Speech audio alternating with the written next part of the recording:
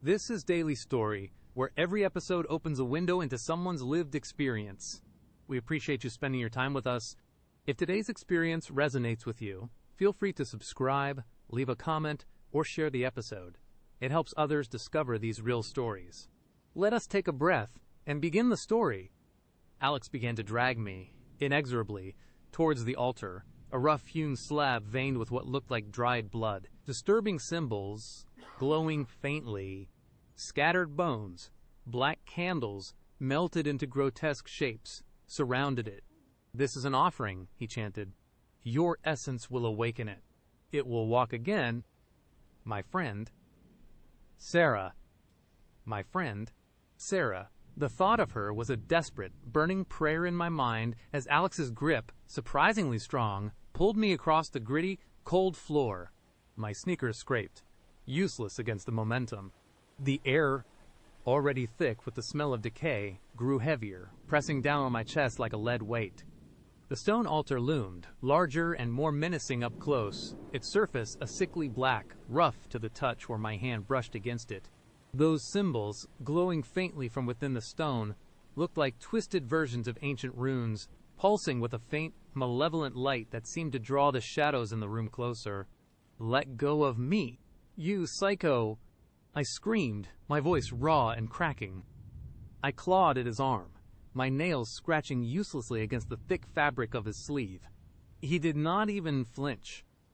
His black eyes, those bottomless pits, were fixed on something beyond me, beyond the room itself. He was in a trance, muttering now, a low, guttural chant that vibrated through the floorboards and up into my bones. It was not English, or any language I would ever heard, but it was laden with a terrible power, a primal hunger. I thrashed harder, kicking out, my foot connecting with his shin. He stumbled slightly, a grunt escaping his lips, but his grip remained like a vice.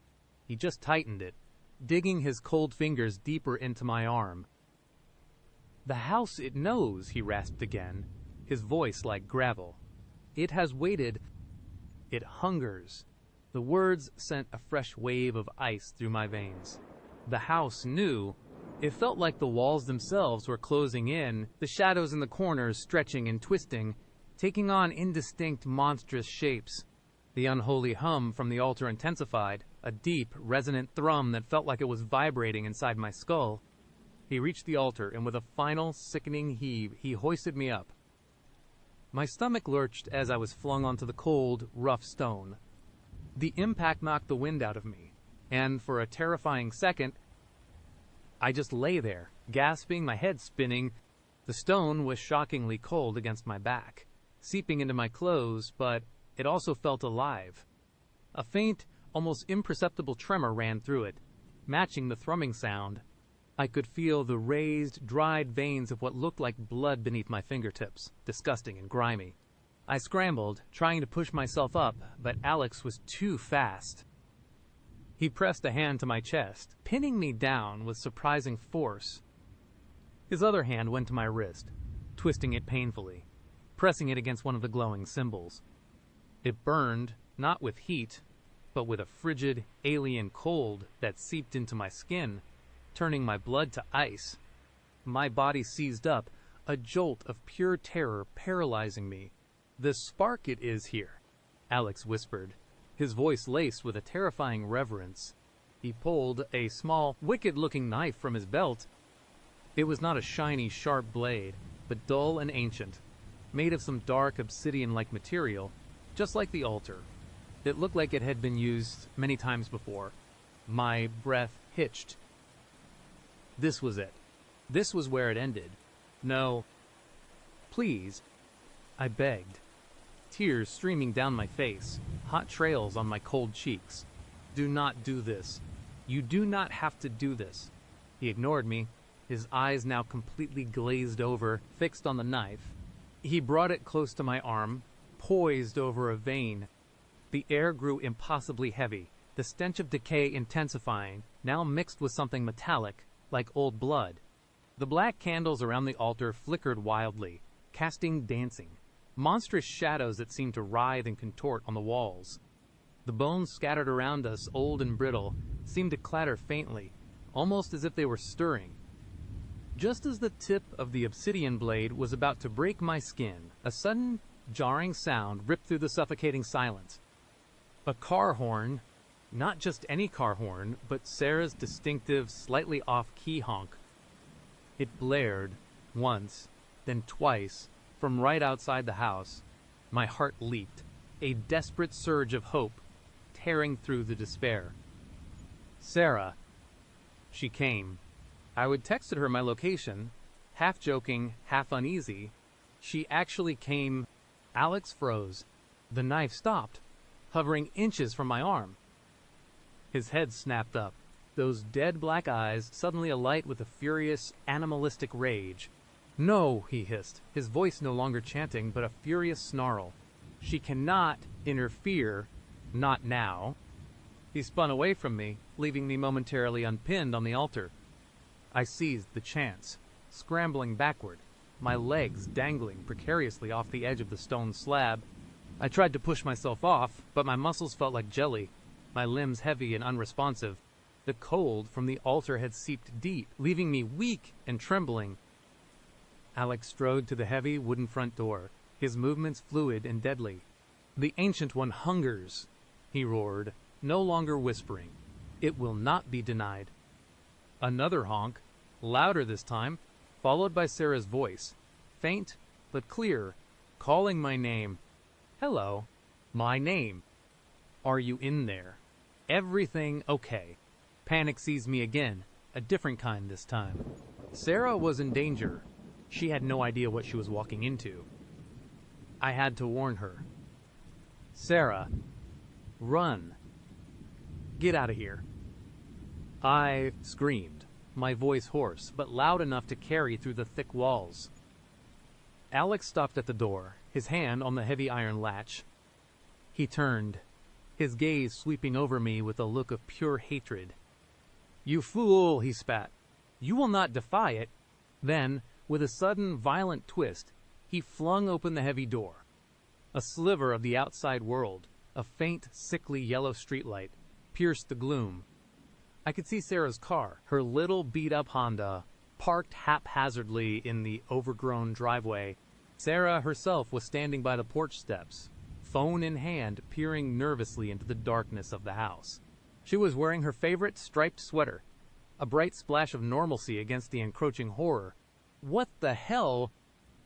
"My name," she called, her voice edged with concern. "Who is this guy?" Alex stepped out onto the porch, blocking her view of me. He was smiling now, a wide, predatory grin that stretched his lips, revealing teeth that looked too sharp, too long. "Another offering," he said, his voice eerily calm, almost welcoming. "The Ancient One thanks you for your generosity," Sarah gasped, taking a step back. She finally saw him clearly, and the smile must have clicked. The alarm bells I would dismissed were now screaming in her head. "Stay away from me," she yelled, fumbling with her phone. "No.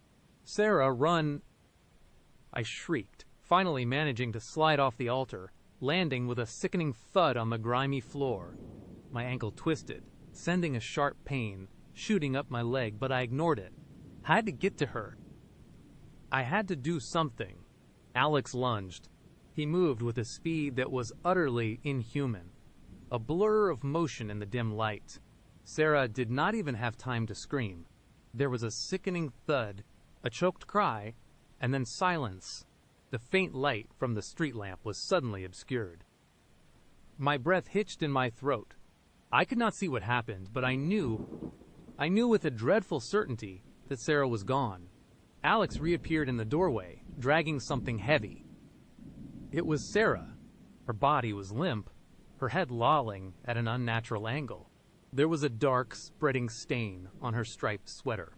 He dragged her into the house, effortlessly, like she weighed nothing. He did not drop her, but rather, with a chillingly deliberate motion, laid her down at the foot of the altar, arranging her body almost reverently. My stomach rebelled. I gagged, bile rising in my throat. This was not happening. This could not be happening. My friend, my sweet, normal friend, was just a sacrifice. Now, Alex said, turning his gaze back to me, his eyes gleaming with a renewed, terrifying fervor. The ritual must be completed. 2 sparks are better than 1. A double vintage. He began to walk towards me, slowly, deliberately. I tried to back away, but my twisted ankle screamed in protest, and I stumbled, falling back against a dusty, moth-eaten armchair. The hum from the altar was a roar now, vibrating through the entire house. The black candles flared, their flames leaping impossibly high, casting monstrous, shifting shadows that danced with a life of their own. "It is stirring," Alex whispered, his voice thick with ecstasy. "It feels the proximity of such purity, such life." He reached me, his hand clamping around my arm again, pulling me roughly to my feet. The pain in my ankle was excruciating, but it was nothing compared to the terror that gripped me. He dragged me back to the altar, my eyes fixed on Sarah's lifeless form. Her eyes were open, staring blankly at the ceiling, reflecting the flickering candlelight. A silent scream tore through my mind. He hoisted me onto the altar again, this time with less care. My head hit the rough stone, sending stars exploding behind my eyes. I lay there, dazed, as he positioned my arms, spreading them wide. He took thick leather straps from a hook on the wall and quickly, expertly, bound my wrists and ankles to the stone altar. The straps were old, stiff, and smelled faintly of something metallic, like dried blood. I struggled, but the straps were too tight, too secure. My body was screaming, but my efforts were futile. I was completely helpless. Alex picked up the obsidian knife again. This time, there was no interruption. He leaned over me, his foul breath washing over my face. "Your spark, it will ignite the ancient hunger," he chanted, his voice rising in volume, almost a roar. "It will awaken, it will walk again, and the world will tremble." He pressed the knife to my chest, right over my heart. It was cold, so cold it burned. I could feel the sharp edge, dull but capable of tearing. My eyes, wide with terror, were locked on his. It was no longer the awkward Tinder date, or even the creepy cultist. He was a vessel, a conduit for something truly ancient and evil. The hum from the altar intensified, becoming a deafening roar. The glowing symbols on the stone pulsed with a furious red light, casting a hellish glow on Alex's face, making his black eyes seem to burn. The shadows on the walls writhed and pulsed, taking on grotesque, shifting forms. I could feel something, a cold, invisible tendril reaching out from the altar, touching my skin, probing. It was not a physical touch, but a violation of my very essence, a draining, a chilling emptiness beginning to spread through my chest. A low, guttural growl echoed from beneath the altar. Not Alex's, but something deeper, more primal. Something that vibrated through the very foundations of the house. The house itself groaned, timbers creaking, walls groaning under an immense, unseen pressure. Dust rained down from the ceiling. Alex plunged the knife. It was not a deep cut. Not yet. It was a shallow slice, just enough to break the skin, to draw a bead of warm blood that welled up, bright crimson against my pale skin. The pain was searing, but it was quickly overshadowed by something far worse. As my blood touched the altar, the symbols flared blindingly. The hum became a shriek. The cold tendril that had been probing me now plunged deep, not into my flesh, but into something inside, something unseen. I felt a sudden, agonizing wrench, like my soul was being ripped from my body. A wave of profound weakness washed over me, my vision blurring, my limbs going numb. It was draining me, drinking my very life force, my spark. My scream was a guttural, primal sound, cut short as my throat constricted. My body arched against the straps, a desperate, futile struggle against the unseen force that was consuming me. I could feel it, a vast, ancient emptiness, filling itself with my essence, growing stronger, more defined. Alex watched, his face contorted in a mask of pure, unadulterated ecstasy. "Yes. Drink. Drink deep. Ancient one," he shrieked, his voice barely audible over the roaring hum. He pressed his hand against my chest, right over the wound, pushing my blood into the glowing symbols. The growling intensified, becoming a chorus of snarls and wet, sucking sounds. The shadows around the altar began to coalesce, thickening, darkening, twisting into vaguely humanoid shapes. They were not solid, not yet, but they were there, shifting, stretching, reaching. From beneath the altar, a sound like grinding stone and splitting earth erupted. The entire house shook violently. Chunks of plaster fell from the ceiling, narrowly missing Alex. The altar itself began to crack, thin fissures appearing in the obsidian, glowing with the same hellish red light as the symbols. Then, a hand emerged. It was not a human hand. It was enormous, gnarled and scaled, like ancient petrified wood, but alive. Its claws were long, black, and razor-sharp, scraping against the stone with a sound that made my teeth ache. It gripped the edge of the altar, pulling, and with an agonizing groan, the altar itself began to rise, tilting precariously. The stench in the room became unbearable, a suffocating mix of rotting meat, sulfur, and something indescribably ancient and foul. My eyes, wide with terror, stared at the emerging horror. It was vast, enormous, its body a mass of shifting shadows and chitinous plates, like a beetle but far more monstrous.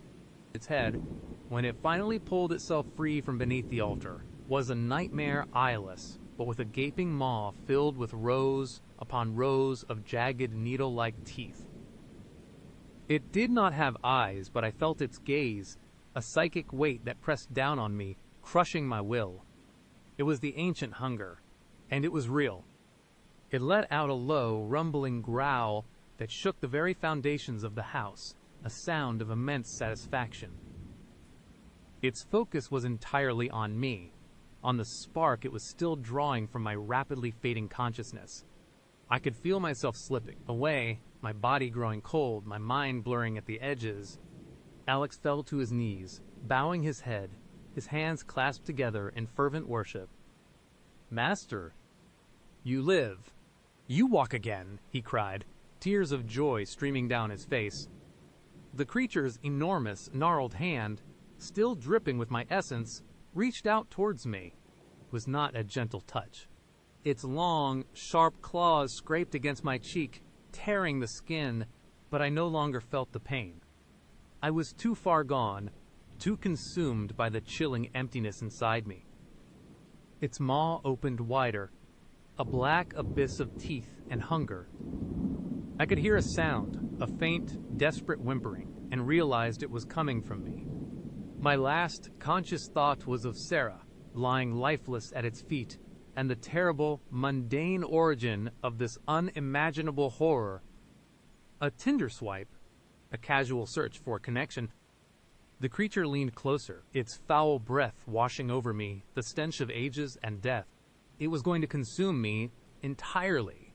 My life, my memories, my very soul, all to feed this ancient, insatiable hunger. Then, a faint, almost imperceptible tremor ran through the house, different from the creature's rumbling. A distant siren, barely audible over the creature's guttural sounds, but it was there. Blue and red lights, flashing faintly through the grimy windows, painting the shadows in fleeting, unnatural hues. Alex heard it too. His head snapped up, his ecstatic expression replaced by a look of pure fury. "No, it cannot be. Not now!" he shrieked, scrambling to his feet. The creature paused, its eyeless head tilting, sensing the new presence. It let out a frustrated growl, a sound of immense power and impatience. It had been interrupted. Its meal was not yet complete. Alex, enraged, grabbed the obsidian knife again. He looked at me, then at the creature, then back at the door where the sirens were growing louder. He made a decision. "I will finish it." "Master!" he screamed, his eyes wild. He plunged the knife deep into my chest this time, right over my heart, twisting it. A blinding flash of pain, then nothing. Just cold. Absolute, consuming cold. My vision went black, then burst into a kaleidoscope of swirling colors. a final, agonizing discharge of my spark. I felt myself being ripped from my body, not gently, but violently, like a rag doll. I was no longer in my body, no longer on the altar. I was everywhere and nowhere. I saw Alex, a blur of motion, rushing towards the back of the house as the front door was suddenly kicked in with a crash. I saw the creature, enormous and terrifying, its scales catching the flashing police lights, letting out a frustrated roar that shook the very foundations of the house. I saw the armed figures in blue, entering the house, guns raised, their faces a mixture of confusion and horror as they saw the altar, the scattered bones, the lifeless body of Sarah, and the vast, monstrous entity that was now fully awake. And then I felt myself being pulled, not by the creature, but by something else, something vast and cold and utterly alien. I was being absorbed, not into the creature, but into the very fabric of the house itself, into the cold stone, the rotting wood, the dust, the shadows. My essence was scattered, diffused, becoming part of the ancient malevolent energy that permeated this place. I was no longer me. I was a whisper in the walls, a chill in the air, a fleeting shadow in the corners of the room. I was a lingering echo of terror, a testament to the ancient hunger that had been awakened. The last thing I perceived before my consciousness dissolved completely was the creature rearing up, letting out a deafening roar that shattered every window in the house as the police opened fire. But I knew, with a certainty that chilled me to my non-existent core, that bullets would do nothing against something so ancient, so hungry. It had awakened, and it had walked again, and I was merely the spark that had brought it back. A forgotten truth, indeed. And now, I was part of the forgotten. Your next story is moments away. The pretense of kindness vanished. It was not a slow fade, like a dying ember. It was an instant, violent snap, like a twig under a heavy boot. Mark's face, which had been a mask of sinister charm moments before, contorted into something utterly devoid of human warmth. His eyes, already cold, now gleamed with an almost feral satisfaction, reflecting the dim light of the living room like a predator's in the dark. "Let you go," he repeated, his voice dropping to a low, guttural growl that vibrated through the air, chilling me to my bones. The soft purr was gone, replaced by something raw and dangerous. He took another step, and this time there was no pretense of a slow, deliberate approach. It was swift, menacing. My back was against the cold wall, and there was nowhere left to retreat. My mind screamed, "Run," but my body was still locked in that horrifying paralysis, a deer caught in headlights. He reached for me again, not with an open hand, but with a claw-like grip. Instinct, raw and primal, finally kicked in. My arm shot up, a desperate, clumsy block. His fingers, surprisingly strong, brushed my wrist, sending a jolt of ice through my veins. It was not just a touch. It felt like an ownership claim. "Do not you understand?"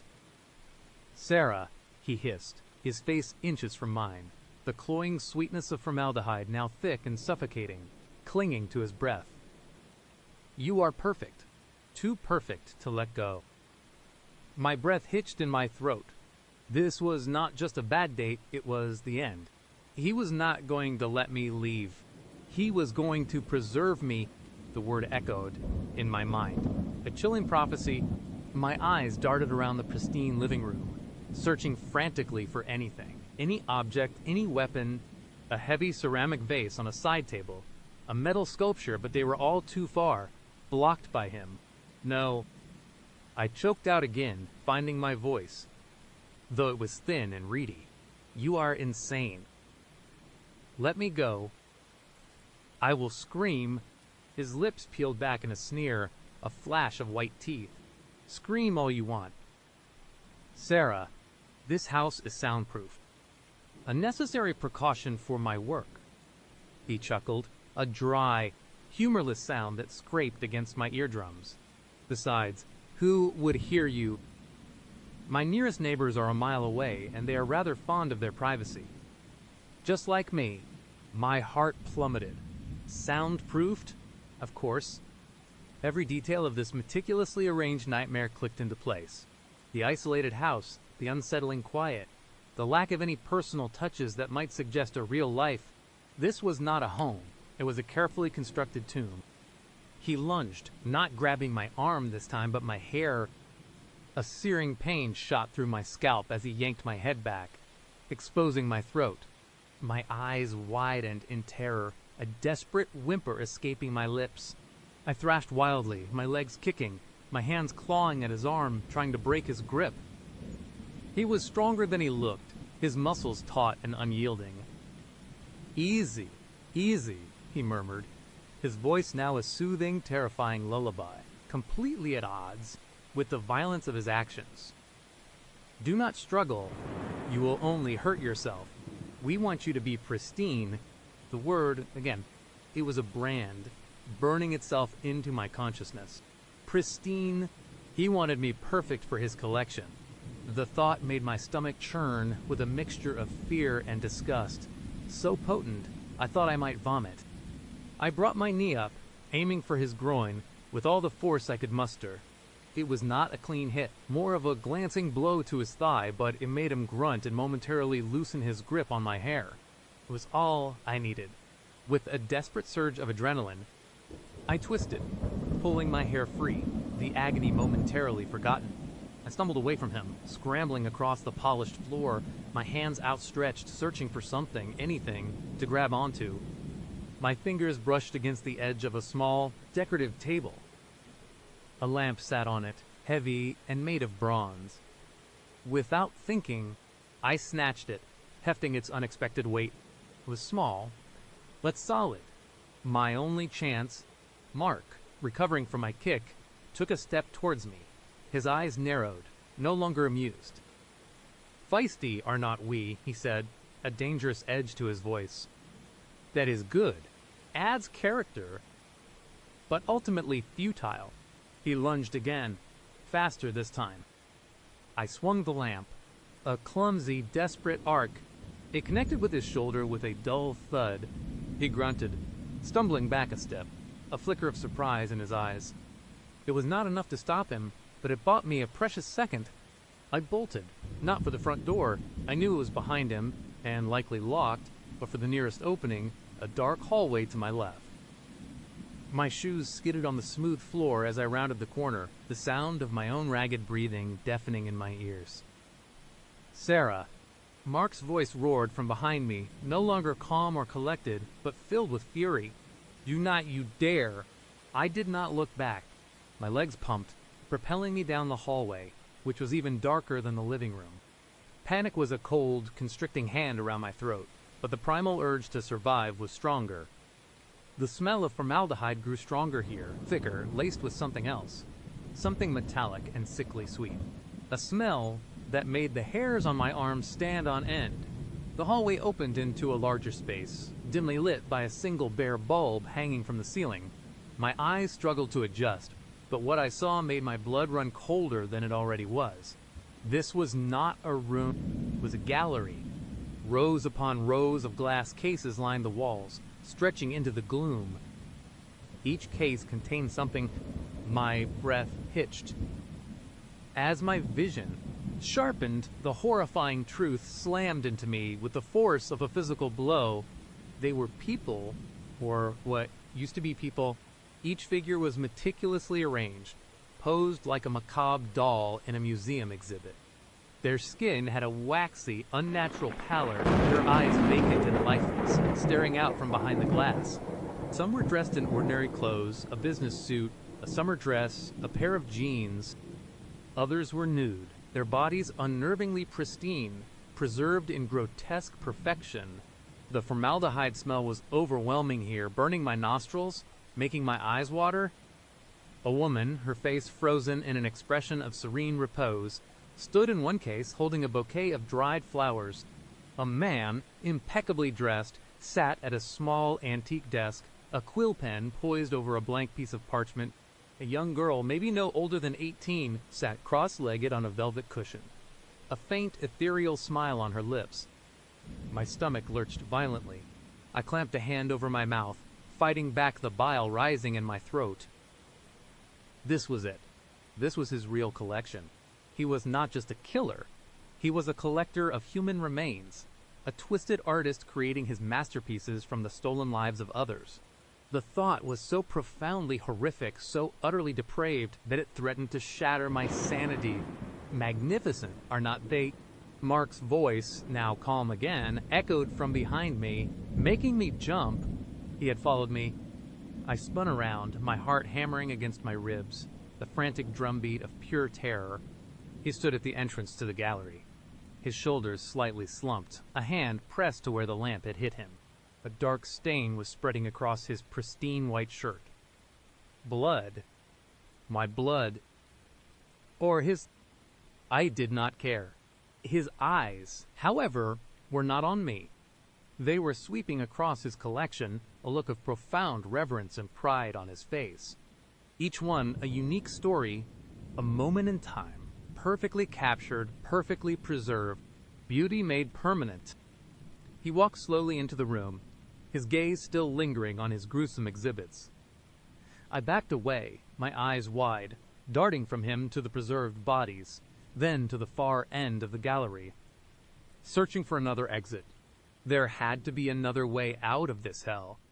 "That young lady there," he said, gesturing with an open hand towards the girl on the velvet cushion. Her name was Emily. A dancer. So graceful, so full of life. It was a challenge, capturing that essence without distorting her natural beauty. Took me weeks to perfect the pose. He sighed, a wistful sound. But look at her now.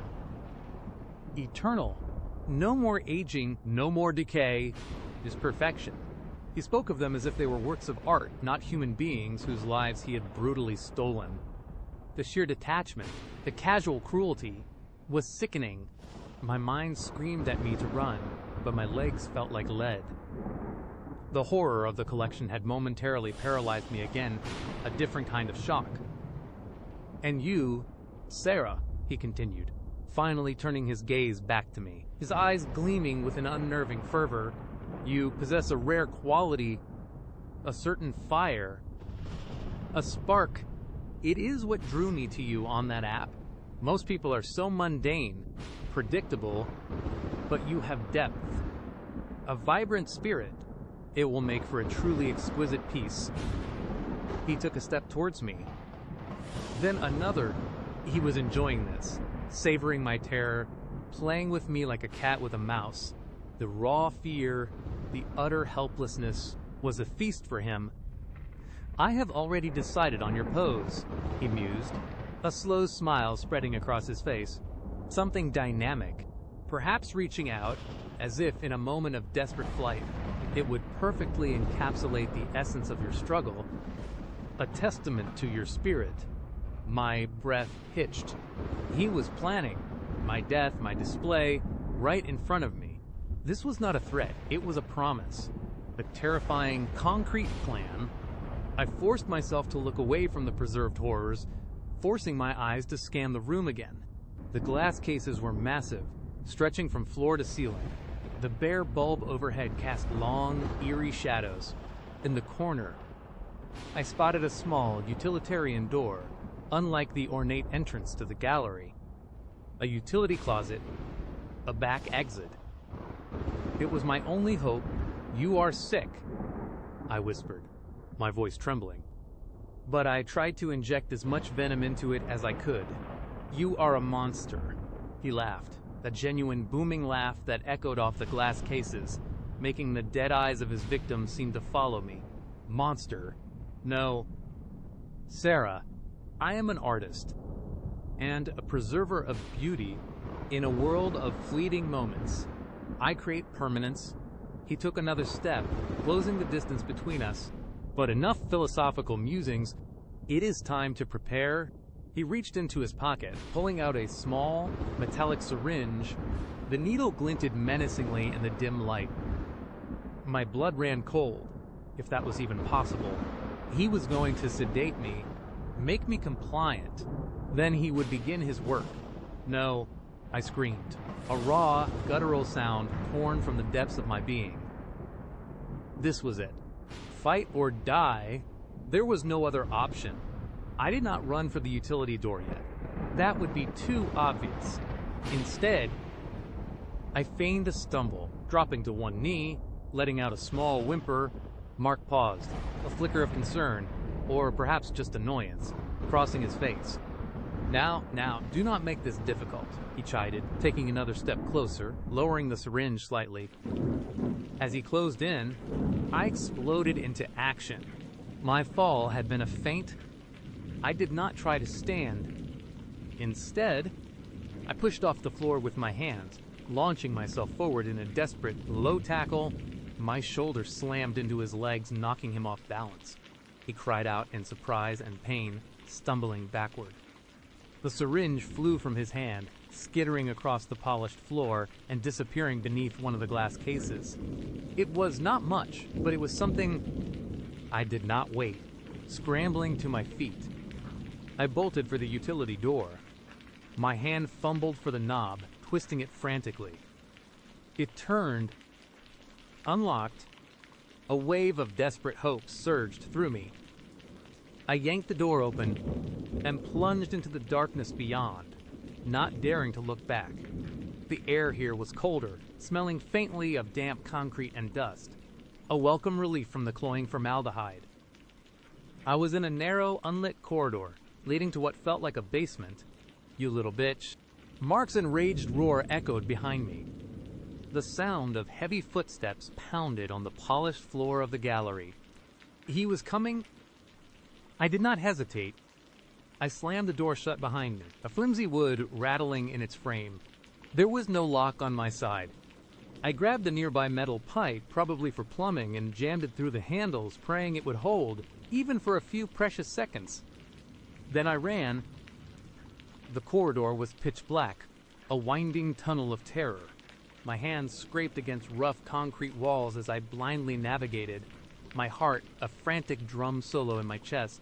I could hear Mark on the other side of the door, swearing, rattling the handle, then a series of frustrated thuds as he tried to force it open.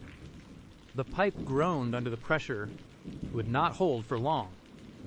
My foot met with a step, and I tumbled headlong down a flight of concrete stairs, landing hard on my hands and knees. A sharp pain shot through my palms and elbows, but I ignored it. I scrambled to my feet, feeling my way through the darkness. This was a basement. It was cooler here, the air heavy, and still, I could discern the faint outlines of shelves, boxes, and what looked like a workbench.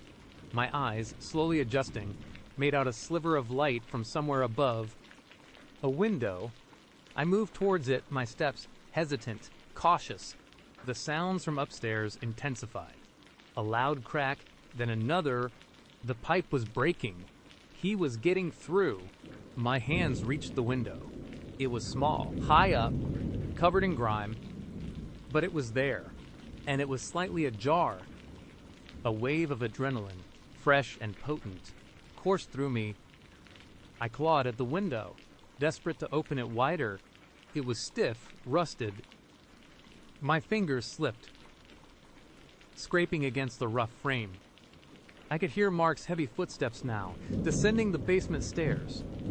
Closer, too close. "Sarah," he bellowed, his voice filled with murderous intent. "You can't hide from me. I know this house better than you know your own name."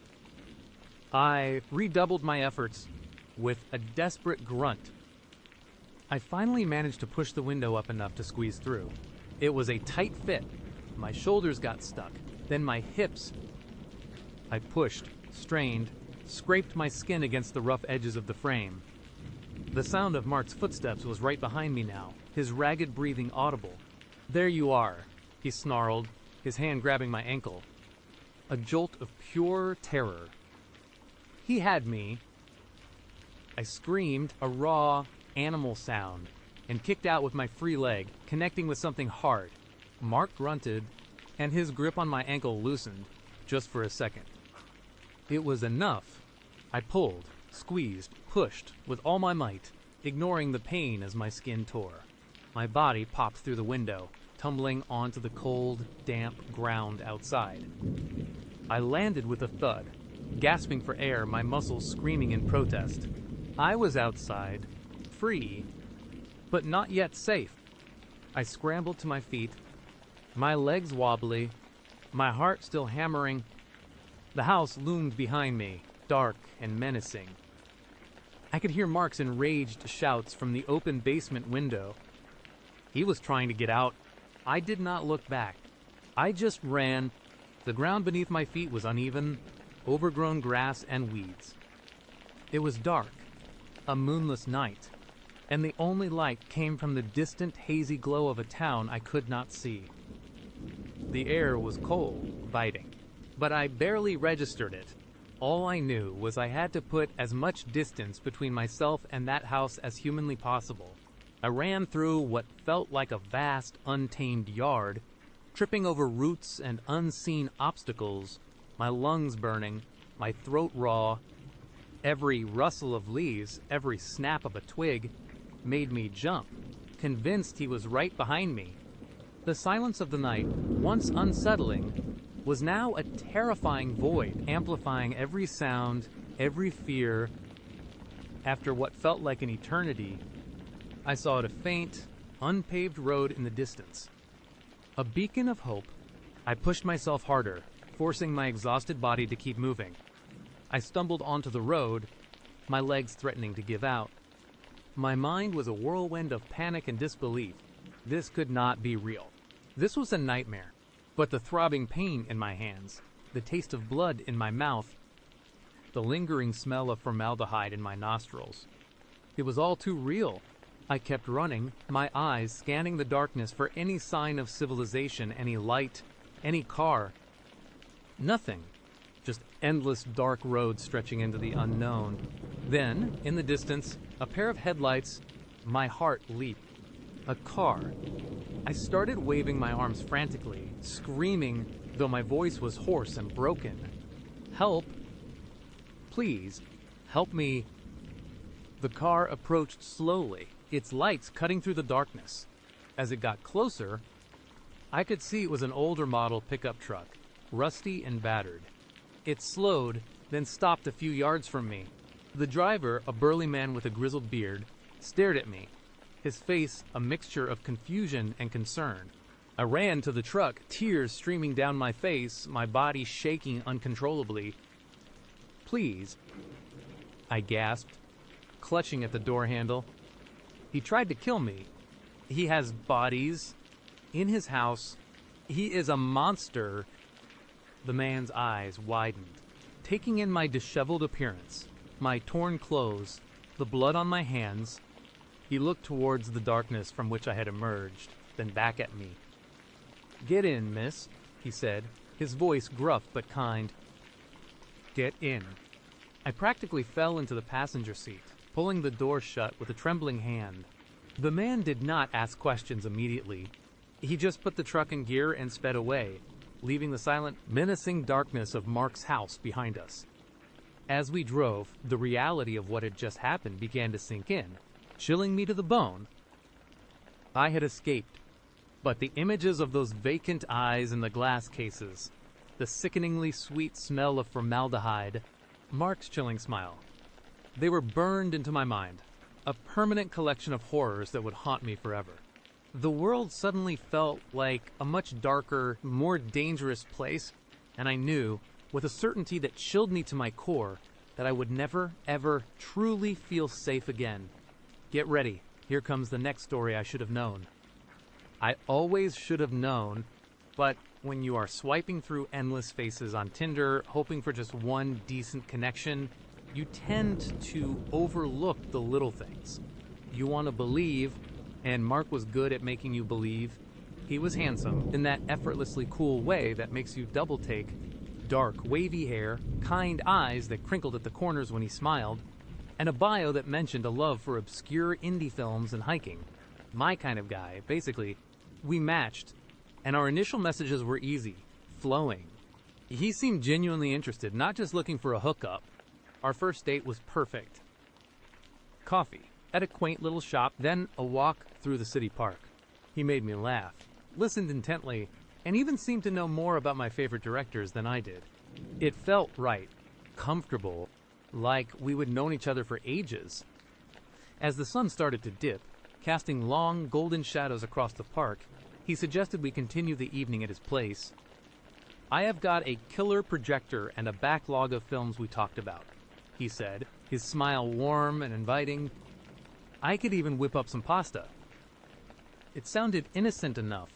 My guard, which usually stood at attention on first dates, was almost completely down. I mean, we would spend hours talking in public, and he seemed like such a genuine, sweet guy. So, I agreed. His apartment building was a little out of the way, nestled on a quiet street I had not really noticed before. It was an older brick building, well maintained, but with a certain anonymity to it. He led me inside, up 2 flights of stairs, and unlocked his door. The moment I stepped across the threshold, something shifted. It was not anything I could immediately pinpoint, but a cold, almost sterile silence hung in the air, a stark contrast to the city hum we would left outside. And then there was the smell. Faint at first, but distinctly, there a sweet, cloying odor that I could not quite place. It was not unpleasant, not exactly, but it made the hairs on my arms stand on end, a primal alarm bell ringing deep in my gut. "Cozy, right?" Mark said, gesturing around. He seemed oblivious to the subtle shift in atmosphere, or at least, he acted like it. I tried to shake off the weird feeling. Maybe it was just my imagination, first date jitters finally catching up to me. "Yeah, it is nice," I managed, trying to sound convincing. His apartment was surprisingly sparse. The living room had a sleek, modern couch, a large, flat-screen TV mounted on the wall, and a low coffee table. No personal photos, no clutter, no stacks of books, or quirky decorations. It looked like a showroom, or a hotel suite, rather than someone's home. The walls were painted a neutral gray, and the carpet was a pristine, light beige. Everything was immaculate. Too immaculate.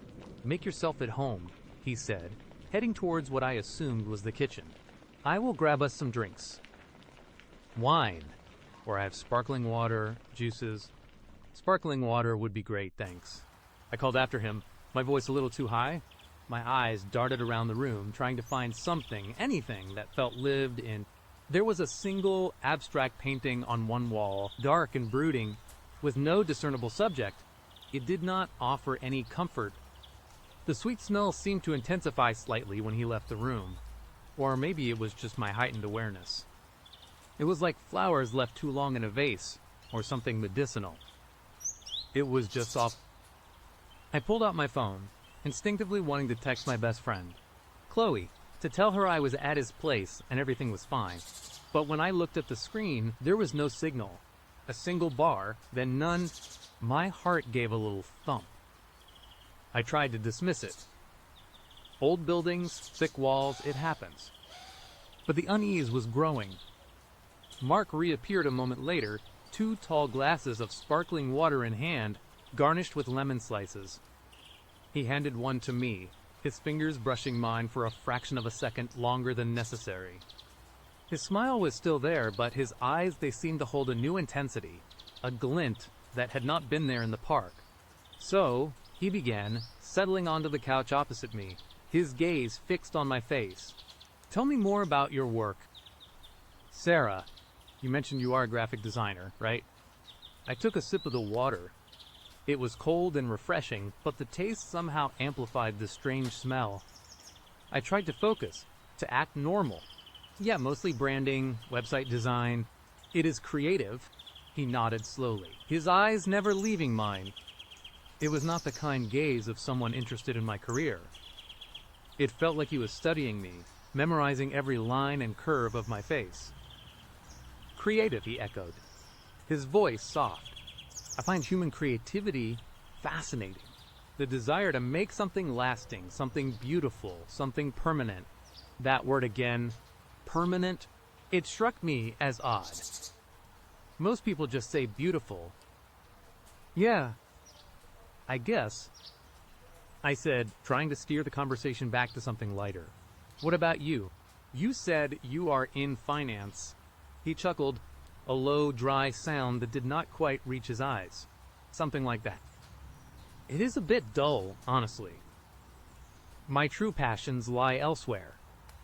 He leaned forward slightly, his voice dropping to an almost conspiratorial whisper. I am a collector.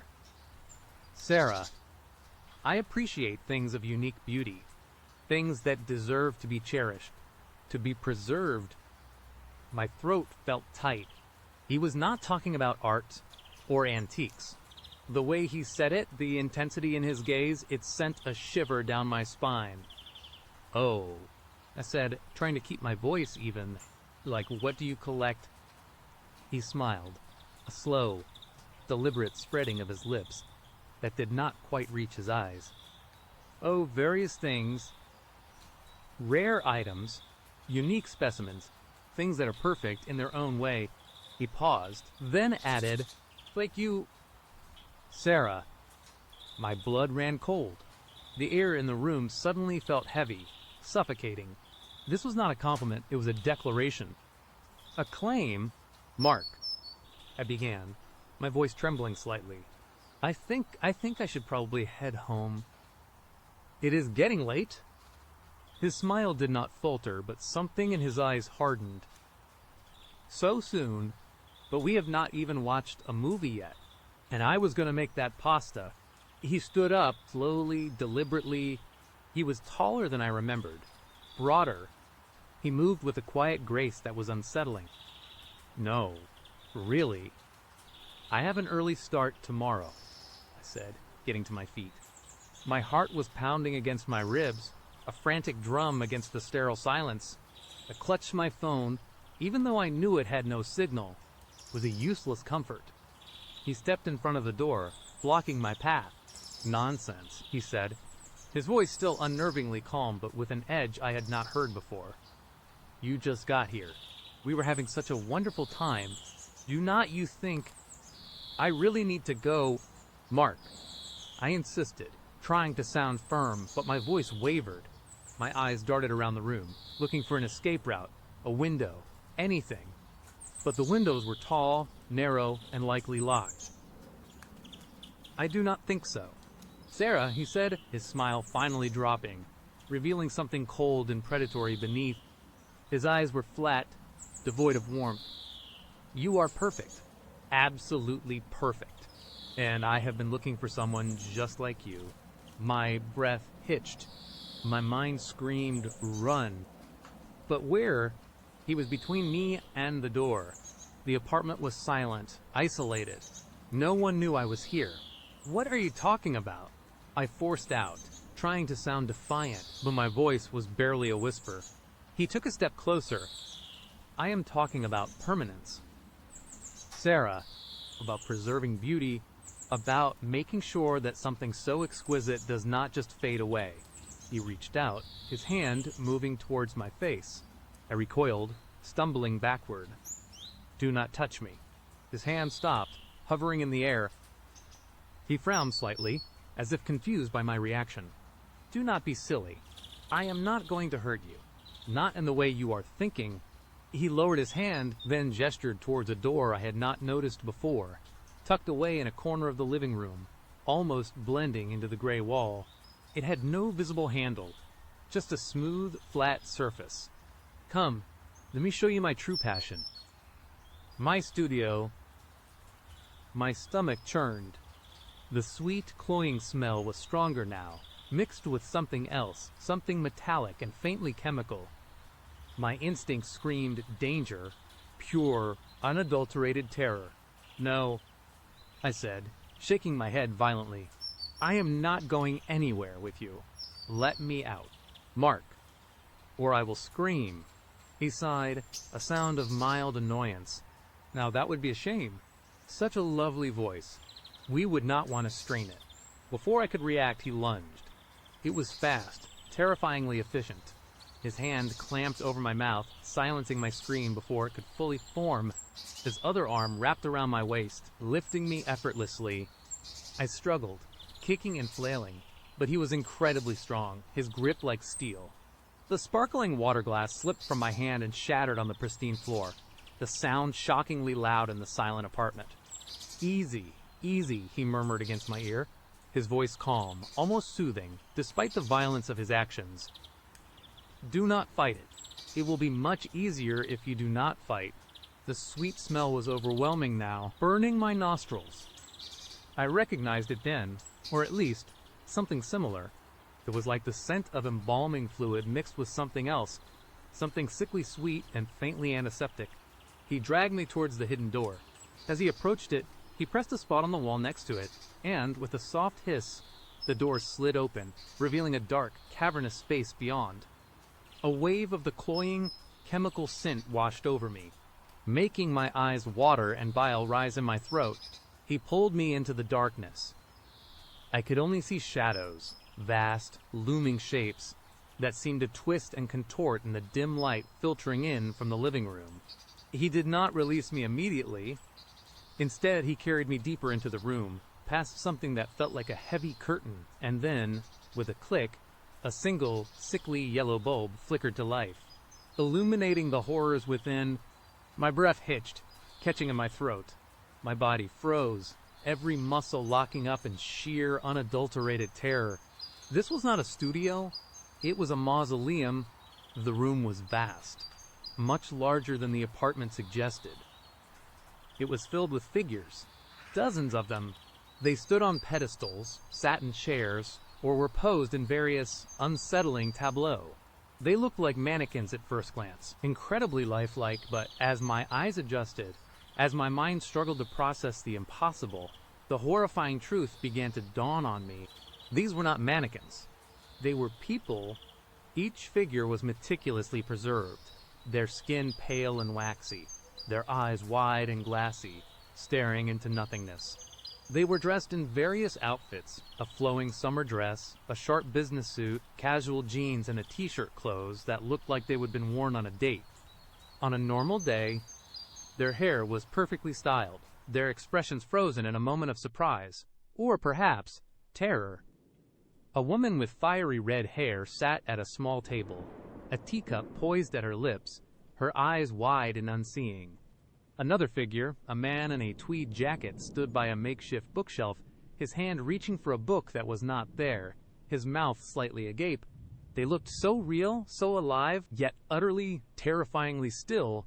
The sweet, chemical smell was overpowering here, a suffocating blanket that seemed to cling to everything. It was the smell of preservation, of death arrested, of humanity turned into artifice.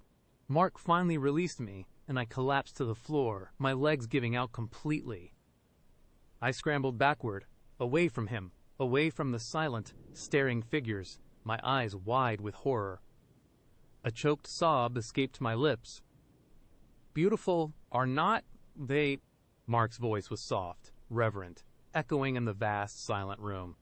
He walked among his collection, his hand gently brushing the cheek of the red-haired woman. Each one a masterpiece. Each one perfect. They came to me, Sarah, just like you did, through the apps, through chance encounters, but they were all searching for something, just like I was.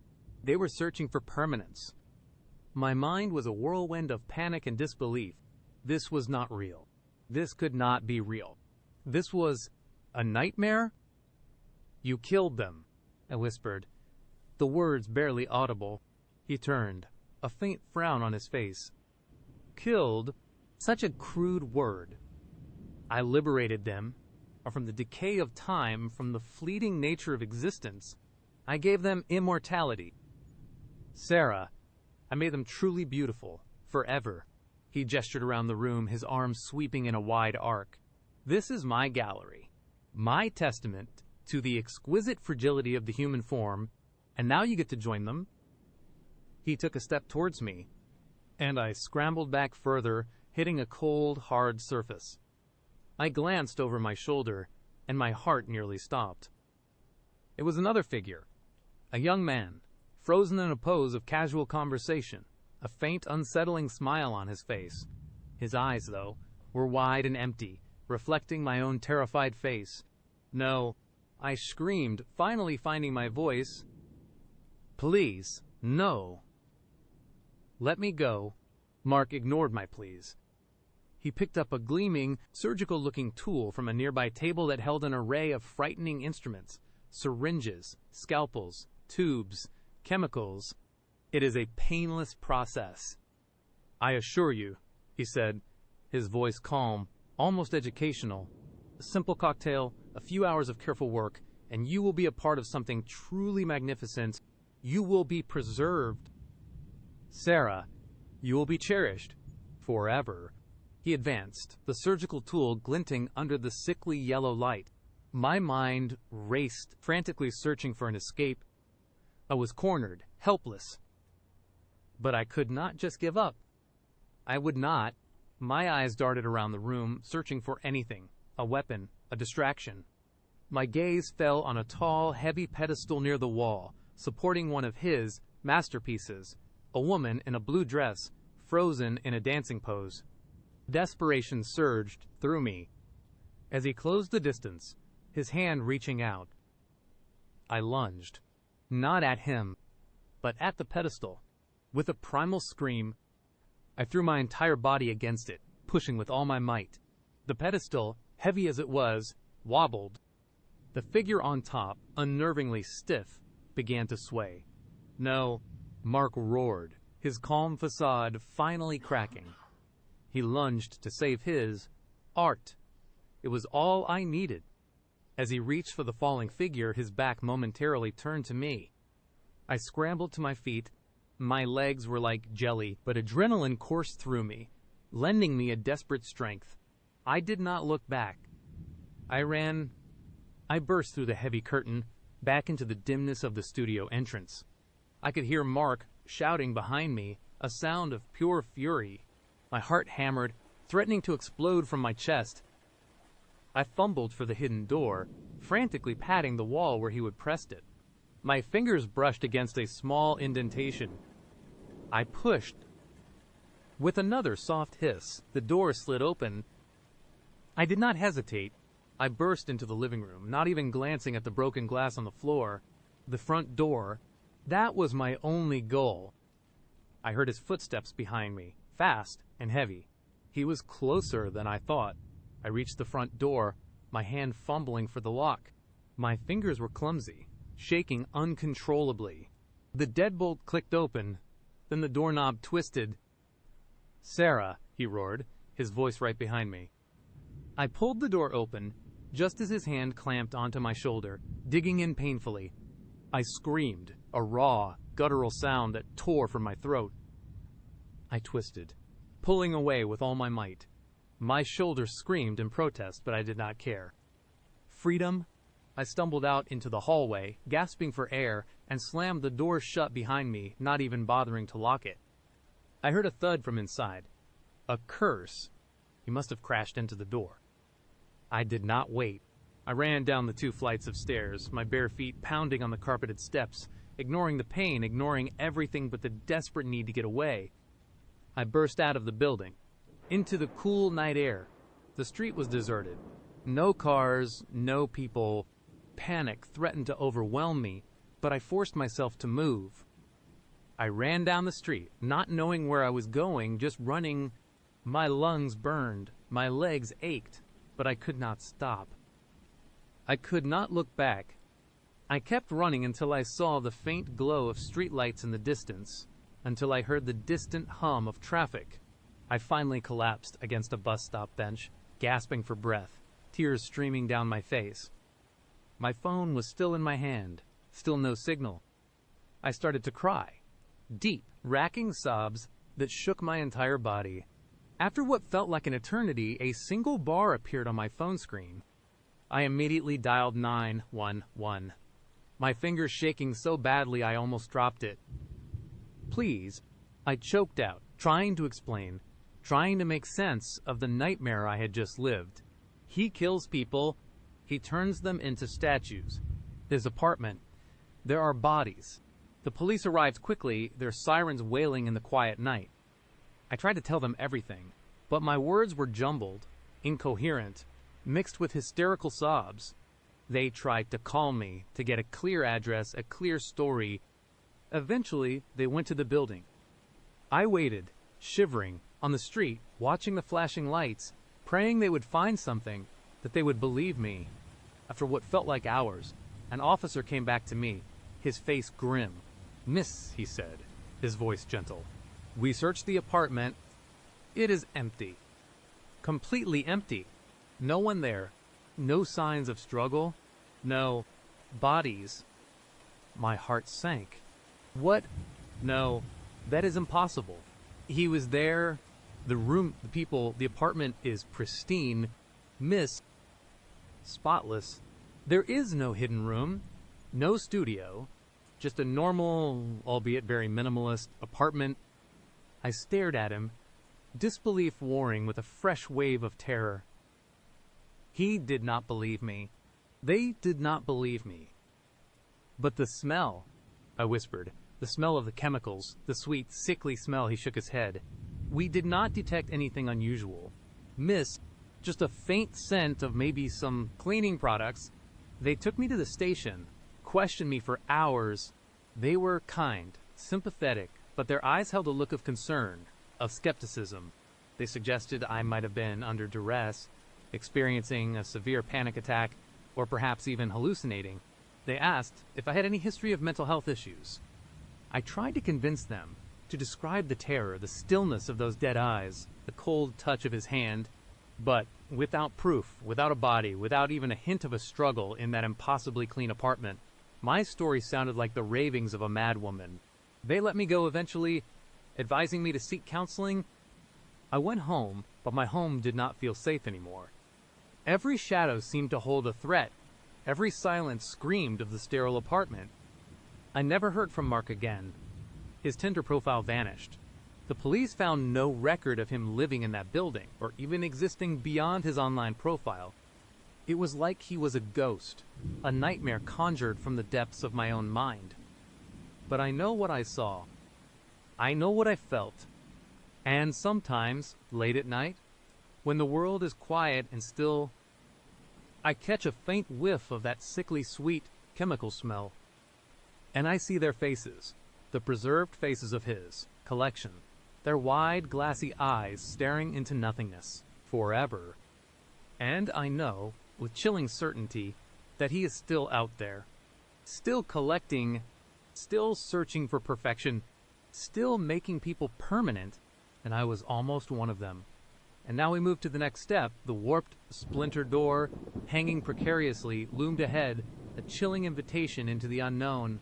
I stood there, frozen, the rising fog swirling around my ankles, making the whole scene feel like a bad dream. The air was heavy with the smell of salt, decay, and something else, something metallic and ancient that I could not quite place. Mark, however, did not hesitate. He pushed the door open further, and the hinges shrieked like a banshee, echoing into the dark void beyond. He stepped inside without a backward glance, disappearing into the gloom. Coming, his voice, muffled by the thick stone walls, called out. It was still the same voice I would found so charming over coffee. But out here, in this desolate place, it had taken on a new, unsettling resonance. My heart was pounding a frantic rhythm against my ribs. Every instinct screamed at me to turn and run, to sprint back to his SUV, keys or no keys, and just leave. But the fog had thickened, swallowing the gravel track, and even the faint outline of the vehicle was gone. I was truly isolated. My phone was dead. My only link to the outside world, my only ride, was Mark. And Mark was inside, taking a shaky breath. I forced myself to follow. The threshold was rotten, crumbling under my sneakers. The interior of the lighthouse was a black maw, colder and damper than outside. The air was stagnant, thick with dust, and the pervasive scent of mildew and brine. As my eyes adjusted, I could make out a vast, circular room. Moonlight, filtered through the swirling fog, struggled to pierce the grime-caked windows set high in the walls, casting weak, shifting shadows. The floor was concrete, cracked and uneven, littered with debris, splintered wood, rusted metal, and what looked like the desiccated remains of small birds. Cobwebs, thick as shrouds, hung from every surface, swaying gently in the unseen currents of air. The wind, which had been a low moan outside, now whistled through unseen cracks, creating a mournful, almost human sound. Creepy, right? Mark's voice startled me. He was standing in the center of the room, his back to me, examining something on the floor. He sounded pleased. Too pleased. Yeah, creepy, I managed, my voice barely a whisper. I hugged myself, trying to ward off the chill that had nothing to do with the temperature. Maybe we should just look around a bit and then head back. He turned then, and in the dim light his eyes seemed to glint with an unnerving intensity. Nonsense, he said, a slow smile spreading across his face. We just got here. The real adventure is upstairs. He gestured towards a narrow, spiral staircase winding up into the darkness. It looked ancient, made of rough-hewn stone, worn smooth in places by countless footsteps, and utterly terrifying. My gaze lingered on the staircase, then swept back to Mark. Something was undeniably off. His earlier charm had evaporated, replaced by an almost predatory eagerness. He was no longer trying to impress me. He was just there, in his element. What exactly are we looking for? Mark, I asked, trying to keep my voice steady. He shrugged, still smiling. Who knows? Maybe a ghost. Maybe a hidden treasure. Maybe just a good story. His eyes, however, seemed to hold a deeper, unarticulated meaning. They darted around the room, not just looking, but searching. That is when I noticed it. On the far wall, mostly obscured by shadow and grime, was a series of carvings. They were not just random graffiti.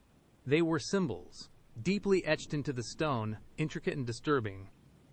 I could not make them out clearly in the dim light, but they looked like twisted knots, strange, angular figures, and something that resembled a gaping maw or an eye, and beneath them, painted in a dark, rusty brown substance, was a crude, faded handprint. It looked old, and disturbingly like blood. A fresh wave of unease washed over me. Mark, what are those? I asked, pointing a trembling finger. He finally turned his attention to the carvings, his smile widening.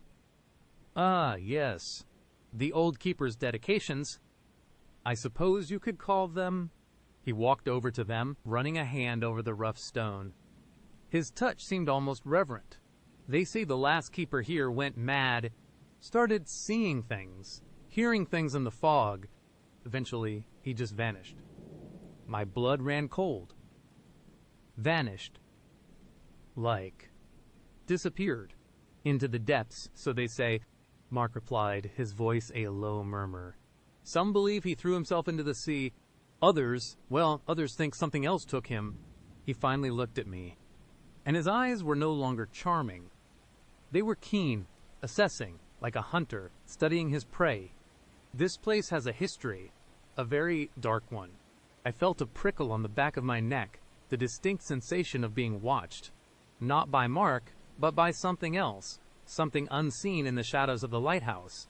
Mark, I really do not like this. Can we please just go? I am serious. He let out a soft, almost pitying chuckle. And miss out on the best part. We have not even reached the top yet. He started towards the spiral staircase, his silhouette swallowed by the darkness above. Come on. Do not tell me you are scared. Ems. Adventurous. His words, a twisted echo of my own self-description, stung. But the fear was far outweighing any sense of pride or adventure now. I was scared. Truly, deeply scared. But I also knew I could not stay down here alone. And I could not just walk out into that suffocating fog. My only option, as terrifying as it was to follow him. I took a deep breath, trying to calm my racing pulse, and started up the crumbling steps. The stone was cold and gritty under my hands as I gripped the inner wall for support. Each step groaned under my weight, and the sound reverberated eerily in the confined space. The air grew colder, heavier, and the smell of decay intensified. As I ascended, the darkness pressed in, broken only by slivers of moonlight, filtering through narrow, grime-encrusted slits in the outer wall. The staircase was incredibly narrow, barely wide enough for one person, making me feel claustrophobic. My breath hitched in my throat. I could hear Mark's footsteps ahead of me, steady and unhurried, as if he climbed these stairs every day. Midway up, I noticed more markings on the walls. These were not as intricate as the ones downstairs, but they were more numerous. Scratches, like fingernails desperately clawing at the stone, ran in jagged lines. Some were fresh, looking like they would have been made recently. Others were old and faded, and mixed in with them were more of those strange symbols, repeating like a disturbing mantra. I called out, my voice sounding small and fragile in the echoing stairwell. "Mark, wait up. What are all these scratches?" He paused, a few steps above me, and turned his head slightly. "Oh, those. Just the marks of time. I suppose. Or maybe the keeper's frustration. He spent a lot of time up here, alone." His tone was light, dismissive, but the way he did not look directly at me, the way his head was cocked, as if listening to something I could not hear, sent another shiver down my spine. Then I heard it too. A faint sound, like a low, guttural moan, seemed to drift up from below, or perhaps from the very stones around us. It was so subtle, so easily dismissed as the wind, but it made the hairs on my arms stand on end. "Did you hear that?" I whispered, my eyes wide, scanning the darkness below. Mark chuckled, a low, unsettling sound. "Just the wind, sweetheart. This old place makes all sorts of noises."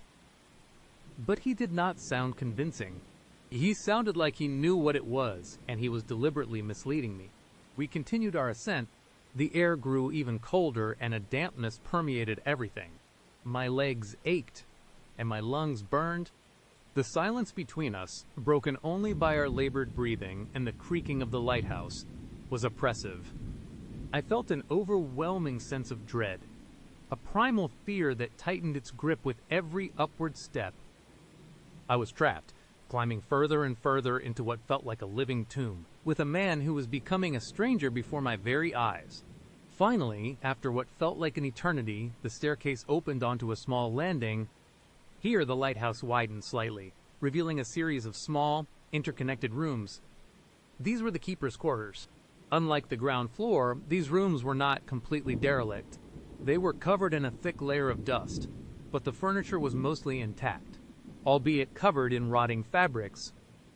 A rusted iron bed frame, a rickety wooden desk, a small, overturned table. It felt less like an abandoned ruin and more like a place someone had just left, abruptly. Moonlight, now a little brighter as we were higher up, filtered through a few grimy windows, casting long, distorted shadows. The air in these rooms was even colder, and the metallic smell I would noticed earlier was stronger here, mingling with the scent of stagnant water and something else. Something indescribably foul like decaying meat, but with an underlying sweetness. "This is where he lived," Mark said, his voice softer now, almost reverent. He walked into the largest room, which seemed to be a study or living area. His eyes swept over the objects with an unnerving familiarity. I followed him, my gaze drawn to the walls. They were covered in more drawings, more symbols, but these were even more disturbing. Crude, childlike figures with elongated limbs and gaping mouths, tentacles reaching out from shadowy depths, and eyes, so many eyes, staring out from the stone. And beneath them, scrawled in faded, rusty brown pigment, were words I could not quite make out in the dim light, but their very presence sent a chill down my spine. On the rickety wooden desk, amidst a scattering of rusted tools and dried-up inkwells, lay a leather-bound journal. It looked incredibly old, its cover cracked and peeling, pages yellowed with age. Mark picked it up, handling it with an almost delicate touch. "Ah, here it is," he murmured, his eyes gleaming. He flipped through the pages, his thumb tracing the faded script. The keeper's log. His final thoughts. "What does it say?" I asked, my voice barely above a whisper. I did not want to know, but a morbid curiosity, mixed with sheer terror, compelled me. Mark stopped on a page, his finger tapping a line of text. It talks about the isolation, the loneliness, and then the calling. He looked up at me, his eyes wide and unblinking. He writes about a voice coming from the depths of the ocean, carried on the fog. A whisper, promising understanding, power connection. My stomach churned. That is just a story. Mark. He was going mad from being alone. He shook his head slowly, a chilling smile playing on his lips. Was he? Or was he merely opening his mind to what was always here, waiting? He read aloud, his voice low and hypnotic. The fog is not merely vapor, it is a veil. And behind the veil, they wait. They speak, they demand, and further down the light must go out. The beacon must cease. Only in darkness can the true light be perceived. Only in sacrifice can the bond be forged. My blood ran cold. Sacrifice. The word echoed in the silent room, heavy with menace. I looked around, at the unsettling drawings, at the crude symbols, at the faded blood-like handprint downstairs. It all clicked into place with a sickening thud. This was not just an abandoned lighthouse. This was a place of ritual. Mark, what are you talking about? I demanded, trying to sound firm, but my voice trembled uncontrollably. This is not funny. We need to leave. Right now. He finally closed the journal, placing it back on the desk with an air of finality. He turned to face me fully, and in the dim light his face seemed to warp, his eyes sinking into shadowed sockets, his smile stretching unnaturally wide. The charming Tinder date was gone. In his place stood something else entirely. Funny, he scoffed, his voice laced with a chilling amusement. Oh, my dear, this is far from funny. This is an awakening. A communion. He took a slow step towards me. You see, the keeper was not mad. He was chosen, and he understood that the lighthouse was not just a guide for ships. It was a conduit, a place where the veil between worlds is thin, a place where offerings are made. I instinctively took a step back, my heart hammering like a trapped bird. Offerings. What kind of offerings? His gaze drifted from me to the drawings on the wall, then back to my face, lingering on my throat, my eyes. Living offerings, of course, to appease them, to draw them closer, to learn their secrets. He took another step and another. I have been searching for a long time, for a lighthouse like this, for a place where the energy is just right, and for someone just like you. The air crackled with a palpable tension. The foul, sweet smell in the room intensified, making me gag. I could hear my own ragged breathing, loud in the sudden silence. He was going to kill me. He had brought me here to sacrifice me. The realization hit me with the force of a physical blow, stealing my breath. You are insane. I whispered, my voice barely audible. He laughed, a dry, rasping sound that sent shivers down my spine. Insane. Or enlightened. The old keeper understood. He dedicated his life, and eventually his very soul, to them, and I am merely continuing his work. He reached out a hand, his fingers long and skeletal in the dim light, reaching for me. I screamed, a raw, primal sound that tore from my throat, and scrambled backward, tripping over a loose floorboard. I fell hard, my head hitting the stone floor with a sickening thud. Pain exploded behind my eyes, and for a moment, the room spun. Mark was on me in an instant, his hands gripping my arms, surprisingly strong. Do not struggle, he hissed, his face inches from mine, his breath foul and cold. It only makes it harder, and less pure. Panic surged through me, overriding the pain. I thrashed wildly, kicking and screaming, trying to break free. He was far stronger than he looked, holding me down with terrifying ease. His eyes, now completely devoid of any humanity, stared into mine, reflecting the madness that consumed him. The fog will cover it all, he whispered, his voice a chilling lullaby. They will welcome you. I saw something glint in his other hand, a rusty, ancient-looking knife, its blade wickedly sharp, reflecting the dim light. This was it. This was where my adventure ended. But I was not going to go down without a fight. With a surge of adrenaline, I brought my knee up as hard as I could.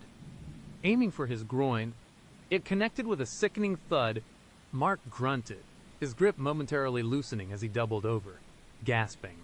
It was my chance.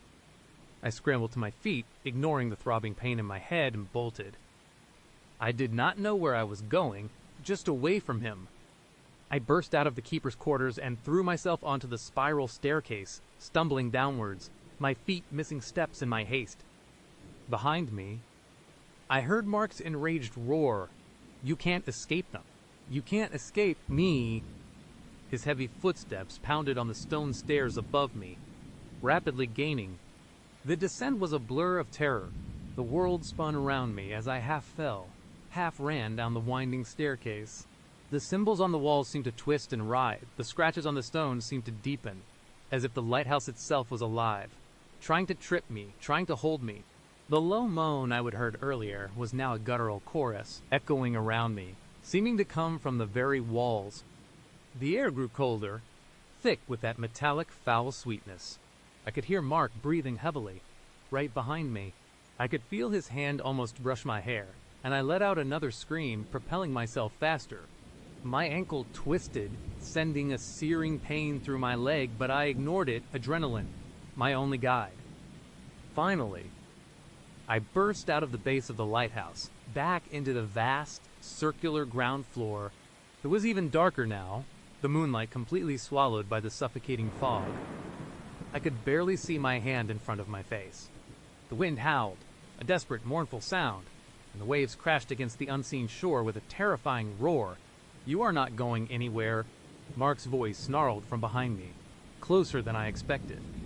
I stumbled blindly through the debris-strewn room, my hands outstretched, searching for the door that had been precariously hanging open. I could hear Mark's heavy footsteps right behind me, feel his presence, cold and menacing. My fingers brushed against rough, splintered wood. The door, I grabbed the edge and pulled, but it seemed to stick, refusing to open fully. Panic surged anew. I threw my weight against it, grunting with effort. It gave way with another ear-splitting shriek of hinges, revealing a swirling vortex of impenetrable white fog. I did not hesitate. I plunged into the fog, gasping for breath, the cold, damp air instantly chilling me to the bone. I could hear Mark right behind me, his shouts muffled by the thick mist. I ran blindly, stumbling over uneven ground, my twisted ankles screaming in protest. I had no idea which way the SUV was, no idea which way was safety. The fog was disorienting, suffocating. Every sound was amplified, every rustle of unseen bushes, every distant crash of waves, every ragged breath I took. I could hear Mark's footsteps, heavier now, slower, but still relentlessly pursuing. He was close, too close. Then, through the swirling light, I saw it, a dark, indistinct shape. The SUV. My heart leaped with a desperate hope. I lunged towards it, fumbling for the door handle. It was locked. No. I cried out, tears streaming down my face, mixing with the cold dampness of the fog. I pounded on the window, desperate. Mark's hand clamped down on my shoulder, his grip like iron. Going somewhere, he whispered, his voice right next to my ear, sending a jolt of pure terror through me. I screamed, thrashing wildly, trying to break free. But he was too strong. He spun me around, pushing me against the side of the SUV, pressing the cold metal into my back. The rusty knife glinted in his hand, inches from my face. "It is time," he breathed, his eyes wide and vacant, staring past me into the swirling fog, as if seeing something I could not. They are waiting. With a desperate surge of strength, born of pure terror, I twisted my body, bringing my elbow back and slamming it into his jaw. He grunted, stumbling back a step, but his grip on the knife did not falter. My eyes darted around, searching for anything to use. My gaze fell on the passenger side door. The window was slightly ajar, just a crack. It was enough. Without thinking, I screamed again and shoved Mark with all my might. He was momentarily off balance. In that split second, I lunged for the passenger door, forcing my fingers into the crack and yanked it open. The interior light flickered on, a beacon in the oppressive fog. Keys, they were in the ignition. He would left them. I did not even think about the driver's side. I scrambled into the passenger seat, reaching across the console, my fingers fumbling for the keys. Mark was right behind me, his hand reaching through the open door, grabbing at my leg. I yanked the keys free, my heart pounding so hard I thought it would burst. He snarled, his face contorted with rage, his hand still clawing at me. I kicked at him with my free foot, catching him in the chest. He stumbled back, just for a second. That was all I needed. I jammed the key into the ignition, my hand shaking so violently I almost missed. It turned, the engine roared to life, a beautiful, terrifying sound. I slammed the car into reverse, not even looking, just desperate to get away. The SUV lurched backward, throwing Mark off balance. He screamed, a sound of pure fury and frustration. I did not look back. I slammed the gear into drive, spinning the steering wheel wildly, aiming for where I thought the gravel track had been. The fog was still thick, but the headlights, though weak, cut through it just enough to reveal glimpses of the winding path. I drove like a mad woman, the SUV bouncing over potholes, branches scraping against the sides. I did not care. All I cared about was putting distance between me and that lighthouse, between me and Mark. In my rearview mirror, through the swirling white, I saw a figure emerge from the fog near the lighthouse. It was Mark, standing perfectly still, watching me. He did not chase. He just stood there, a dark, menacing silhouette, melting back into the mist as I sped away. I drove for what felt like hours, not knowing where I was going, just following the road until the fog finally began to thin, revealing the dark, dense forests again. My phone, miraculously, flickered back to life, a single bar of signal appearing. I pulled over to the side of the road, my body shaking uncontrollably, tears streaming down my face. I fumbled for my phone, my fingers numb, and called 911. The police came. I told them everything, through gasps and sobs, about Mark, the lighthouse, the symbols, the knife, the sacrifice. They listened patiently, their faces grim. They went to the lighthouse, but they found nothing. No Mark, no blood, no ancient journal, just an abandoned, crumbling structure. They said it was probably a prank, a sick joke by a deranged individual. They told me I was lucky to get away. But I know what I saw. I know what I felt. And sometimes, late at night, when the fog rolls in, I hear it. A low, guttural moan, carried on the wind. A whisper from the depths. And I see his eyes. Those cold, vacant eyes staring past me into the swirling white. I never went on a Tinder date again. And I never look at a lighthouse the same way. Because I know that out there, in the forgotten corners of the world, some adventures are better left unexplored. Some calls are better left unanswered.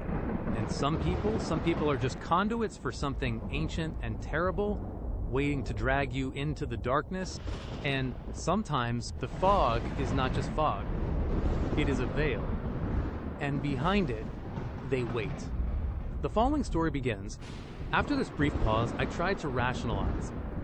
That is what I kept doing, even as the air inside the cabin clawed at my throat, thick with dust, and that faint, almost imperceptible odor. Old, dried blood mixed with mothballs. My mind, bless its naive heart, immediately jumped to a logical explanation. It is an old cabin. Of course it smells musty. And the metallic tank. Maybe some rusty pipes or old tools in a shed. but the rationalizations felt thin, like a worn-out sheet barely covering a gaping hole. Alex, meanwhile, was a picture of nonchalance.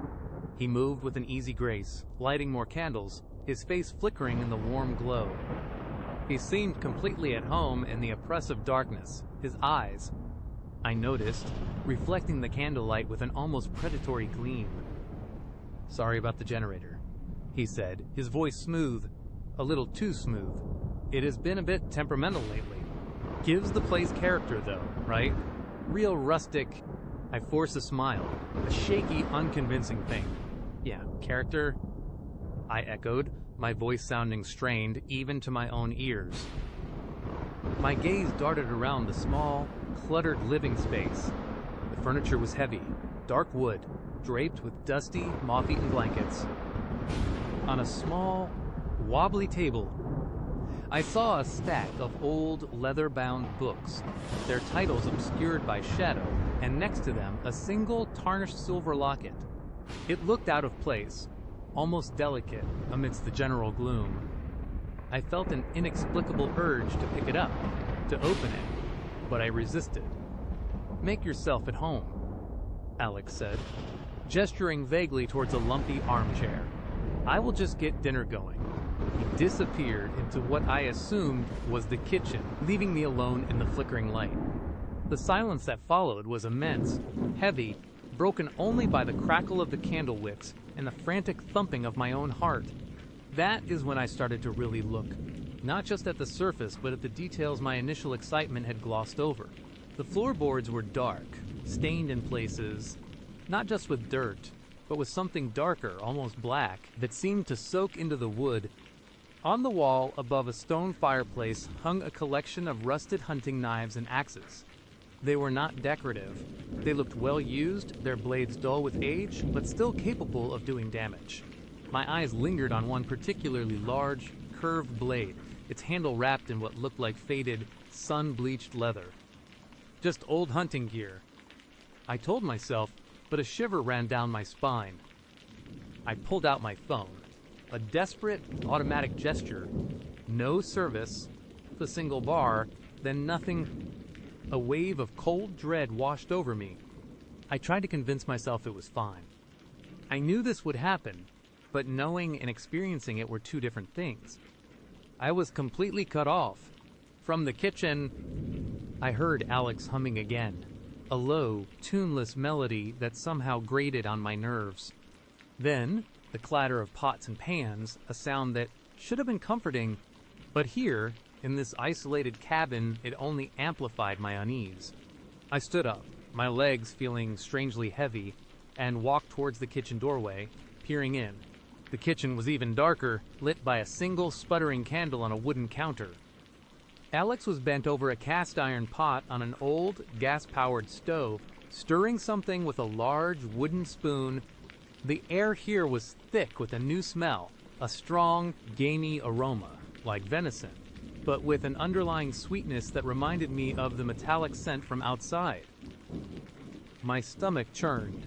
"Smells interesting," I managed, trying to sound casual. Alex straightened up, turning to face me. His smile was wide, his teeth a little too white in the dim light. "Hunter's stew," he announced proudly. "My specialty. Got a fresh kill just this morning. You are in for a treat." Fresh kill. The words hung in the air, heavy and unsettling. I was not a vegetarian, but the thought of eating something that had been alive just hours ago, prepared by a man I barely knew, in a cabin that smelled of old blood, made my throat tighten. "Oh," I said, trying to muster enthusiasm. "That sounds rustic," he chuckled, a low, rumbling sound. "It is. Nothing like food straight from the land." He scooped a generous portion into two chipped ceramic bowls, the steam rising in ghostly tendrils. As he carried them over to a small, rickety table in the living room, I noticed something else. His hands. They were strong, calloused, but there was a faint, reddish-brown stain under his fingernails. I quickly averted my gaze, my heart now a frantic drum against my ribs. We sat down, the candlelight casting long, dancing shadows on the walls, The stew was thick, dark, with chunks of meat and root vegetables. I picked up my spoon, my hand trembling slightly. Alex watched me, his eyes unblinking.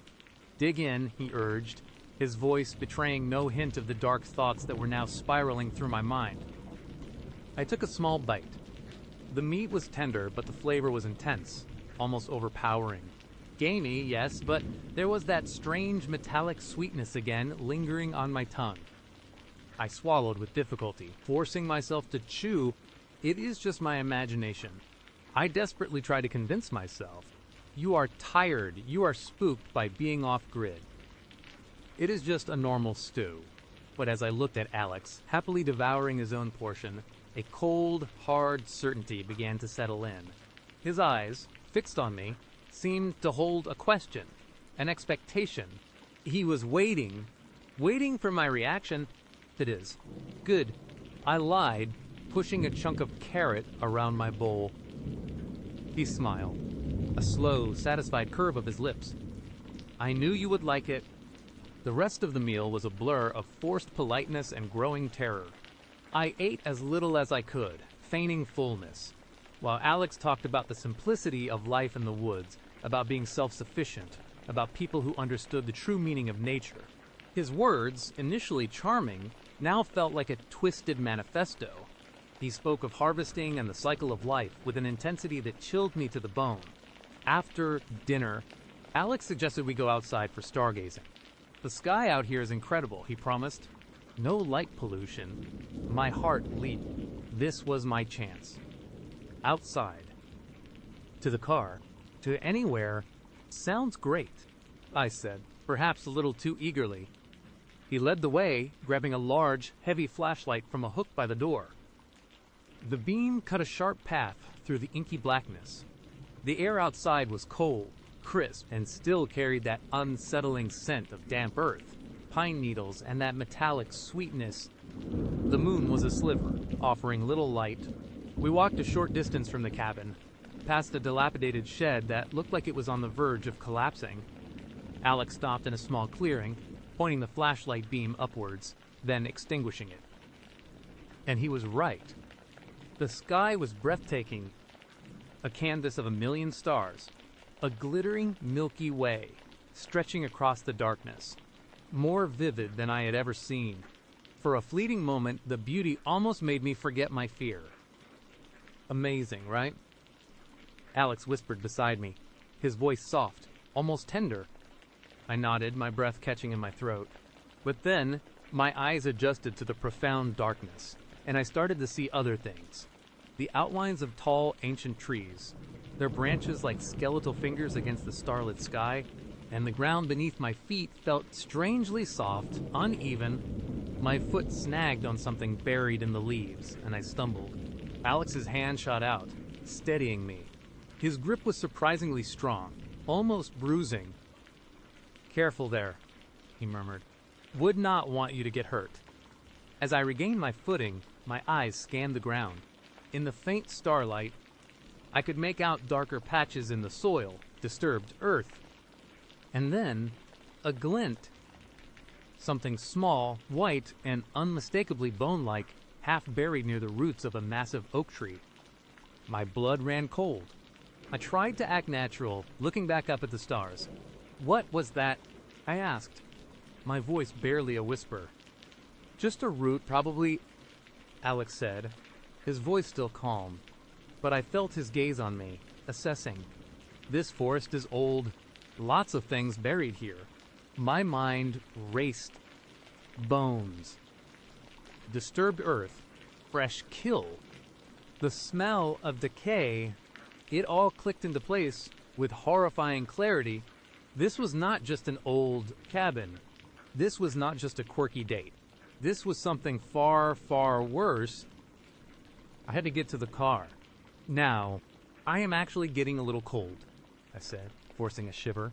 "Maybe we should head back inside." Alex did not move. He just stood there, a dark silhouette against the star-dusted sky. "Running cold?" he asked, his voice losing its tender edge, a hint of something sharp, something dangerous creeping in. "Or running scared?" My heart slammed against my ribs. He knew. He had known all along. The charming facade had completely crumbled. What are you talking about? I tried to sound indignant, but my voice wavered. He took a step closer, and in the profound darkness, I could feel his presence, menacing and overwhelming. I have seen that look before, he said, his voice a low growl. The realization, the fear, it is always the same. My mind screamed, run. But my legs felt like lead. Where would I go? Deeper into the dark, unfamiliar woods. He knew this place. He owned this place. Alex, I pleaded, trying to keep my voice steady. I do not know what you are talking about. I just want to go home. He let out a soft, chilling laugh. Home. This is home. For you. Now, that is when I bolted. I did not think. I just ran, blindly crashing through the undergrowth, the dry leaves crackling loudly under my feet. I did not know where I was going, just away from him, away from that voice, away from the cabin. I heard him behind me, the heavy thud of his boots on the forest floor. He was fast. Too fast. You won't get far, he called out, his voice echoing through the silent woods, no longer charming but full of a terrifying glee. No one ever does. My lungs burned, my legs ached, but I pushed myself harder.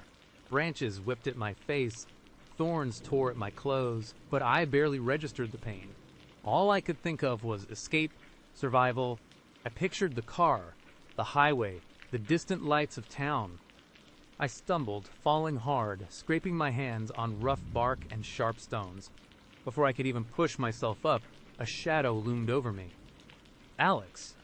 He stood there, breathing heavily, but his eyes, even in the darkness, held a chilling, triumphant glint. He grabbed my arm, his fingers like steel clamps. Naughty, naughty, he chided, pulling me roughly to my feet. You should know by now, there is no escaping the woods once they have claimed you. Panic, pure and unadulterated, seized me. I thrashed, kicked, screamed. A raw, guttural sound tore from my throat, but it was swallowed by the vast, indifferent forest. Quiet now, he said, his voice hardening. Or, you will regret it. He dragged me back towards the cabin, my feet scuffing against the ground. I fought with every ounce of strength I had, but he was stronger, his grip unwavering.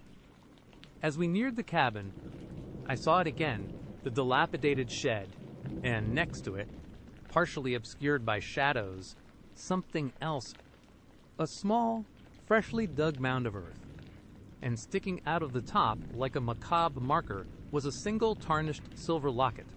The same one I had seen on the table inside. My blood ran cold, colder than it had ever been.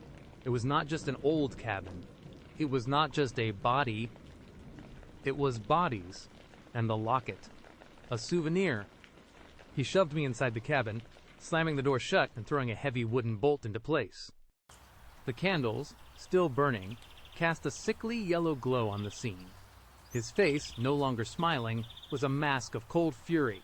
You really should not have done that, he said, his voice dangerously low. Now you have made things difficult. He walked over to the fireplace, his eyes never leaving mine. With a deliberate movement, he reached up, not for one of the rusted hunting knives, but for something else. Something hidden behind a loose stone in the mantelpiece. He pulled it out. It was a small, ornate antique pistol. Not a hunting rifle, but an old-fashioned handgun. Its barrel gleamed dully in the candlelight. It looked like something from another era, but it was unmistakably real. This is how we ensure silence in the woods, he said, weighing the pistol in his hand.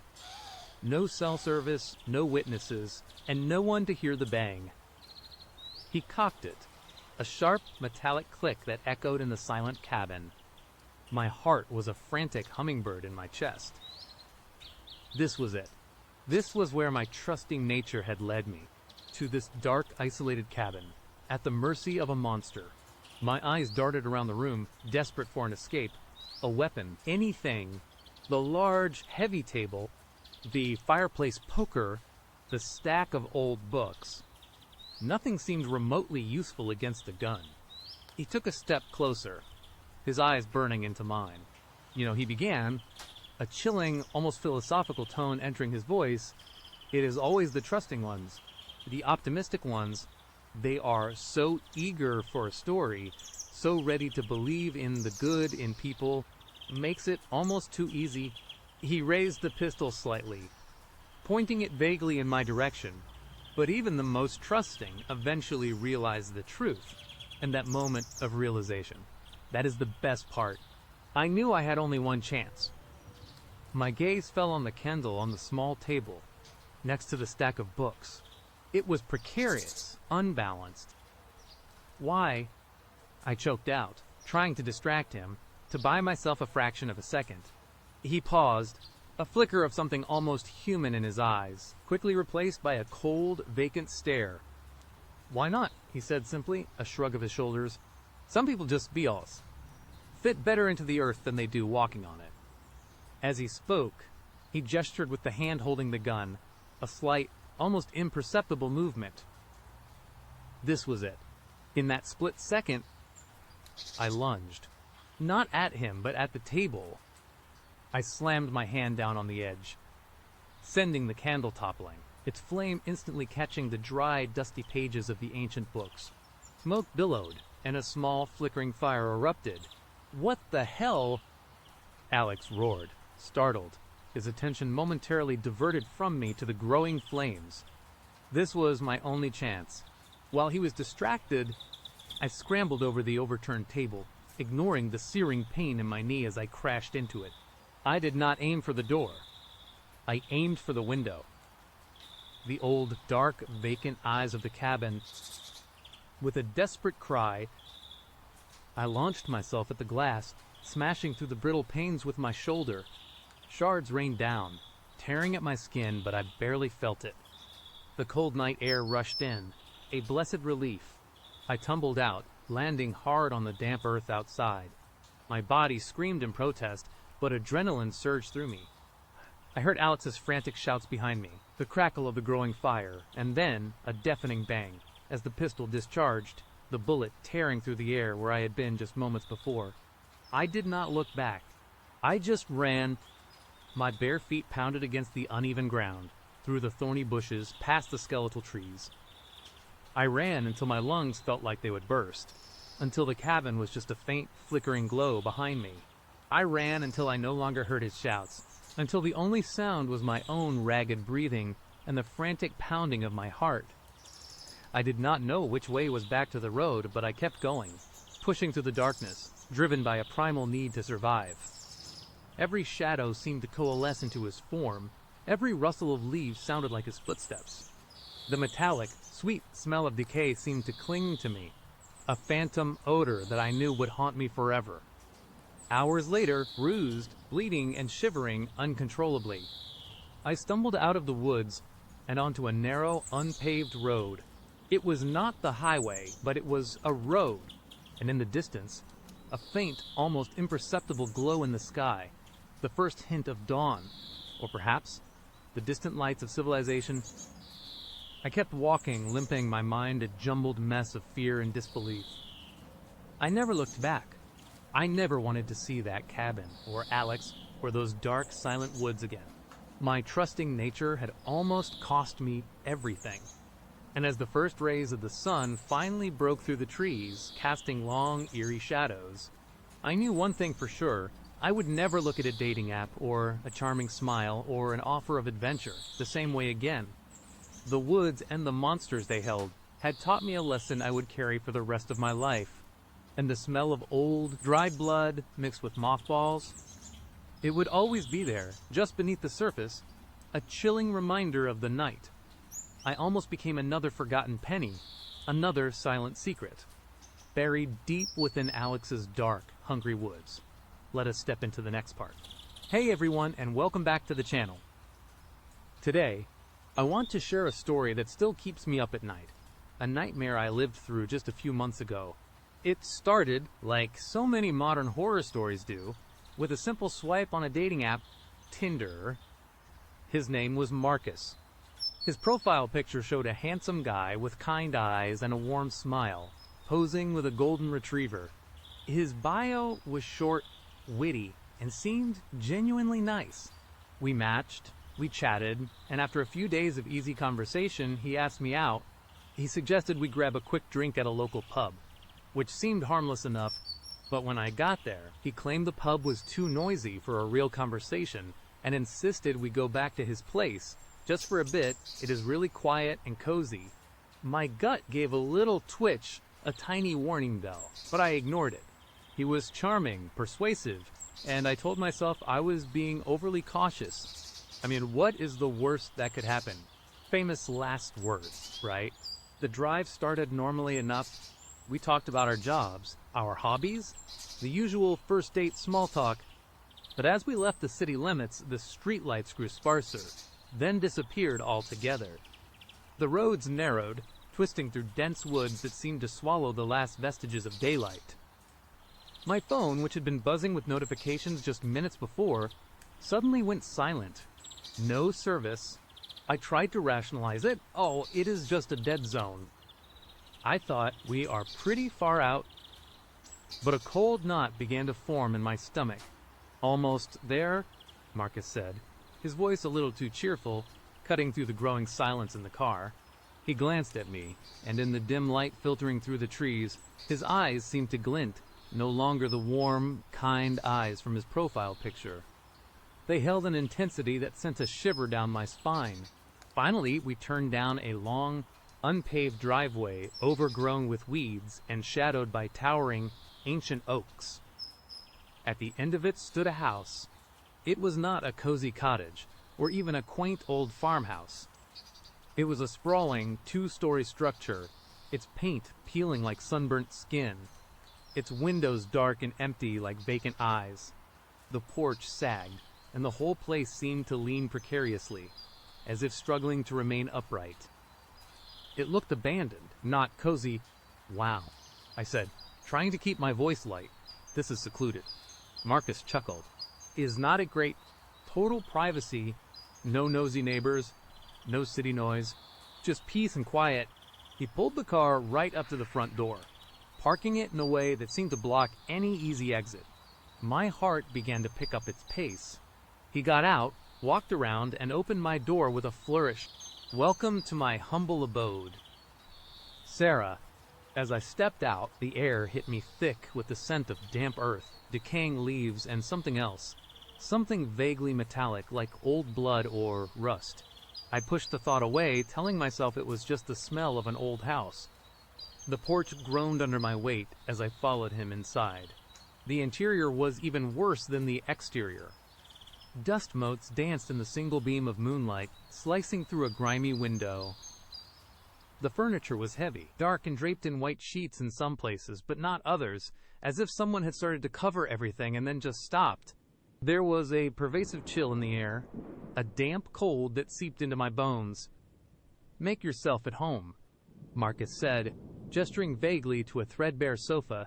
He moved with an unsettling ease, navigating the dark house like a predator in its own den. He did not bother turning on any lights, just lit a single, flickering candle on a small, scarred coffee table. The shadows it cast danced wildly, making the already eerie room feel even more menacing. So, what do you usually do out here? I asked, trying to sound casual, trying to ignore the frantic beat of my heart against my ribs. My eyes darted around, searching for an exit, a phone, anything. Oh, you know, he said, settling into a large armchair opposite me, his face half hidden in shadow. Think. Create. Sometimes I just watch. Watch what? I asked, a tremor in my voice I could not quite hide. He leaned forward, his eyes catching the candlelight. Nature, the way things are, the cycles of life and other things. He paused, a strange smile playing on his lips. You know, Sarah, you have really expressive eyes. I noticed that in your profile picture, even better in person. A shiver ran down my spine that had nothing to do with the cold. My profile picture was a standard headshot, nothing particularly expressive. This was not a normal compliment. Speaking of profiles, he continued, his voice dropping to a low, conspiratorial tone. I noticed you like that little coffee shop on Elm Street. The one with the mismatched chairs and the terrible Wi-Fi.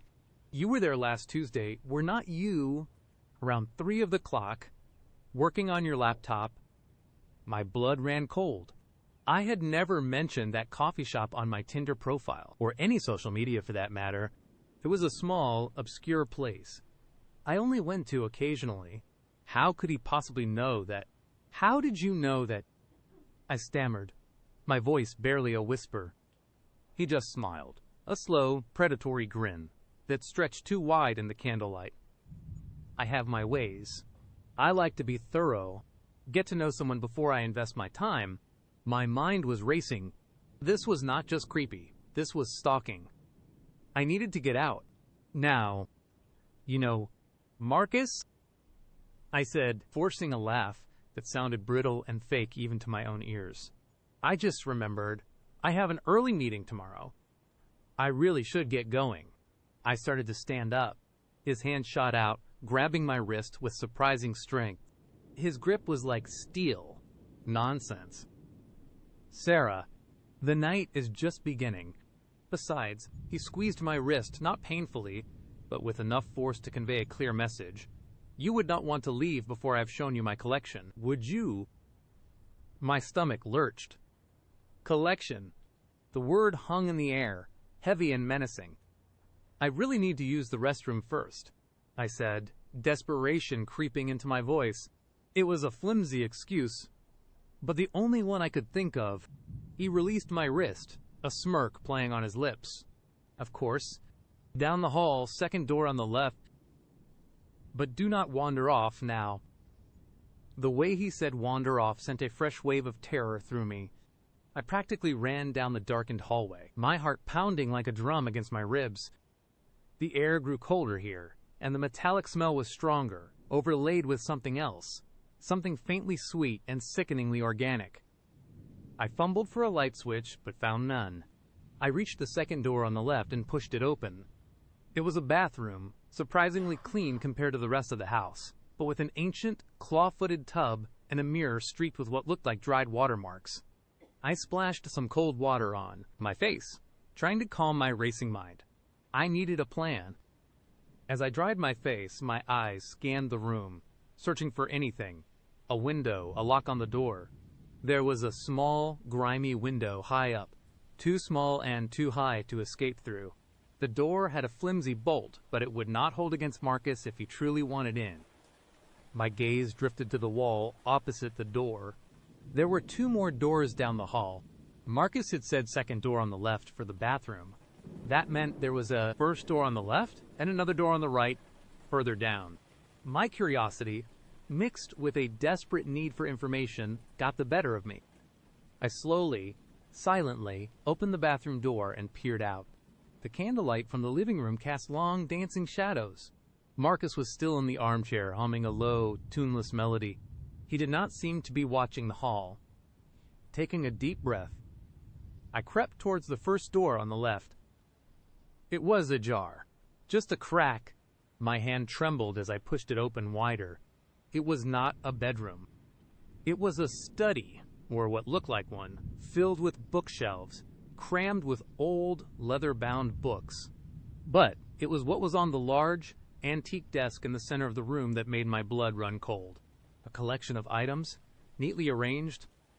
A single, tarnished silver earring, a cracked smartphone screen protector, a small, crumpled piece of fabric, a floral pattern I vaguely recognized from a dress I owned. My dress. My breath hitched. This was not just stalking. This was something else entirely. These were trophies from other women. The floral fabric. It was definitely from my favorite summer dress, one I would worn to that coffee shop on Elm Street.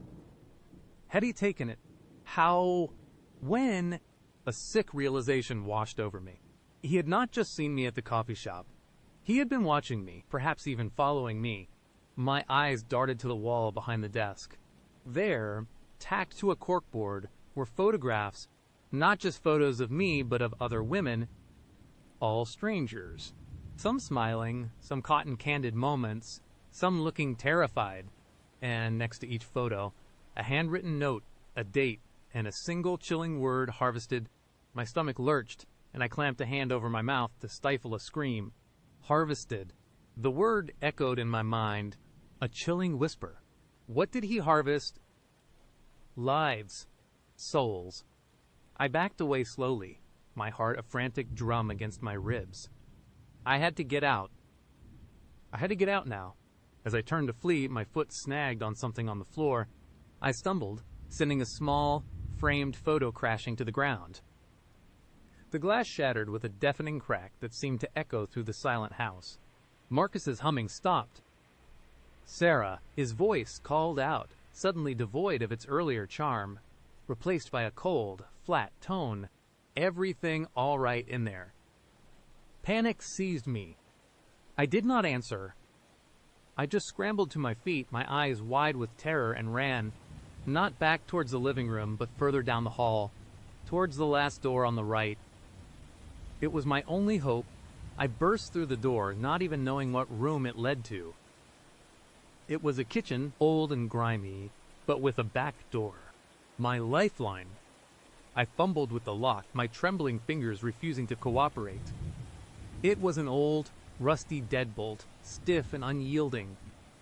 Behind me, I heard Marcus's footsteps, slow and deliberate, coming down the hall. Sarah, Sarah, he crooned, his voice closer now. You really should not have seen that. You have spoiled the surprise. Stay away from me, I screamed, finally getting the deadbolt to slide back with a protesting shriek of metal. I yanked the door. Open. The night air hit me, cold and crisp, a stark contrast to the suffocating dread inside. I bolted out onto a small, rickety porch, then down a couple of crumbling steps into a wild, overgrown backyard. The darkness was absolute, broken only by the sliver of moon and the faint, eerie glow from the kitchen doorway. I heard him behind me, stepping onto the porch. Running won't help, darling. No one ever finds their way out of these woods. I did not look back. I just ran, blindly crashing through overgrown bushes and thorny brambles, the branches tearing at my skin and clothes. My lungs burned, my legs ached. But the image of those photos, those harvested women, fueled my desperate flight. I tripped over a root, falling hard onto the damp earth. A sharp pain shot through my ankle, but I scrambled back up, adrenaline masking the agony. I could hear Marcus's footsteps, closer now, rustling through the undergrowth. He was not running. He was walking. A slow, deliberate pace, like a hunter, enjoying the chase. You are making this so much harder than it needs to be, he called out, his voice calm, almost amused. We could have been so happy here. Sarah, you could have been my muse. My muse? The word was a chilling echo of the collection in his study. I pushed through a dense thicket of thorns, emerging into a slightly clearer patch of woods. I could see the faint outline of the long driveway, and beyond it, the road. Hope surged through me, giving me a fresh burst of energy. I ran towards the driveway, my injured ankle screaming in protest. Every step was agony, but I pushed through it. I could practically taste freedom. Then, a dark shape emerged from the shadows to my left, blocking my path. Marcus? He must have cut through the woods, anticipating my move. He moved with an unnatural speed, silent as a ghost. He stood there, silhouetted against the faint moonlight, holding something in his hand. It glinted ominously. A knife, a long, wicked blade that caught the moonlight. Where do you think you are going? He asked, his voice low and menacing. His eyes, in the dim light, were no longer just intense. They were utterly devoid of warmth, filled with a cold, calculating madness. My heart hammered against my ribs, so loud I thought it might burst. This was it. This was where my story ended. But I was not going to give up. Not like this. I screamed, a primal, guttural sound torn from my throat, and lunged not at him but past him, aiming for the driveway. He reacted instantly, swinging the knife in a wide arc. I felt a searing pain across my arm as the blade sliced through my skin. I cried out, but kept running. The wound burned, blood immediately welling up and soaking my sleeve, but I was on the driveway now, uneven gravel, digging into my bare feet as I ran towards the main road. He was right behind me. I could hear his heavy breathing, the thud of his boots on the gravel. It was faster than me, uninjured and driven by a terrifying purpose. I glanced back. He was gaining on me, the knife still glinting in his hand. My car was parked at the very end of the driveway, near the road, but he was between me and it. There was no way I could get to it. My only option was the road. I burst out of the driveway onto the narrow, deserted country road. I did not know which way to go, left or right. It did not matter. I just needed to run. I chose right, hoping it would eventually lead to a town, a house, anything. I could hear him on the road now, his footsteps echoing in the silence of the night. My breath hitched in my throat. I could not keep this up. My ankle was throbbing, my arm was bleeding freely, and exhaustion was setting in. Just as I thought I was going to collapse, I saw it. A faint glimmer of light in the distance, far down the road. Headlights. Hope, raw and desperate, flooded through me. I screamed, waving my uninjured arm wildly, putting every last ounce of strength into my voice. Help! Please, help me. The headlights grew brighter, closer. The car was coming fast. Marcus, seeing the approaching vehicle, hesitated. He cursed under his breath, a low, furious growl. He knew he could not risk being seen. He stopped, just at the edge of the driveway, watching me. His face was a mask of pure rage and frustration. He raised the knife, pointing it at me, as if to say, "This is not over." The car roared past me, its headlights blinding me for a moment. I stumbled, my legs giving out, and collapsed onto the side of the road, sobbing, my arm clutched to my chest. The car, an old pickup truck, screeched to a halt a few yards ahead. The driver, a grizzled old man with a shotgun rack in the back window, peered out. "What in tarnation?" he grumbled, seeing me crumpled on the ground, bloody and terrified. I pointed back towards the driveway, tears streaming down my face. "He tried to kill me. He is still there." The old man squinted into the darkness. Marcus was gone, vanished back into the shadows of his house, swallowed by the night. The old man helped me into his truck, his eyes scanning the woods with a practiced, wary gaze. He took me to the nearest small-town police station, which was a good 20 minutes away. The police investigated. They found the house, just as I described. It was indeed isolated, overgrown, and eerily silent. But when they went inside, the study was clean. The desk was empty. No collection of personal items. No corkboard with photos. No harvested notes. It was as if I had imagined it all. They found signs of forced entry on the back door, and my blood on the driveway and the road, confirming my story of an assault. They found the single, flickering candle in the living room. But Marcus was gone. Vanished. They searched the woods for days, but found no trace of him. No one in the nearby small towns knew a Marcus who lived in that old, abandoned house. It was like he was a ghost, a nightmare conjured solely for me. My arm needed stitches, and my ankle was badly sprained. The physical wounds healed, but the mental scars, those are permanent. I still wake up in a cold sweat, hearing his voice, seeing that predatory glint in his eyes, the glint of the knife. I still check every lock, every shadow. I do not swipe right anymore. I do not trust easy smiles or charming words. They never caught Marcus. He is still out there, somewhere, a phantom. And sometimes, late at night, when the wind howls just right, I swear I can hear a low, tuneless humming carried on the breeze, a chilling reminder that I was just one of the lucky ones who managed to run, and that he is still out there looking for his next muse, his next harvest. The next chapter unfolds right now. I have always considered myself a pretty adventurous person.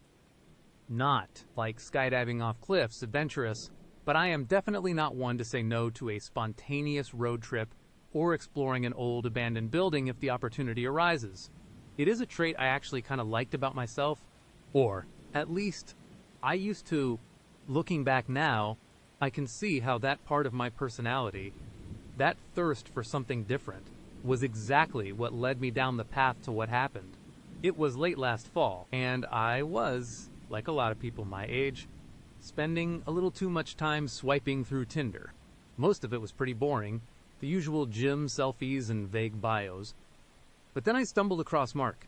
He had this really engaging smile, kind eyes, and his profile was actually interesting.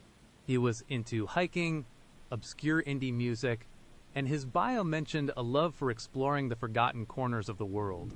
We matched, and our conversation flowed easily. He was witty, intelligent, and did not immediately try to send me creepy pickup lines, which, honestly, was a refreshing change. After a few days of chatting, he suggested we meet up. "I have got a crazy idea for a first date," he typed. "No pressure if it is not your thing, but I figured you might appreciate something a little less conventional." My curiosity was piqued. "Oh yeah." I typed back, "Lay it on me. There is this old, abandoned lighthouse a few hours up the coast," he wrote. "It is supposed to be pretty isolated, totally forgotten. Legend says it is haunted, but mostly it is just a really cool piece of history. I was thinking we could grab some coffee, pack a lunch, and make a day of exploring it. What do you say?" A unique adventure. My first thought was, a lighthouse. For a first date, that is weird. My second thought was, but also kind of cool. I mean, it was definitely unique, and I liked the idea of an adventure. Plus, he would suggested coffee first, which was smart. If he turned out to be a total creep, I could bail before the long drive. "Okay," I replied, a grin spreading across my face. "You have convinced me. Sounds like an adventure." We met for coffee that Saturday morning. Mark was exactly like his pictures, maybe even better in person. He had this easy charm, a quick laugh, and he was genuinely interested in what I had to say. We talked for over an hour, and I felt completely at ease. I remember thinking, this could actually be something. As we walked out to our cars, he looked at me, a playful glint in his eye. "Still up for the lighthouse?" "Absolutely," I said, feeling a surge of excitement. Lead the way, we decided to take his car. A sturdy, dark-colored SUV. He said it handled the rougher roads better, which made sense, given where we were going. The drive started out pleasant enough. We chatted about everything and nothing, listening to some of his obscure indie bands, which I actually found myself enjoying. The coastal highway was beautiful, the ocean a shimmering blue under a clear sky. But as we drove further north, the landscape started to change. The towns grew smaller, more spread out. The highway narrowed, eventually turning into a two-lane road that wound through dense, dark forests. The trees pressed in on either side, their branches heavy with late autumn leaves, creating a tunnel of muted light. The air grew cooler, and a faint mist began to roll in from the ocean. "Almost there," Mark said, his voice a little lower than before, a touch of anticipation in it. He glanced at me, and for a split second, his eyes seemed different, more intense, almost predatory. I chalked it up to the changing light, the shadows playing tricks. My phone signal had died about 20 minutes ago, which was not unusual for these remote areas, but it still made me feel a little more isolated. I tried to shake off the growing unease. It is just an adventure. I told myself, do not be silly. Finally, Mark turned off the paved road onto a narrow gravel track. It was barely wide enough for one car, overgrown with weeds and flanked by thick, gnarled trees. The SUV bumped and rattled, the only sound apart from the distant roar of the ocean. After what felt like an eternity, the trees finally broke, revealing a dramatic, windswept coastline, and there it was, the lighthouse. It stood on a jagged promontory, a solitary sentinel against the churning gray sea. It was not the picturesque, whitewashed lighthouse you see on postcards. This one was old, made of dark, weathered stone, stained with moss and salt spray. Its lantern room at the top was a gaping, empty eye socket, the glass long gone. The surrounding keeper's cottage was a dilapidated ruin, its roof caved in, windows smashed. A thick, gray fog was rolling in, slowly engulfing the base of the structure, making it look like it was rising from a ghostly sea. Wow. I breathed, trying to sound impressed, but a shiver ran down my spine that had nothing to do with the cold. It was far more desolate, far more imposing than I had imagined. It felt ancient and wrong. Mark parked the car a little distance away, nestled behind a cluster of wind-battered pines. "Pretty cool, huh?" he said, a strange, almost reverent tone in his voice. "Yeah," I managed, pulling my jacket tighter around me. "It is definitely something." We got out of the car. The wind immediately whipped my hair around my face, carrying the sharp scent of salt and damp earth. The sound of the crashing waves was deafening, a relentless, primal roar. "Follow me," Mark said, already striding towards the lighthouse. He seemed completely at ease, almost eager. He did not even look back to see if I was following. We picked our way over jagged rocks and slippery seaweed. The ground was uneven, treacherous. As we got closer, I could see the rusted remains of an old iron fence, long since collapsed. The entrance to the lighthouse was a heavy wooden door, warped and splintered, hanging precariously on one hinge. Mark pushed it open with surprising ease. The interior was a cavern of damp, cold air and oppressive darkness. It smelled of mildew, stagnant water, and something else, something metallic and earthy, like old blood mixed with wet soil.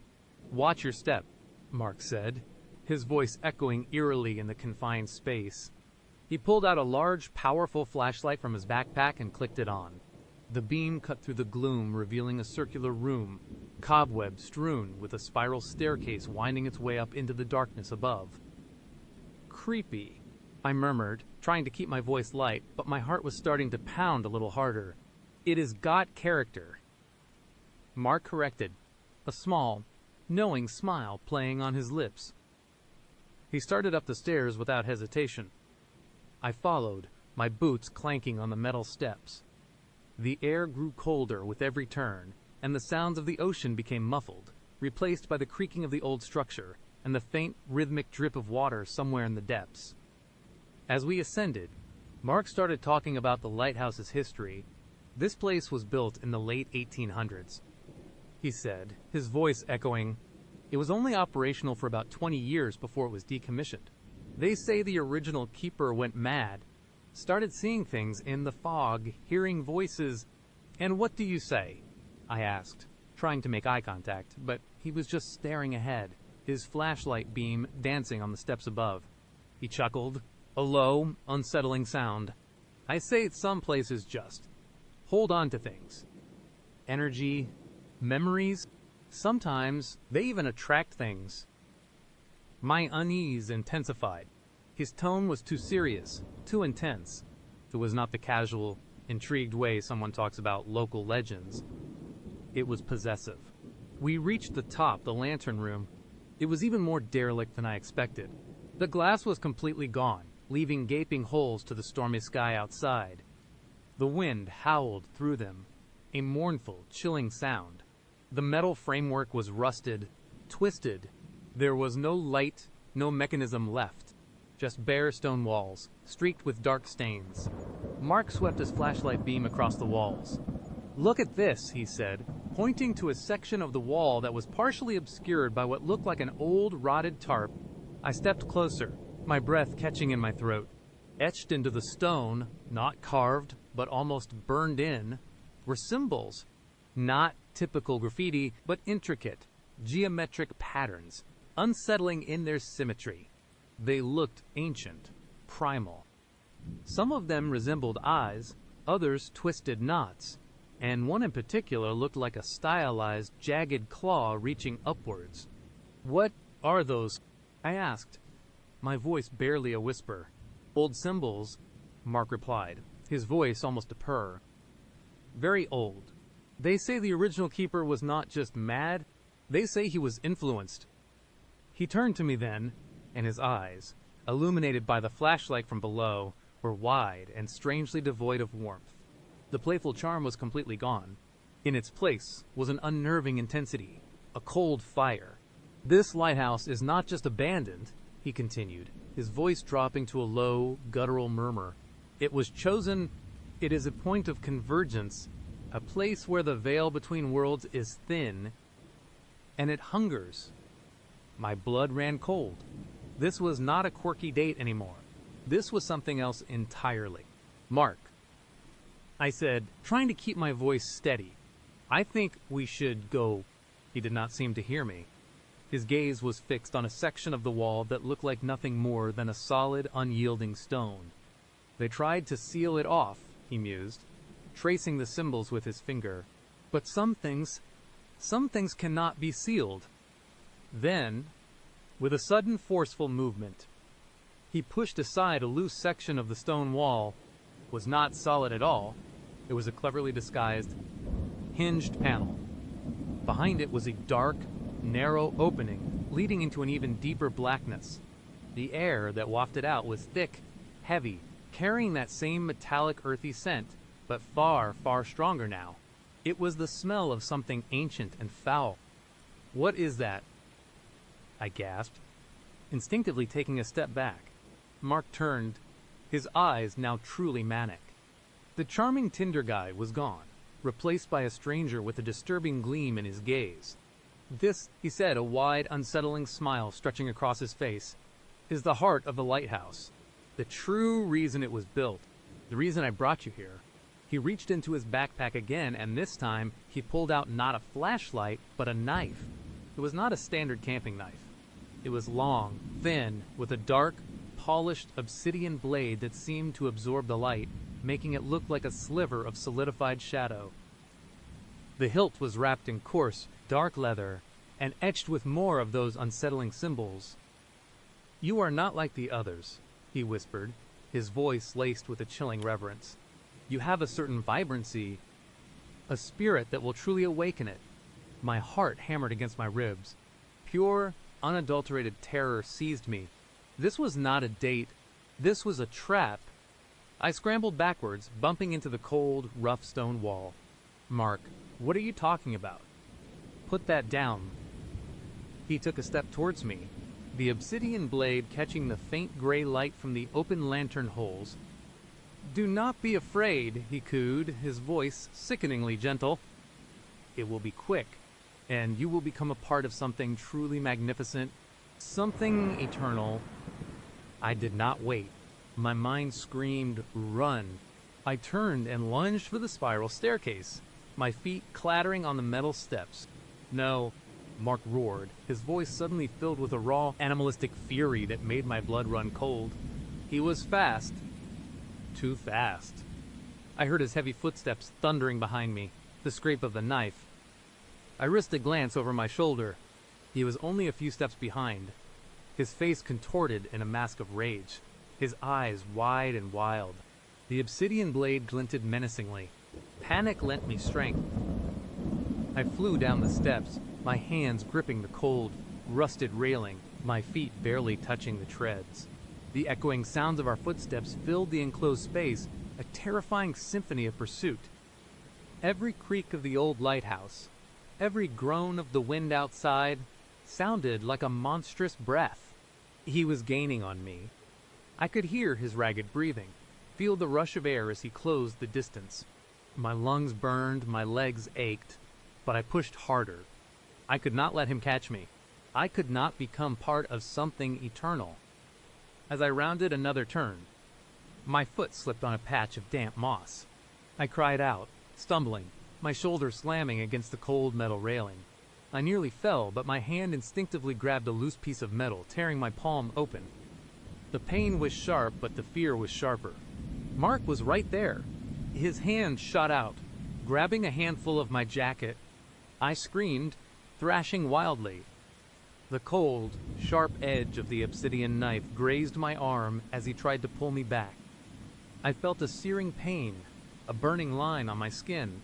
With a desperate surge of adrenaline, I twisted, tearing my jacket. The fabric ripped, but I broke free. I scrambled down the remaining steps, hitting the bottom floor with a jarring impact. My ankle twisted, sending a jolt of agony through my leg, but I ignored it. Move. I burst through the gaping hole where the main door used to be, out into the howling wind and the deepening fog. The world outside was a swirling vortex of gray and white. The crashing waves seemed to mock me, their roar a deafening backdrop to my terror. "You can't escape," Mark's voice, distorted by the wind, bellowed from the lighthouse entrance. "The lighthouse won't let you." He was right behind me. I could hear his heavy footsteps on the rocks, closer now. I needed to get to the car. My car. His car was closer, but I could not risk getting trapped with him again. I had parked my small sedan further back, tucked behind some smaller dunes, trying to be considerate of the limited space. I stumbled over the uneven ground, my injured ankle screaming in protest. The fog was so thick now, I could barely see 10 feet in front of me. The wind tugged at my clothes, pushing me back, as if the very air was trying to hold me there. "It wants you," Mark yelled, his voice sounding closer than I thought possible. I risked a glance over my shoulder. Through a momentary thin patch in the fog, I saw him. He was running, the obsidian knife clutched in his hand, his eyes burning with an unholy light. He was not just chasing me, he was hunting me. My car. Where was it? Everything looked the same in the fog. Jagged rocks, sparse, wind-whipped bushes. I felt utterly disoriented. Panic threatened to overwhelm me, but I forced it down. Focus. Survive. I ran blindly, my lungs burning, my legs screaming. The ground rose and fell, making every step a challenge. I could hear Mark's heavy breathing behind me. Closer, always closer. The sound of the knife scraping against something, a rock, perhaps sent another jolt of terror through me. Then, through the swirling gray, I saw it. A faint, dark shape. My car. It was still there, a beacon of hope in the suffocating nightmare. I lunged towards it, fumbling for my keys in my pocket. My hands were shaking so violently, I almost dropped them. Mark's shadow loomed behind me, his breath hot on my neck. "Do not fight it," he hissed, his voice right behind my ear. "Embrace the power." I jammed the key into the lock, my fingers numb. The door clicked open with agonizing slowness. I yanked it open, throwing myself inside, my head hitting the door frame with a sickening thud. Pain exploded behind my eyes, but I barely registered it as I slammed the door shut. Mark was there, his hand pressing against the window, his face inches from mine. His eyes were wide, bloodshot, completely insane. The obsidian knife scraped against the glass, a chilling sound that will forever be etched in my memory. I did not even bother to buckle my seatbelt. My hands flew to the ignition, fumbling for the key. My fingers were slick with sweat and blood from my torn palm. The engine turned over once, twice, then roared to life. Mark was still pressing against the window, his mouth moving, but I could not hear his words over the engine and the frantic pounding of my own heart. He tried the door handle, but I had locked it. His face contorted in frustration, then pure rage. He raised the obsidian knife, and with a guttural scream, he brought it down towards the window. But I was already moving. I slammed the car into reverse, tires spitting gravel. The car lurched backward, throwing Mark off balance. He stumbled, falling to his knees. I saw him in the rearview mirror, a dark, twisted figure, shaking his fist at me as the fog swallowed him whole. I did not stop. I did not look back. I sped down the gravel track, my headlights cutting through the dense fog, the trees flashing by like skeletal specters. Every bump in the road made me flinch, expecting a hand to grab me, a shadow to appear. I drove until the gravel turned to pavement, until the trees thinned, until I finally saw the distant glow of streetlights. My phone still had no signal. I kept driving, my hands gripping the steering wheel so tightly. My knuckles were white, my body shaking uncontrollably. I did not stop until I reached the first gas station I saw, a brightly lit beacon in the darkness. I pulled in, my car screeching to a halt, and stumbled out, my legs weak, my ankle throbbing. I burst into the small convenience store, gasping for breath, tears streaming down my face. The cashier, a young kid, looked at me in alarm. "Madam, are you okay?" Call the police."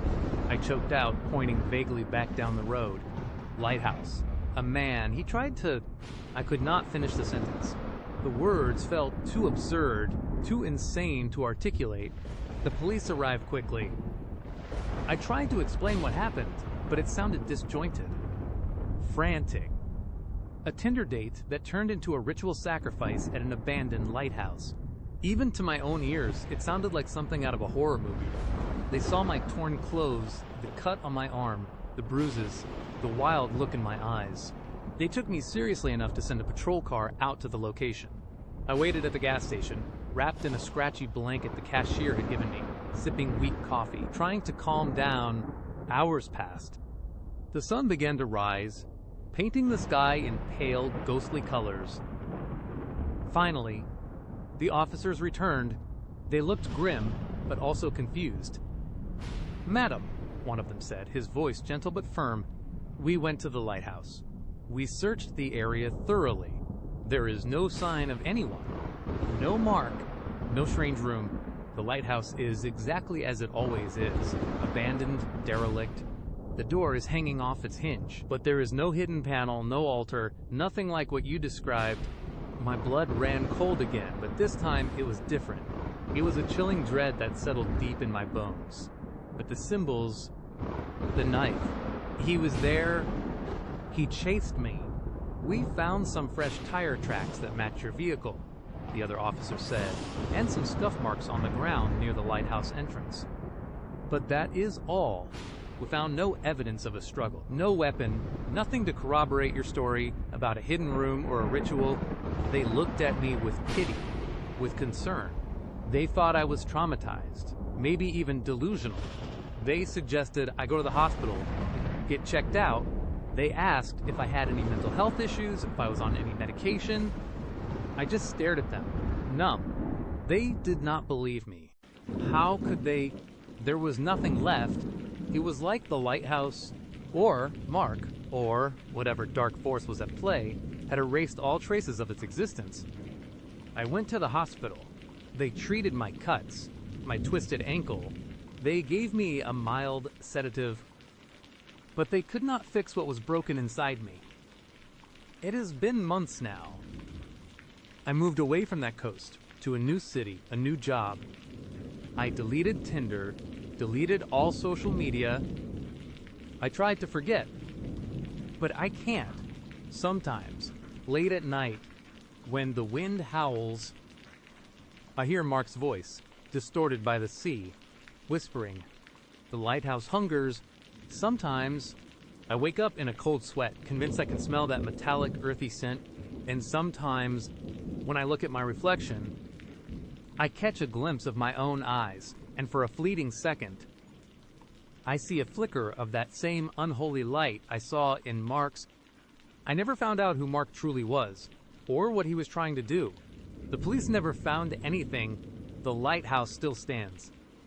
I assume a dark, silent sentinel on that forgotten promontory, and I know, deep down, that it is still waiting, still hungering, and I can never truly escape the feeling that a part of me, a part of my spirit, was left behind that night, forever trapped in its cold, stone embrace. Let us step into the next part. The hallway opened into a larger, dimly lit space. My eyes struggled to adjust, then slammed into a horrifying truth. This was not a room, it was a gallery. Rows upon rows of display cases stretched into the gloom, each one illuminated by a soft, internal light that cast long, grotesque shadows. The metallic, sickly, sweet smell that had been a faint whisper in the hallway now screamed in my nostrils, overpowering even the cloying formaldehyde. It was the smell of embalming fluid, yes, but mixed with something else, something organic and deeply, profoundly wrong. My stomach lurched. threatening to betray me, but I swallowed hard, forcing the bile down. I could not afford to be sick. Not now.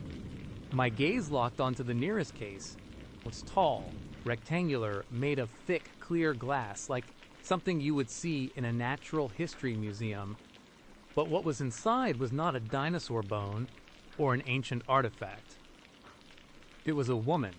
She stood upright, propped against a metal rod that disappeared into the back of her designer dress.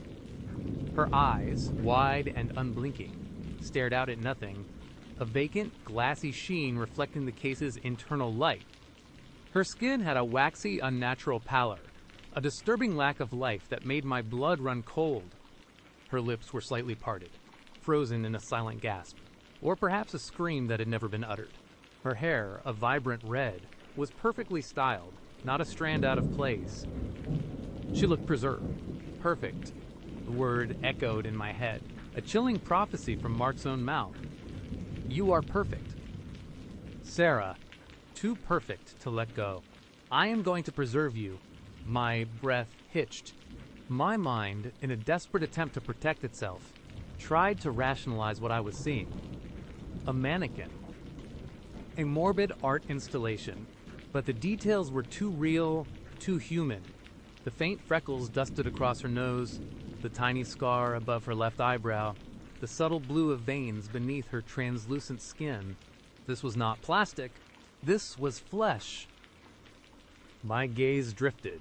To the next case, then the next. Each one held a woman, posed, preserved, each a grotesque parody of life. They were all different, blonde, brunette, dark-skinned, fair-skinned, but they shared the same vacant stare, the same waxy perfection.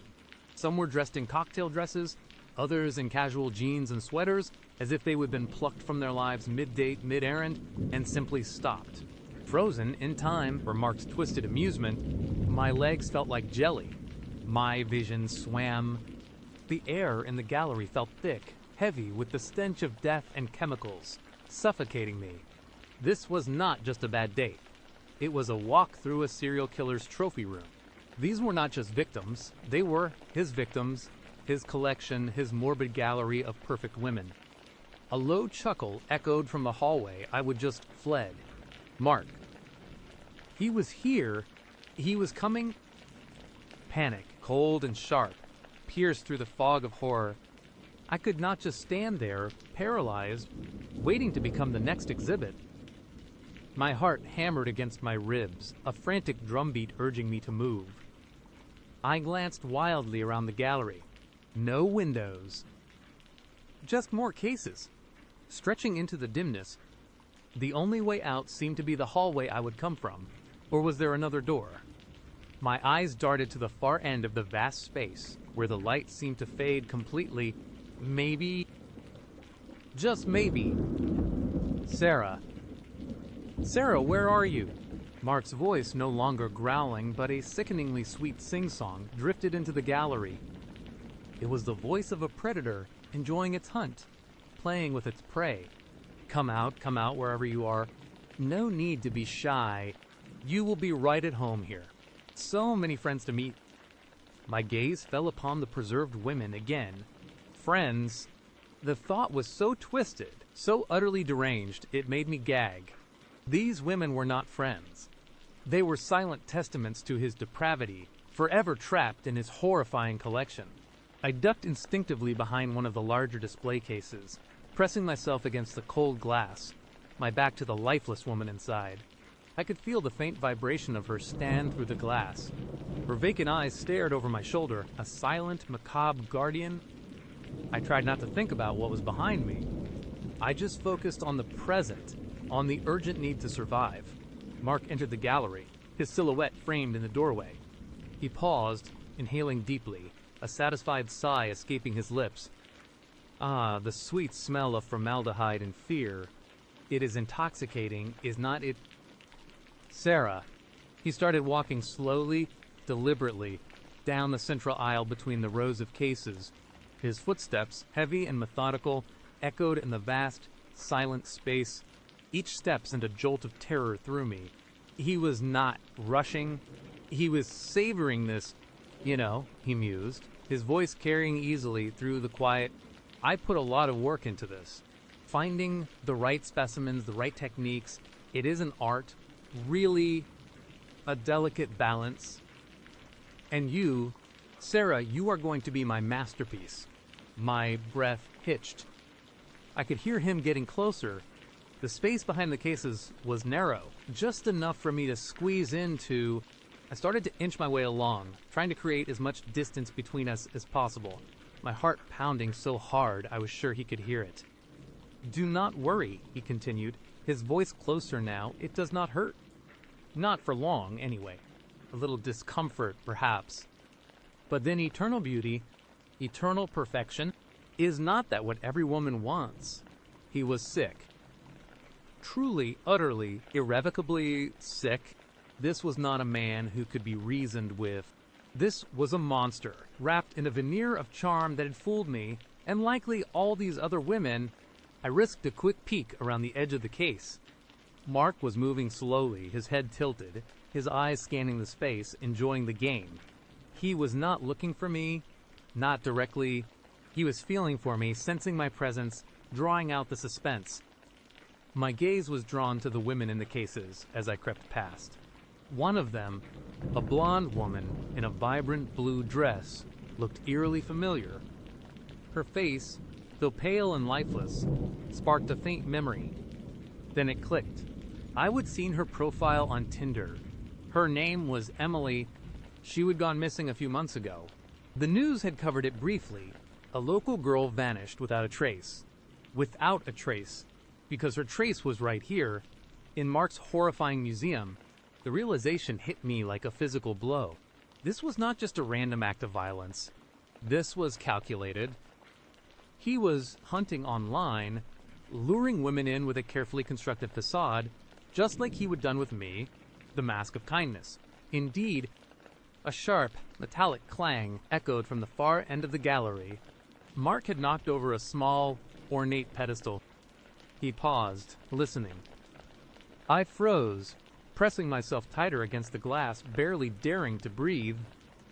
Ah, there you are, he purred, a triumphant edge in his voice. He had not seen me, but he knew I was moving in that direction. He was guiding me, herding me towards whatever twisted fate he had planned. My eyes darted to the end of the gallery. Yes, there was a door, partially obscured by shadow. It looked like a heavy, industrial-style door, probably leading to a service area or another part of the house. It was my only chance. I picked up my pace, still hugging the cases, trying to move silently. The polished floor was treacherous, and I feared my shoes would squeak, or I would trip and fall.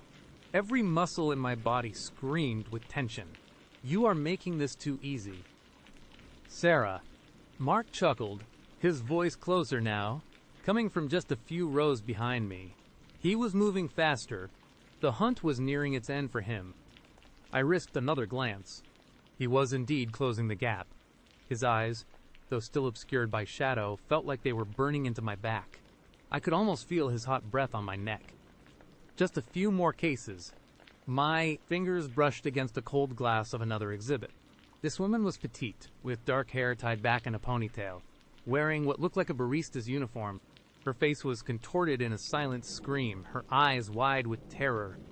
Unlike the others, who seemed to have been posed in a state of serene, albeit lifeless, perfection, this one was a raw testament to her final moments.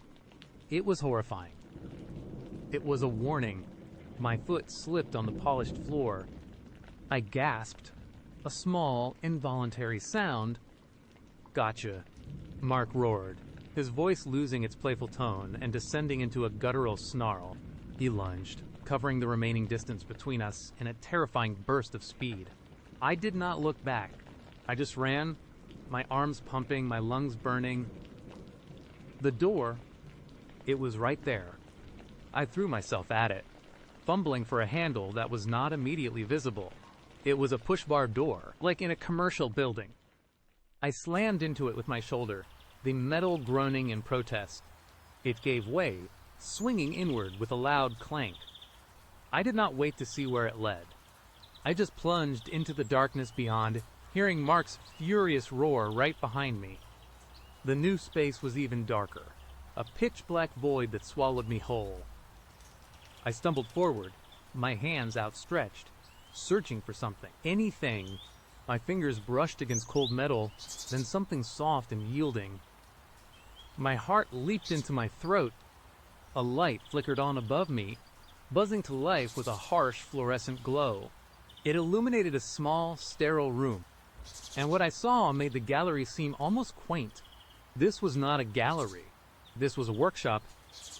A long, stainless steel table dominated the center of the room, gleaming under the fluorescent light. Straps hung from its sides. Tools were neatly arranged on a tray. Next to it, scalpels, retractors, saws, all glinting wickedly. A large sink with a powerful spray nozzle stood in one corner, stained with something dark and rust-colored. Jars of chemicals lined shelves along the walls, their labels unreadable from my position, but their purpose chillingly clear. And on a rack, hanging like gruesome coats, were several human skins, discolored, flayed, stretched taut on frames. My knees buckled. A wave of nausea, stronger than before, washed over me. This was where he prepared them. This was where the perfection began. You should not have seen this. Sarah. Mark's voice, devoid of any pretense of charm now, was a low, dangerous growl from the doorway behind me. This is my private sanctuary. My laboratory. I scrambled backward, away from the table, away from the flayed skins, until my back hit a cold, hard wall. My eyes darted around, searching for any escape, any weapon. My gaze landed on a heavy-looking fire extinguisher mounted on the wall near the door I would just come through. It was my only chance. Mark stepped fully into the room, his eyes blazing with a terrifying intensity. He looked less like a human and more like a predator about to strike. The mask was completely gone, replaced by pure, unadulterated malice. "It is a shame, really," he said, taking a slow step toward me. "I had such high hopes for you. You were going to be my finest work, but now I will have to make an example." He lunged. My body, fueled by pure, primal terror, reacted instantly. I did not think I just moved. I ducked under his outstretched arm, spinning away from the wall. His hand grazed my hair, sending a jolt of ice through me. I sprinted for the fire extinguisher. My fingers fumbled with the clasp, my nails scraping against the cold metal. Mark was right behind me, his heavy footsteps thudding on the concrete floor. "You can't escape, Sarah," he snarled, his voice a chilling echo in the small, sterile room. "This is the end of the line for you." I ripped the extinguisher from its mount. It was heavier than I expected, but the adrenaline coursing through my veins gave me a surge of strength. I spun around, just as Mark reached me, his hands reaching for my throat. I did not hesitate.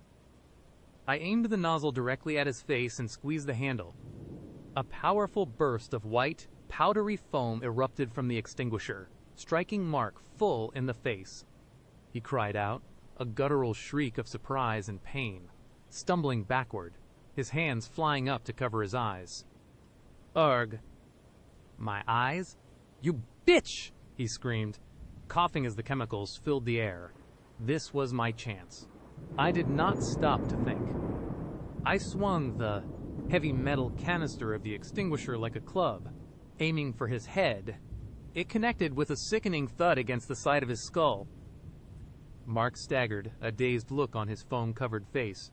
He dropped to one knee, clutching his head, groaning. He was not out cold, but he was disoriented, temporarily incapacitated. I did not wait. I dropped the extinguisher and bolted back towards the door. I would just come through, the one leading back into the gallery. My legs felt like they were on fire, but I pushed harder. I burst back into the dimly lit gallery, the horrifying faces of the preserved women seeming to watch me as I ran. I did not stop to look for another exit. I knew the way back to the main house now, through the gallery, back down that long, ominous hallway, and then, if I was lucky, the front door. My lungs burned. My throat was raw, but I kept running. The gallery seemed endless, the cases blurring into a gruesome tunnel. I could hear Mark stirring behind me, his angry shouts echoing from the workshop. He would be coming soon. I reached the end of the gallery, bursting back into the narrow hallway where the formaldehyde smell was strongest. My mind screamed at me to go faster, faster. I rounded a corner, and there it was, the main living area, the one with the cold wall where he would first cornered me. The front door was just beyond, a beacon of hope. I did not even notice the broken bronze lamp, the one I would use to hit him earlier, lying shattered on the floor. My focus was solely on that door. I threw myself against it, fumbling with the lock. It was a deadbolt, one of those heavy-duty ones. My fingers trembled, slipping on the cold metal. Come on. Come on. Behind me, I heard Mark's heavy footsteps in the hallway, growing closer. He was no longer yelling, just breathing heavily, a terrifying, controlled sound that told me he was regaining his composure, his murderous intent undiminished. The deadbolt finally clicked open. I twisted the doorknob, pulling with all my might. The door swung inward, revealing the blessed cool night air, the faint chirping of crickets, the dark expanse of the front yard. Freedom! I burst out onto the porch, gasping for breath, my legs still pumping. I did not look back.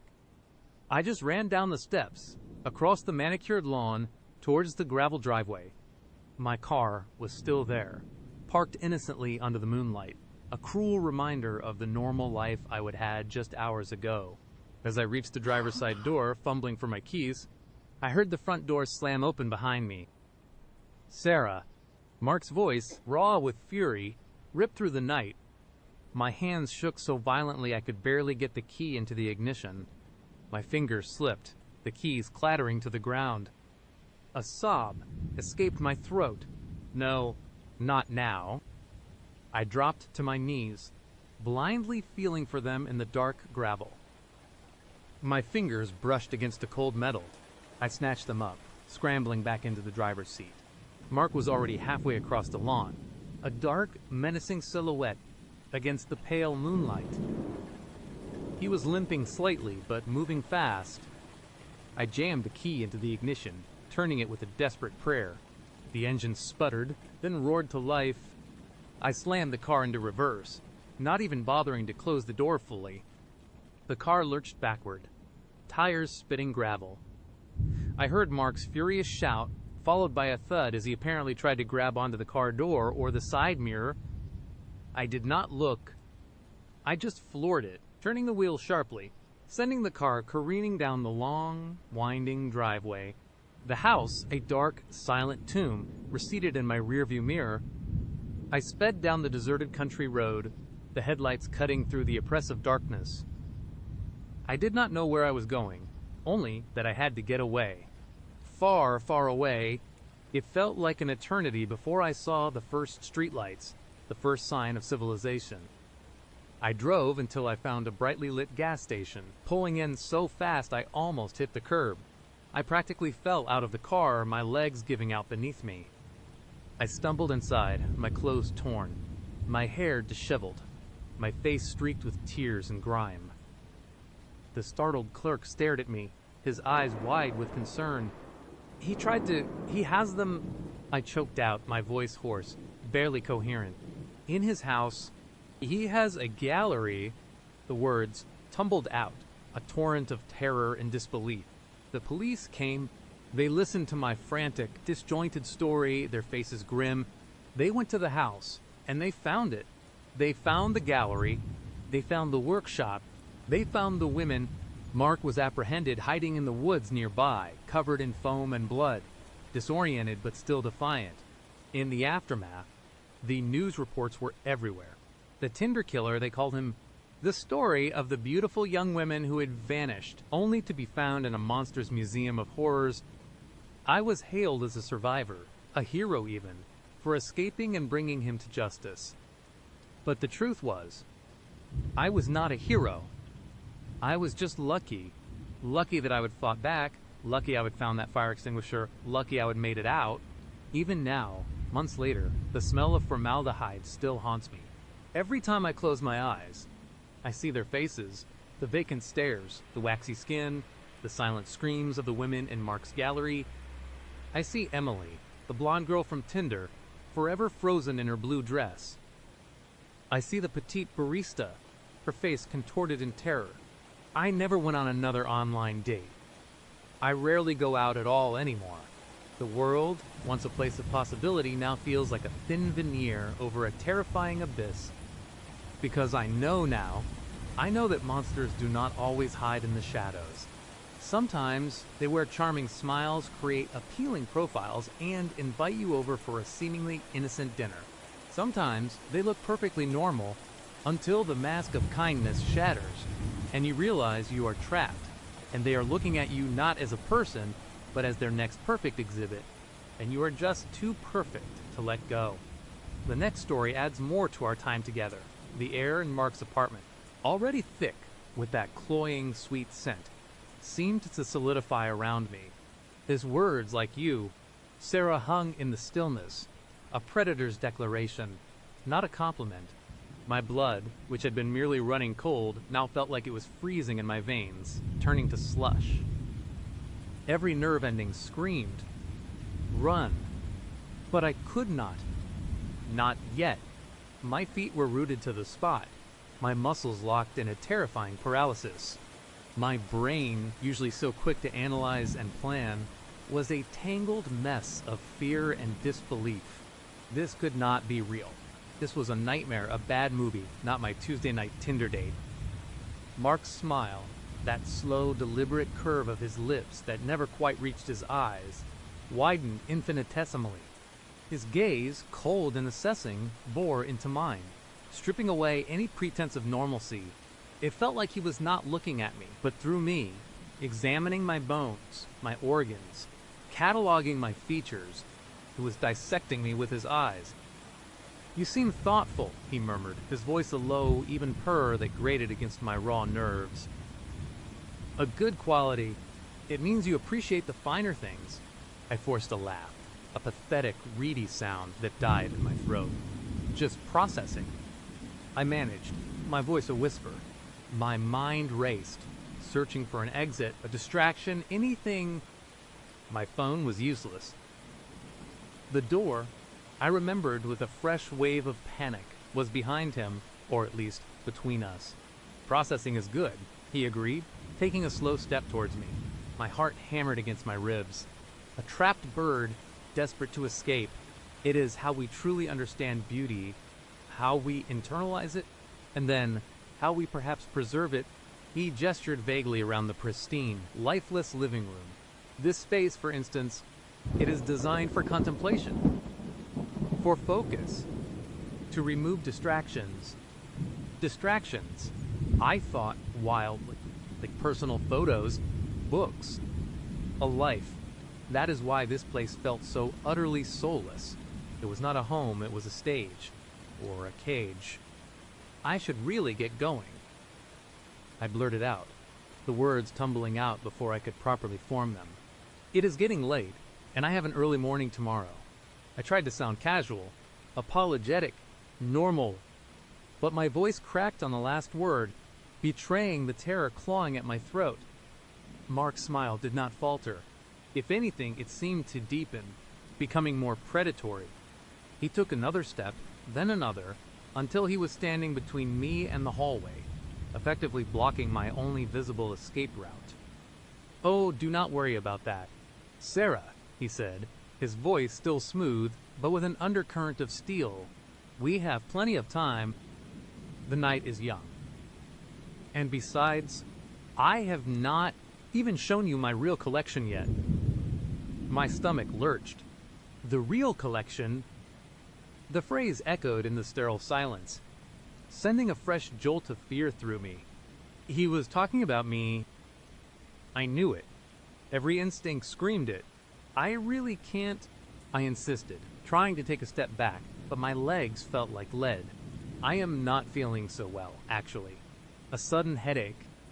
I clutched my temple for emphasis. It was not a lie. My head was pounding. he chuckled, a dry, hollow sound that seemed to scrape against the silence. A headache? My dear Sarah, that is just the anticipation, the excitement of discovering something truly unique. A new experience. He reached out a hand, and I flinched, my whole body tensing. He did not touch me, though. His hand hovered in the air for a moment, then dropped, but his eyes never left mine. They were like a hawk's, fixed on its prey. You know, he continued, his voice dropping to an almost conspiratorial whisper. Most people do not truly appreciate beauty. They see it, they admire it for a fleeting moment, and then they move on. They let it fade. But true artists, true collectors, we understand that beauty needs to be captured, preserved, made permanent. He paused, letting his words hang in the air, chilling pronouncement. I could feel the hairs on my arms standing on end. The sweet, cloying smell, which I now strongly suspected was formaldehyde, was almost suffocating. It was everywhere. It clung to the pristine walls, seeped from the immaculate floorboards, and seemed to emanate from Mark himself. I have a special room, he said, his eyes gleaming with an unnerving fervor, dedicated to my specimens, my art. I think you will find it enlightening. My mind was screaming now, a cacophony of panicked thoughts. He is a serial killer. He collects people. He wants to add me to his collection. The pieces of the puzzle, horrifying as they were clicking into place with terrifying speed. The overly clean apartment, the lack of personal touches, the strange smell, his unnerving words, the dead phone signal. It was all a trap, and I had walked right into it. I am not really into that kind of art. I stammered, trying to inject some normalcy into my voice, some semblance of a polite refusal. I prefer living art. Performance art.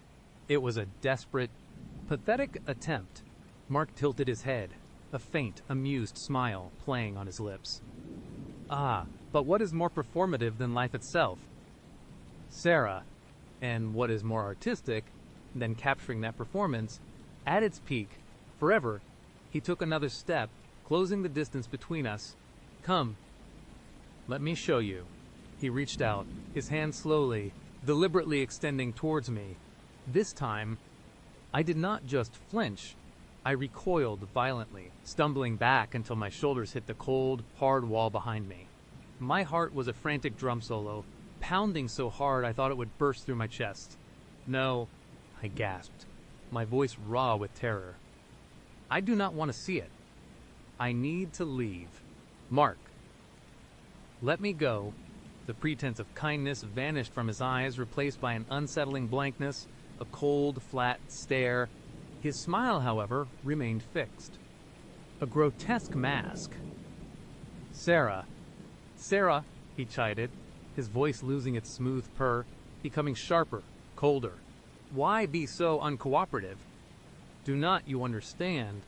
This is a privilege, a unique opportunity. He took another step, his shadow falling over me. I was trapped. My gaze darted around the room, desperate. The abstract painting on the wall, dark and brooding, suddenly seemed to pulse with a malevolent energy. It was not just paint. The textures were too distinct, too organic. I noticed a faint sheen on its surface, almost like a thin layer of varnish or something far more disturbing. What is that smell? I choked out, a final, desperate attempt to divert him, to buy myself a second. Mark's gaze followed mine, briefly flicking towards the painting, then back to me. Ah, the aroma of preservation, he said, his voice laced with a perverse pride. It is a subtle art, Sarah, to capture the essence, the spirit, and to hold it forever. He took another step, and I could feel his presence looming over me. The air was thick, suffocating. My mind raced, searching for any way out. The windows were either too high or sealed shut. The front door was behind him. Please, Mark, I pleaded, my voice barely a whisper. I won't tell anyone. I swear. Just let me go. He laughed, a short, sharp bark that sent shivers down my spine. Tell anyone. Oh.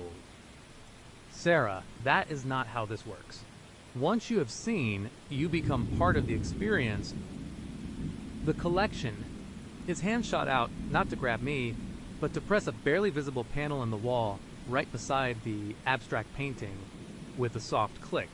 A section of the wall, disguised perfectly by the dark artwork, slid inward, revealing a dimly lit corridor beyond. A blast of that sweet, cloying scent hit me. Stronger, more potent, making my eyes water and my stomach churn. It was the smell of a morgue, a chemical sweetness masking decay. After you. Sarah, Mark said, his voice now devoid of any pretense of warmth. It was flat, clinical, terrifying.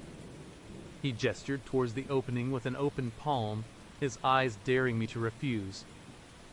I stood frozen, staring into the darkness of the corridor, my mind reeling.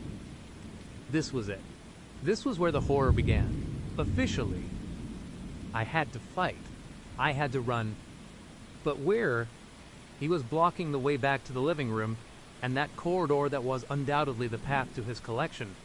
Suddenly, a flicker of movement caught my eye, on a small, minimalist side table, near where Mark had been standing earlier, was a heavy, gray ceramic vase. It was the only object in the room that was not perfectly integrated into the sterile aesthetic. It was solid. It was within reach. My decision was made in a split second, of pure, primal adrenaline, as Mark took a step forward, urging me into the dark corridor. I lunged. My hand shot out, grabbing the vase. It was heavier than I expected, but I hoisted it with all my might and swung it, aiming for his head. There was a sickening thud. Mark staggered back, a grunt escaping his lips, his fixed smile finally breaking into a grimace of surprise and pain. The vase slipped from my grasp, hitting the immaculate floor with a dull crack.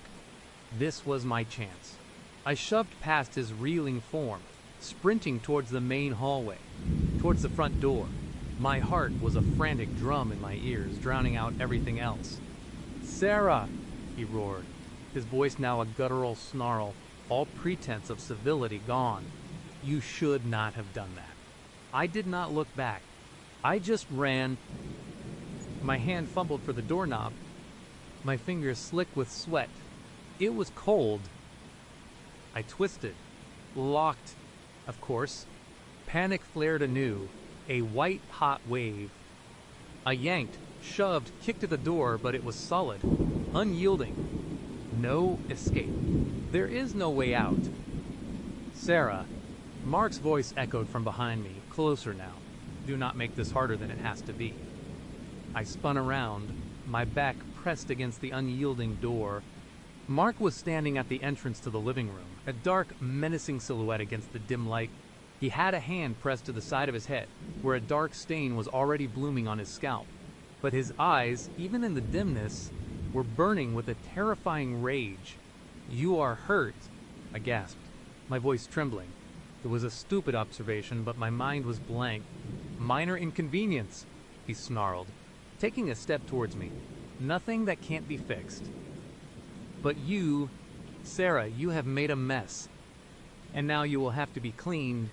He pulled something from his pocket. It was a small, black device, innocuous looking, but my blood ran cold. A taser, or something worse. I had to get away, anywhere but here. My eyes darted around the small hallway. There was another door, slightly ajar, leading into what looked like a bathroom. It was a desperate gamble, but it was the only option. I lunged towards the bathroom door, slamming it shut behind me and fumbling for the lock. It was a simple bolt lock, flimsy, but it was something. I threw my weight against the door, holding the handle, bracing myself. I could hear Mark's heavy footsteps outside, then a frustrated grunt. "Sarah, open this door. You are only delaying the inevitable." His voice was muffled, but filled with a chilling menace. My breath hitched in my throat. I looked around the bathroom. Sterile, like the rest of the apartment. White tiles, chrome fixtures, a large mirror, no windows, no escape. My gaze fell upon the shower. A glass enclosure, a single shower head, and then my eyes landed on something else. A small, white cabinet mounted on the wall above the toilet. Medicine cabinet with trembling hands. I yanked it open. Inside were a few bottles, a toothbrush, and then a small, sharp object. A disposable razor. Not much, but it was all I had. I grabbed it, my fingers closing around the cold plastic. The door shuddered under a heavy blow. "Sarah, do not make me break this down," Mark roared. I could hear the wood splintering. The lock would not hold for long. I gripped the razor, my knuckles white. This was it. Fight or die. Another blow, harder this time. The door groaned, a crack appearing near the lock. My eyes darted to the mirror. My reflection stared back, wide-eyed and terrified, my hair disheveled, my face pale. And then I saw something else reflected in the mirror behind me. A small vent, high up on the wall, near the ceiling. It was too small to fit through, but maybe I could get help. As the door splintered again, I climbed onto the toilet, straining to reach the vent. My fingers scrabbled at the dusty grate. It was screwed in place. No time. The door gave way with a sickening crack, bursting inward. Mark stood there, his face contorted with rage, a dark trickle of blood running down his temple. In his hand was the black device, now clearly a stun gun, crackling with an ominous blue energy. "Time's up. Sarah," he snarled, taking a step into the bathroom. I screamed a primal, guttural sound and hurled the razor at him. It spun through the air, catching him in the shoulder. He grunted, momentarily distracted, his aim faltering. This was my only chance. Instead of trying to run past him, I did the unexpected. I lunged at him, aiming for his legs. I tackled him low, knocking him off balance. He stumbled, falling backward with a crash, the stun gun flying from his hand and skittering across the tiled floor. I did not waste a second. I scrambled over him, my hands flailing, searching for the stun gun. My fingers brushed against it, cold plastic and metal. I grabbed it, my heart pounding like a drum. Mark was already struggling to sit up, his eyes blazing with fury. "You little bitch," he roared. I rolled away, pushing myself up, my hand trembling as I aimed the stun gun at him. It felt heavy, alien in my hand. I had never used one before. "Stay back!" I screamed, my voice hoarse. "Do not come any closer." He paused, a flicker of surprise in his eyes, but it quickly morphed back into a cold, determined resolve. He began to slowly, deliberately get to his feet. "You do not know how to use them. Sarah," he said, his voice dangerously low, "you will only hurt yourself." He took a step towards me. My finger fumbled for the trigger. I squeezed. A loud crackle filled the small bathroom as two small prongs shot out from the device, embedding themselves in Mark's chest. His body stiffened, his muscles locking, and a guttural scream tore from his throat. His eyes rolled back in his head, and he collapsed, his body seizing violently on the cold tile floor. I stood there, gasping for breath, the stun gun still clutched in my trembling hand, its blue energy arcing around Mark's twitching form. The smell of ozone, mixed with the cloying sweetness of formaldehyde and the metallic tang of blood. He was still alive, still seizing. I had to get out. Now. I dropped the stun gun and scrambled over Mark's twitching body, my feet slipping on the scattered razor and the ceramic shards of the vase. I burst out of the bathroom, into the hallway, and raced towards the front door. The door was broken now, but the lock was still mostly intact. I fumbled with the remnants of the bolt, my fingers shaking so badly I could barely move them. Adrenaline surged through me, giving me a desperate strength. I pulled. I twisted. I kicked. Finally, with a wrenching groan of tortured wood, the lock gave way. I yanked the door open and stumbled out into the blessedly cool night air. The city sounds, once a distant hum, now crashed over me like a wave traffic. Distant sirens, the muffled conversations of neighbors. It was the most beautiful noise I had ever heard. I did not stop to look back. I did not care if Mark was still seizing, if he was dead, if he was getting up. I just ran down the pristine hallway, down the stairs, out of the building. My bare feet slapped against the cold pavement as I sprinted away from that nightmare apartment, away from the sweet, cloying smell, away from Mark and his collection. I ran until my lungs burned and my legs ached, not knowing where I was going, just knowing I had to get as far away as possible. The city lights blurred through my tears, but I did not care. I was alive. I had escaped. As I finally collapsed on a park bench, gasping for air, clutching my chest, the image of Mark's cold, assessing eyes and his twisted smile burned behind my eyelids. The memory of that sweet, sickening smell filled my nostrils, a phantom scent that I knew would haunt me forever. I had made it out, but a part of me, a part of Sarah, was still trapped in that sterile, horrifying apartment, a perfect specimen forever preserved in the chilling collection of my own memory. I knew, with a terrifying certainty, that I would never truly be free of Mark. And I would never, ever look at a kind pair of eyes the same way again. Up next, another chapter. Alex froze, his head snapping up, his dead black eyes suddenly alight with a furious, almost animalistic rage. The unholy thrumming from the stone altar faltered for a heartbeat, as if the house itself held its breath. Sarah's horn blared again, a long, insistent blast that cut through the thick, metallic air, a beacon of sanity in a nightmare. That sound, that human sound, it was like a jolt of pure adrenaline shot straight into my veins, shattering the paralysis that had gripped me. Hope, raw and desperate, surged through me, overriding the frigid burn on my wrist, the terror of the obsidian blade. This was my chance. Alex's gaze was no longer fixed on the knife, or on me. It was locked on the source of the noise, his brow furrowed in a mask of pure, murderous frustration. He looked like a predator whose prey was about to be snatched away. His grip on my arm, which had felt like steel moments before, loosened just a fraction as his attention wavered. It was all I needed. With a primal scream that tore from my throat, I twisted my arm with every ounce of strength I had left, ignoring the searing pain where the symbol had burned into my skin. His fingers, still cold as death, slipped. I kicked out with my legs, aiming for his groin, but my aim was off. My foot connected with his thigh, a weak, desperate blow, but it was enough to throw him off balance. He stumbled back a step, a low growl rumbling in his chest. That brief moment of disorientation was my lifeline.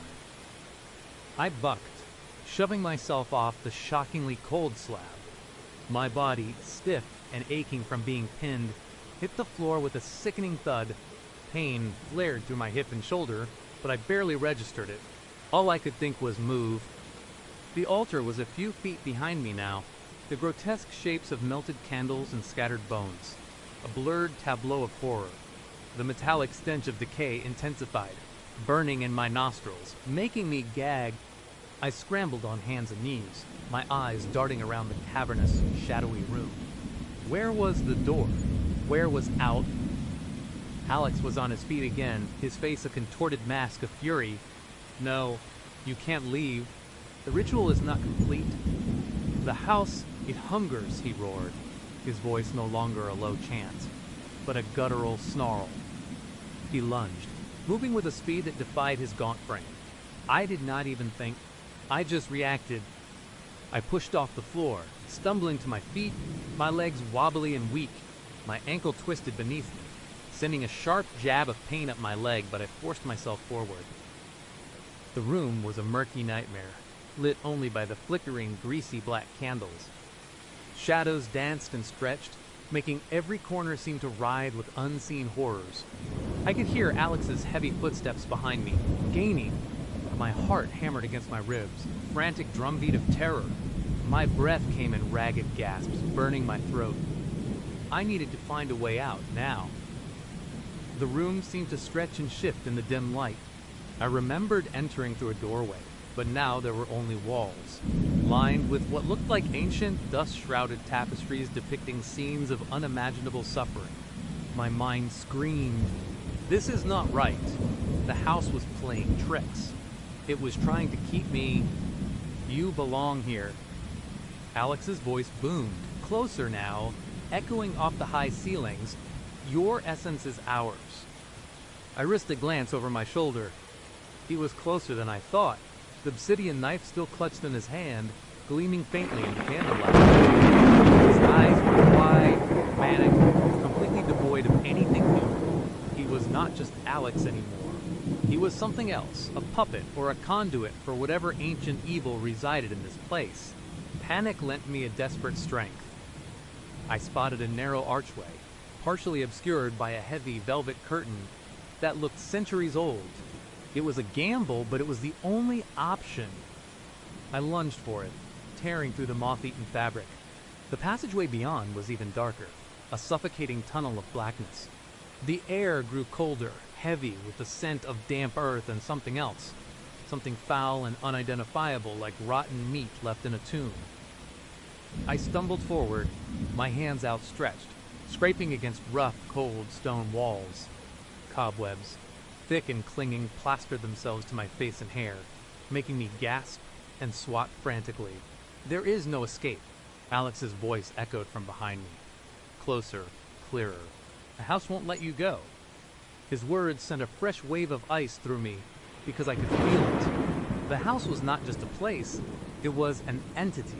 The walls seemed to press in, the floorboards groaned beneath my weight, not like old wood, but like a living thing shifting its bones. It was almost as if the darkness itself was trying to tangle my feet, to pull me back. I kept running, my lungs burning, my muscles screaming in protest. The passage twisted and turned, disorienting me completely. I had no idea which way was out, which way led to Sarah. All I knew was forward. Suddenly, the passage opened into what looked like a grand but utterly derelict foyer. Moonlight, pale and sickly, streamed through a tall, grimy window, illuminating dust motes dancing in the air like ghostly particles. A massive, sweeping staircase, its banister broken in places, dominated the center of the room, leading up into impenetrable shadows. And there it was, the front door, a heavy, dark oak door, studded with rusted iron. It was salvation. It was freedom. It was Sarah. I sprinted towards it, my heart soaring with a fragile, dangerous hope. My hand reached out, trembling, for the cold brass doorknob. Just as my fingers brushed against it, a chilling whisper slithered through the air, right next to my ear. "It has waited." I froze, every hair on my body standing on end. It was not Alex's voice. It was deeper, older, a sound that resonated in my very bones. It was the house. Behind me, Alex emerged from the dark passage, his silhouette stark against the faint candlelight still spilling from the altar room. He was not running anymore. He was walking slowly, deliberately, the obsidian knife held loosely at his side. A gruesome smile stretched across his face, revealing teeth that looked too sharp, too yellow in the gloom. "You can't leave," he stated, his voice calm now, chillingly composed. "Not yet. The awakening is almost complete. Your friend, she merely provides a distraction. A final offering, perhaps." My blood ran cold. Sarah. He was going to hurt Sarah. I yanked at the doorknob. It was cold, slick, and it did not budge. I pulled harder, twisting, rattling it with frantic desperation. It was locked. Of course, it was locked. "Let me out, you monster!" I screamed, slamming my fist against the heavy wood. "Sarah, help me!" Alex chuckled, a dry, rasping sound that raised goosebumps on my arms. "She can't hear you over the house's song. It sings for blood." He took another slow step forward, then another. The distance between us was closing.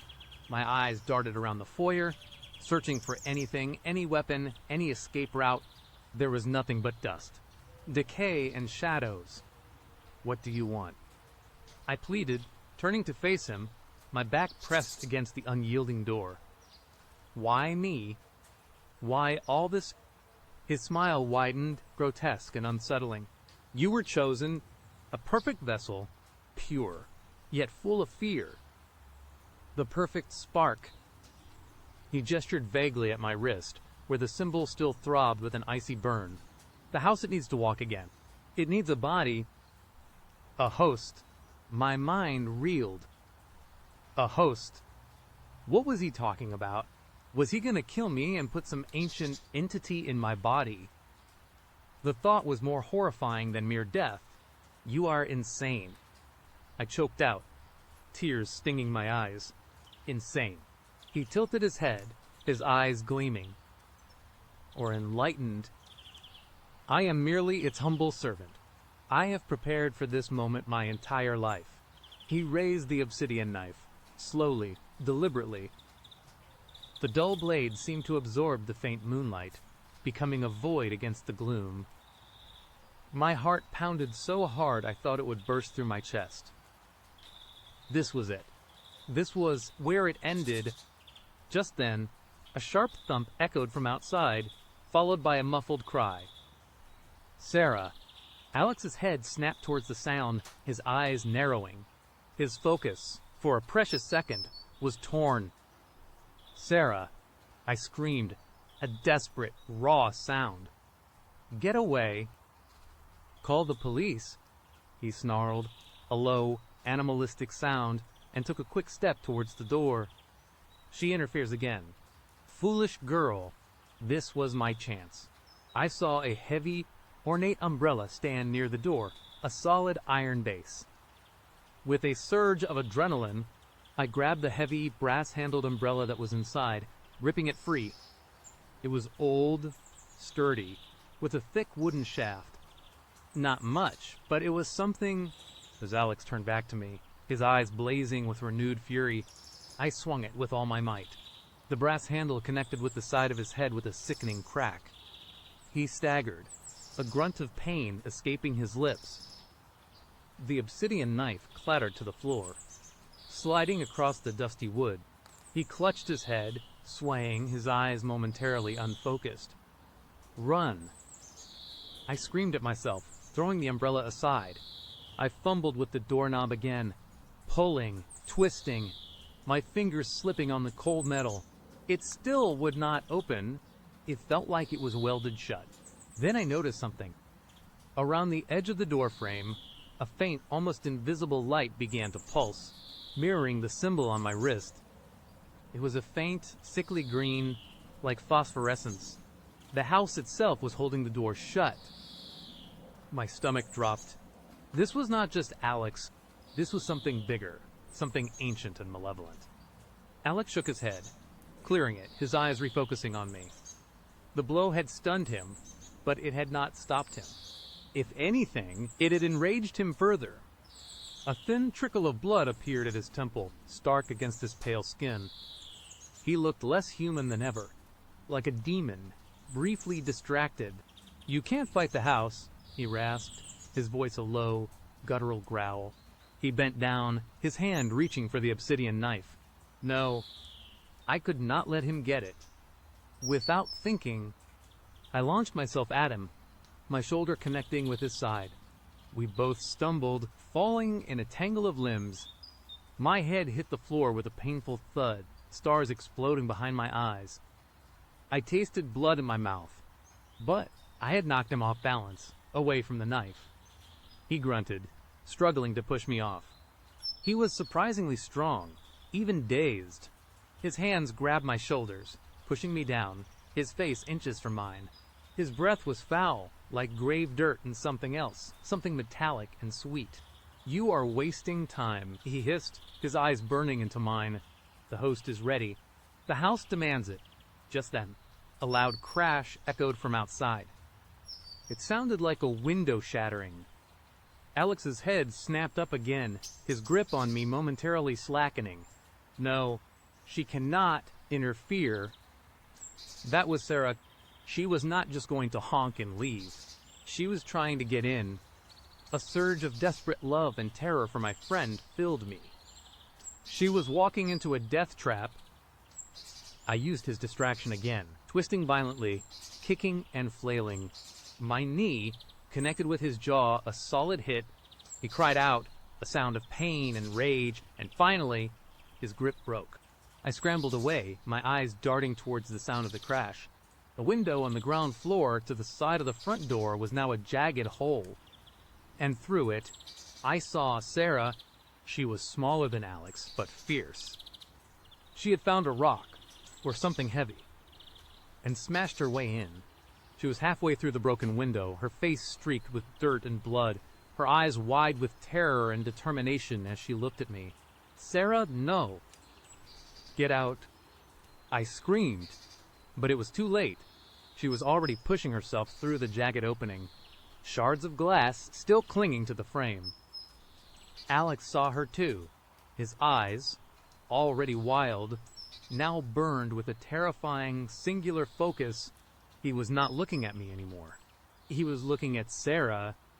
She was the new threat, the new distraction, the new prey. "Another offering," he whispered, a gruesome smile returning to his face. "The house is truly blessed." He ignored me completely, stumbling towards the broken window, towards Sarah. My heart leaped into my throat. He was going to kill her. I had to stop him. My eyes landed on the obsidian knife, still lying on the dusty floor, just a few feet away. It was a weapon, a terrible, ancient weapon, but it was the only one I had. I lunged for it, my hand closing around the cold, smooth hilt. It felt heavy, strangely balanced, as if it was meant to be held. A terrifying thought flashed through my mind. What if it is meant for me? No time for that. Alex was almost at the window. Sarah was struggling to get her leg over the sill, her jeans snagging on a shard of glass. "Alex, stop!" I screamed, my voice raw. He did not even turn. He raised his hand, reaching for Sarah, his fingers splayed like claws. With a desperate cry, I rushed him from behind, the obsidian knife clutched in my hand. I did not know what I was doing, what I was going to do. I just knew I had to stop him from touching Sarah. I swung the knife, not aiming to kill, just to wound, to distract. The blade glinted in the faint moonlight, but Alex, even in his frenzy, seemed to possess an unnatural awareness. He twisted, surprisingly agile, deflecting my arm with a powerful shove. The knife flew from my grasp, clattering against the wall. He turned to face me fully now, his eyes burning with a cold, terrifying hatred. "You dare! You dare defy the house!" He grabbed my arm, the one with the burning symbol, his grip like a vice. A frigid burn intensified, spreading up my arm, making my fingers go numb. He pulled me close, his face inches from mine. I could see the tiny, red veins in his bloodshot eyes, the fine stubble on his jaw. He reeked of decay and something else, something acrid and metallic. "The house will have its due," he snarled, his voice a low rumble that vibrated through my bones. One way or another, he dragged me backward, away from the window, away from Sarah. My feet scraped uselessly on the floor. I screamed. I struggled, but his strength was immense, fueled by whatever dark entity possessed him. Sarah, now fully inside, saw what was happening. Her face, already pale, went ashen. "Let her go, you freak!" she yelled, stumbling forward, grabbing a heavy, ornate candelabra from a nearby dusty table. Alex's gaze flickered to her, a flicker of annoyance, but he did not stop dragging me. He was pulling me towards the staircase, towards the impenetrable darkness upstairs. "The altar is not the only place of power," he whispered, his eyes fixed on the shadows above. "The house has many mouths." My heart plummeted. He was taking me deeper into the house, into its true domain. The thought of what horrors awaited me upstairs, what other mouths the house possessed, was more terrifying than anything I had imagined. "Sarah, do not follow." I screamed, my voice hoarse, as Alex began to ascend the creaking stairs, pulling me with him. My feet slipped on the crumbling steps. But Sarah, bless her stubborn, brave heart, was not listening. She was right behind us, the heavy candelabra clutched in her hands, her face a mask of fierce determination. "I am not leaving you," she yelled. The house seemed to respond to her defiance. The air grew colder, heavy with a palpable sense of malice. The shadows at the top of the stairs seemed to deepen, to coalesce into something formless and vast. A low, guttural thrumming started again, not from the altar room, but from the very walls around us, vibrating up through the old wood. Alex just smiled, a chilling, triumphant grin. "Good," he rasped, looking up into the darkness. "The house welcomes its guests. It hungers for more than just one." He continued to drag me up the stairs, my arms screaming in protest, the frigid burn spreading to my shoulder, paralyzing me further. Sarah followed, her footsteps heavy and determined, the candelabra swinging wildly. We were ascending into the maw of something ancient and terrible, a nightmare that had only just begun to wake. And I knew, with a horrifying certainty, that this house was not just after me anymore. It was after both of us. The next story begins shortly, distorting familiar shapes into monstrous, hungry shadows.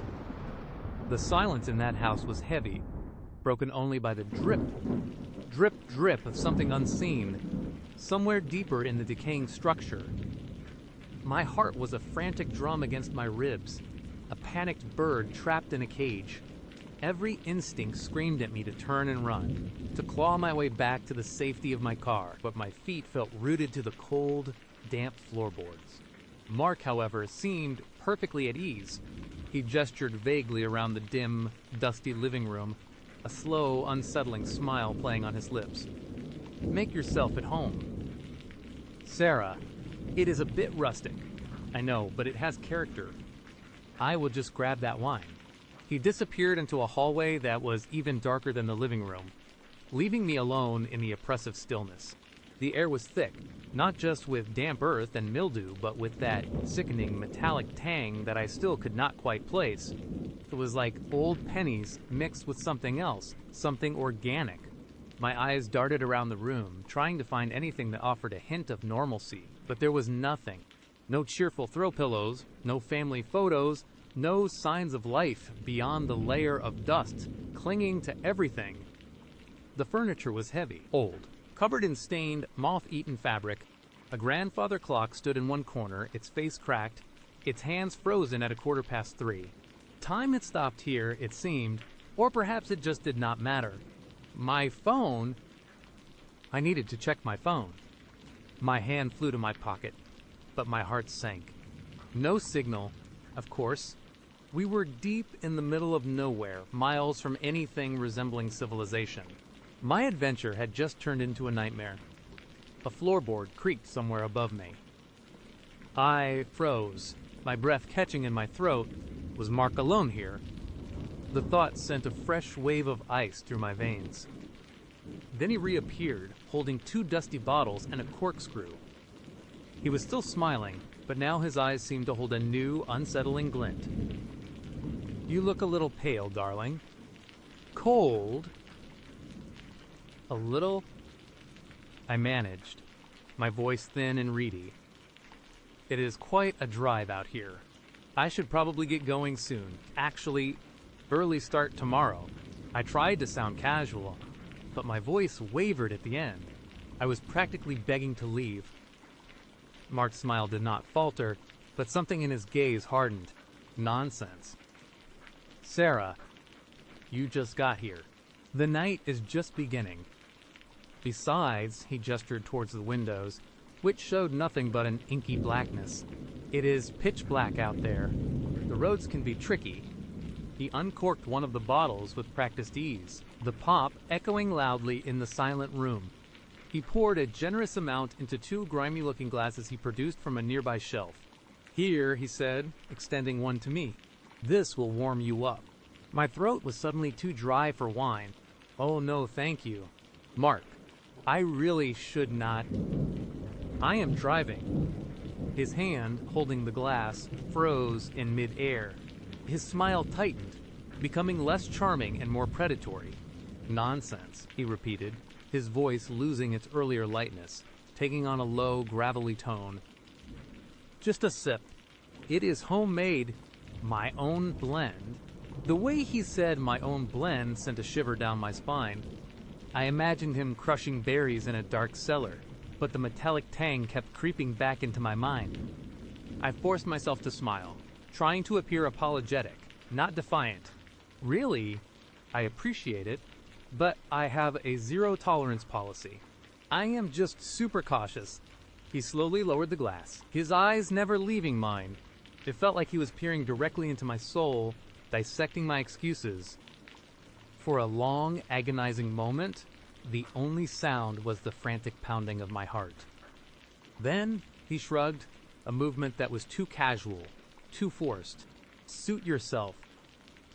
He took a long swig from his own glass, his gaze still fixed on me over the rim. It felt like a challenge, a test. "So," I blurted out, desperate to break the suffocating silence, "this is quite the place. You said you were an artist. Do you work out here?" He took another sip, then slowly lowered the glass. "I do. This isolation is conducive to my craft. It allows for uninterrupted focus."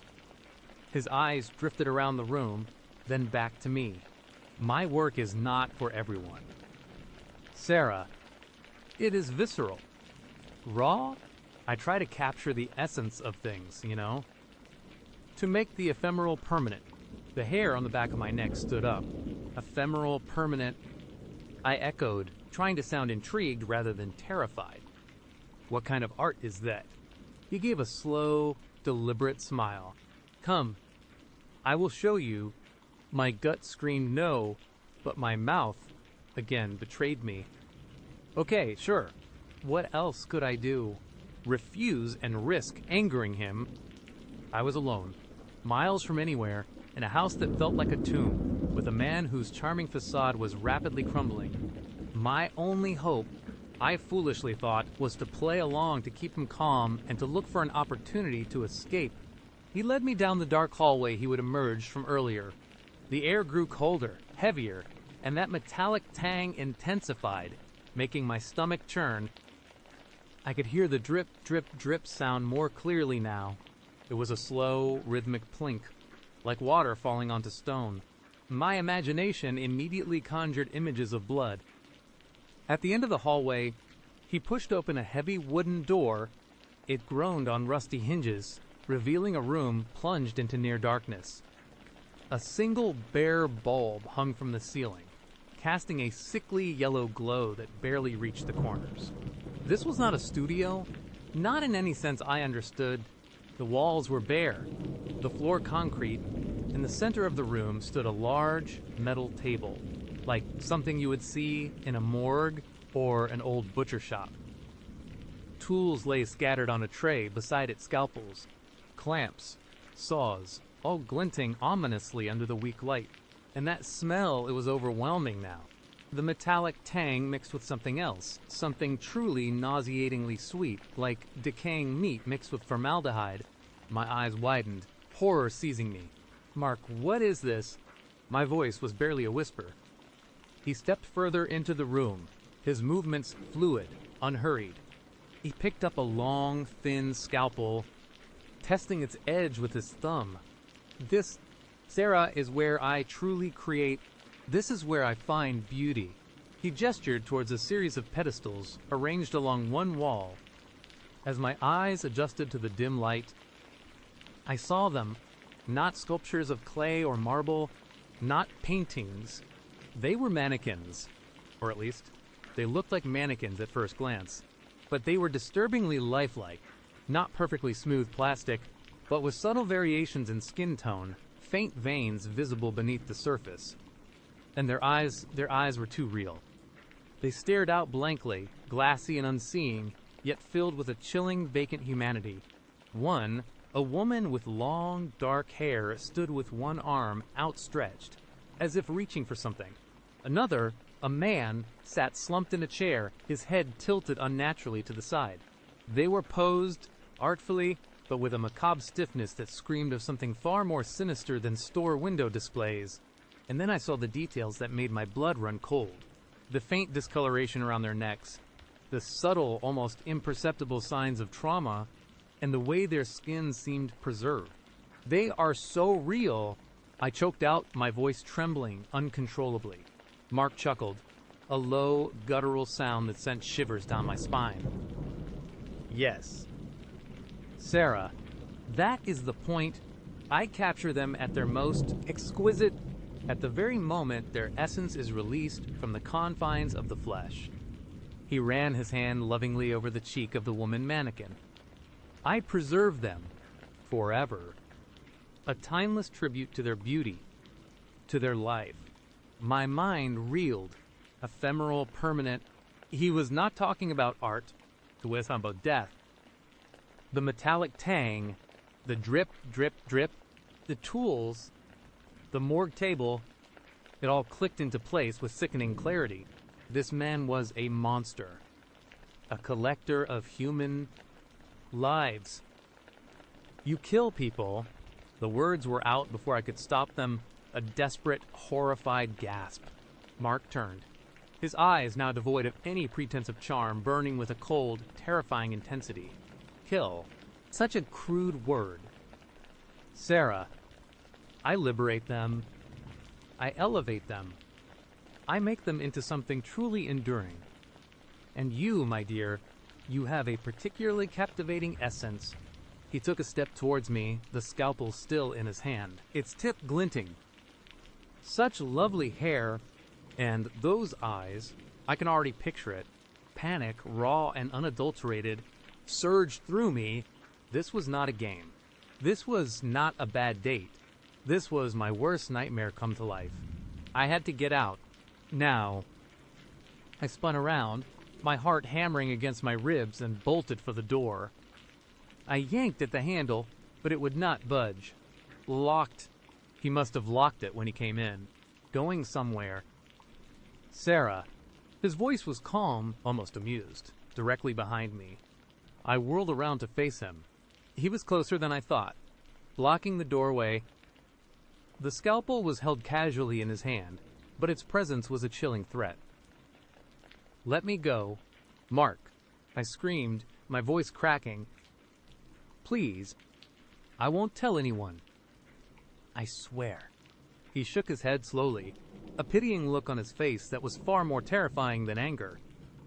Oh. Sarah, my dear, that is simply not an option. You have seen too much. And besides, his gaze lingered on my face, then my hair, then my throat. I have been looking for a subject just like you. So vibrant, so full of life, it makes the preservation all the more challenging. And rewarding, my mind raced, desperately searching for an escape. The room was bare, save for the table and the pedestals. There were no windows, no other doors. I was trapped, but I was not going to go down without a fight. My eyes darted to the metal tray of tools next to the morgue table. A heavy, blunt instrument, maybe a bone saw, lay among the smaller scalpels. It was a long shot, but it was my only shot. You are insane. I yelled, trying to buy myself time to distract him.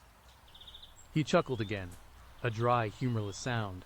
Perhaps, but madness often fuels genius, would not you agree? He took another step, slowly closing the distance between us. The scalpel glinted, reflecting the sickly yellow light. As he drew closer, I knew I had to act. I lunged, not at him, but at the metal table. My hand shot out, grabbing the heaviest, clumsiest tool I could find, a large, wicked-looking meat cleaver. It was heavy, cold in my hand, but it gave me a surge of desperate adrenaline. Mark's eyes widened slightly in surprise, but it quickly morphed into an infuriating smirk. Feisty. I like that. It adds to the challenge. He moved surprisingly fast, lunging at me with the scalpel. I instinctively swung the cleaver, not aiming to hit, but to create distance. The dull clang of metal, on metal echoed as my cleaver deflected his scalpel. The impact sent a jolt up my arm, but it bought me a precious second. I did not wait. I spun around, cleaver still clutched in my hand, and slammed my shoulder into the wooden door. The old wood groaned, but held firm. I slammed it again, and again, putting all my weight and fear into each blow. That won't work. Sarah, Mark said, his voice calm, but with an edge of menace. It was circling me now like a predator with its prey. It is solid oak, and bolted from the outside. My heart sank, but I refused to give up. I glanced around the room, desperate.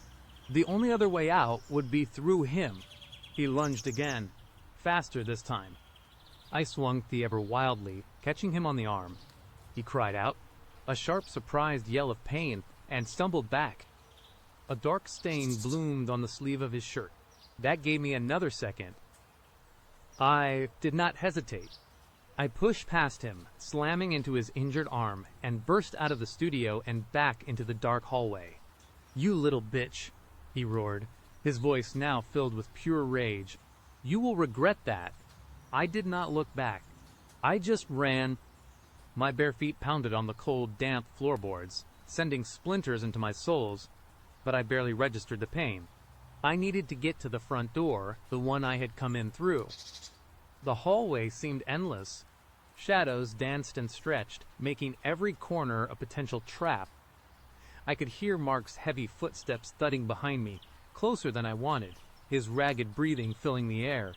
I burst into the living room, my eyes frantically searching for the front door. There it was, a heavy, dark slab of wood. I threw myself at it, fumbling for the handle. It turned, thankfully, but the door was chained from the inside.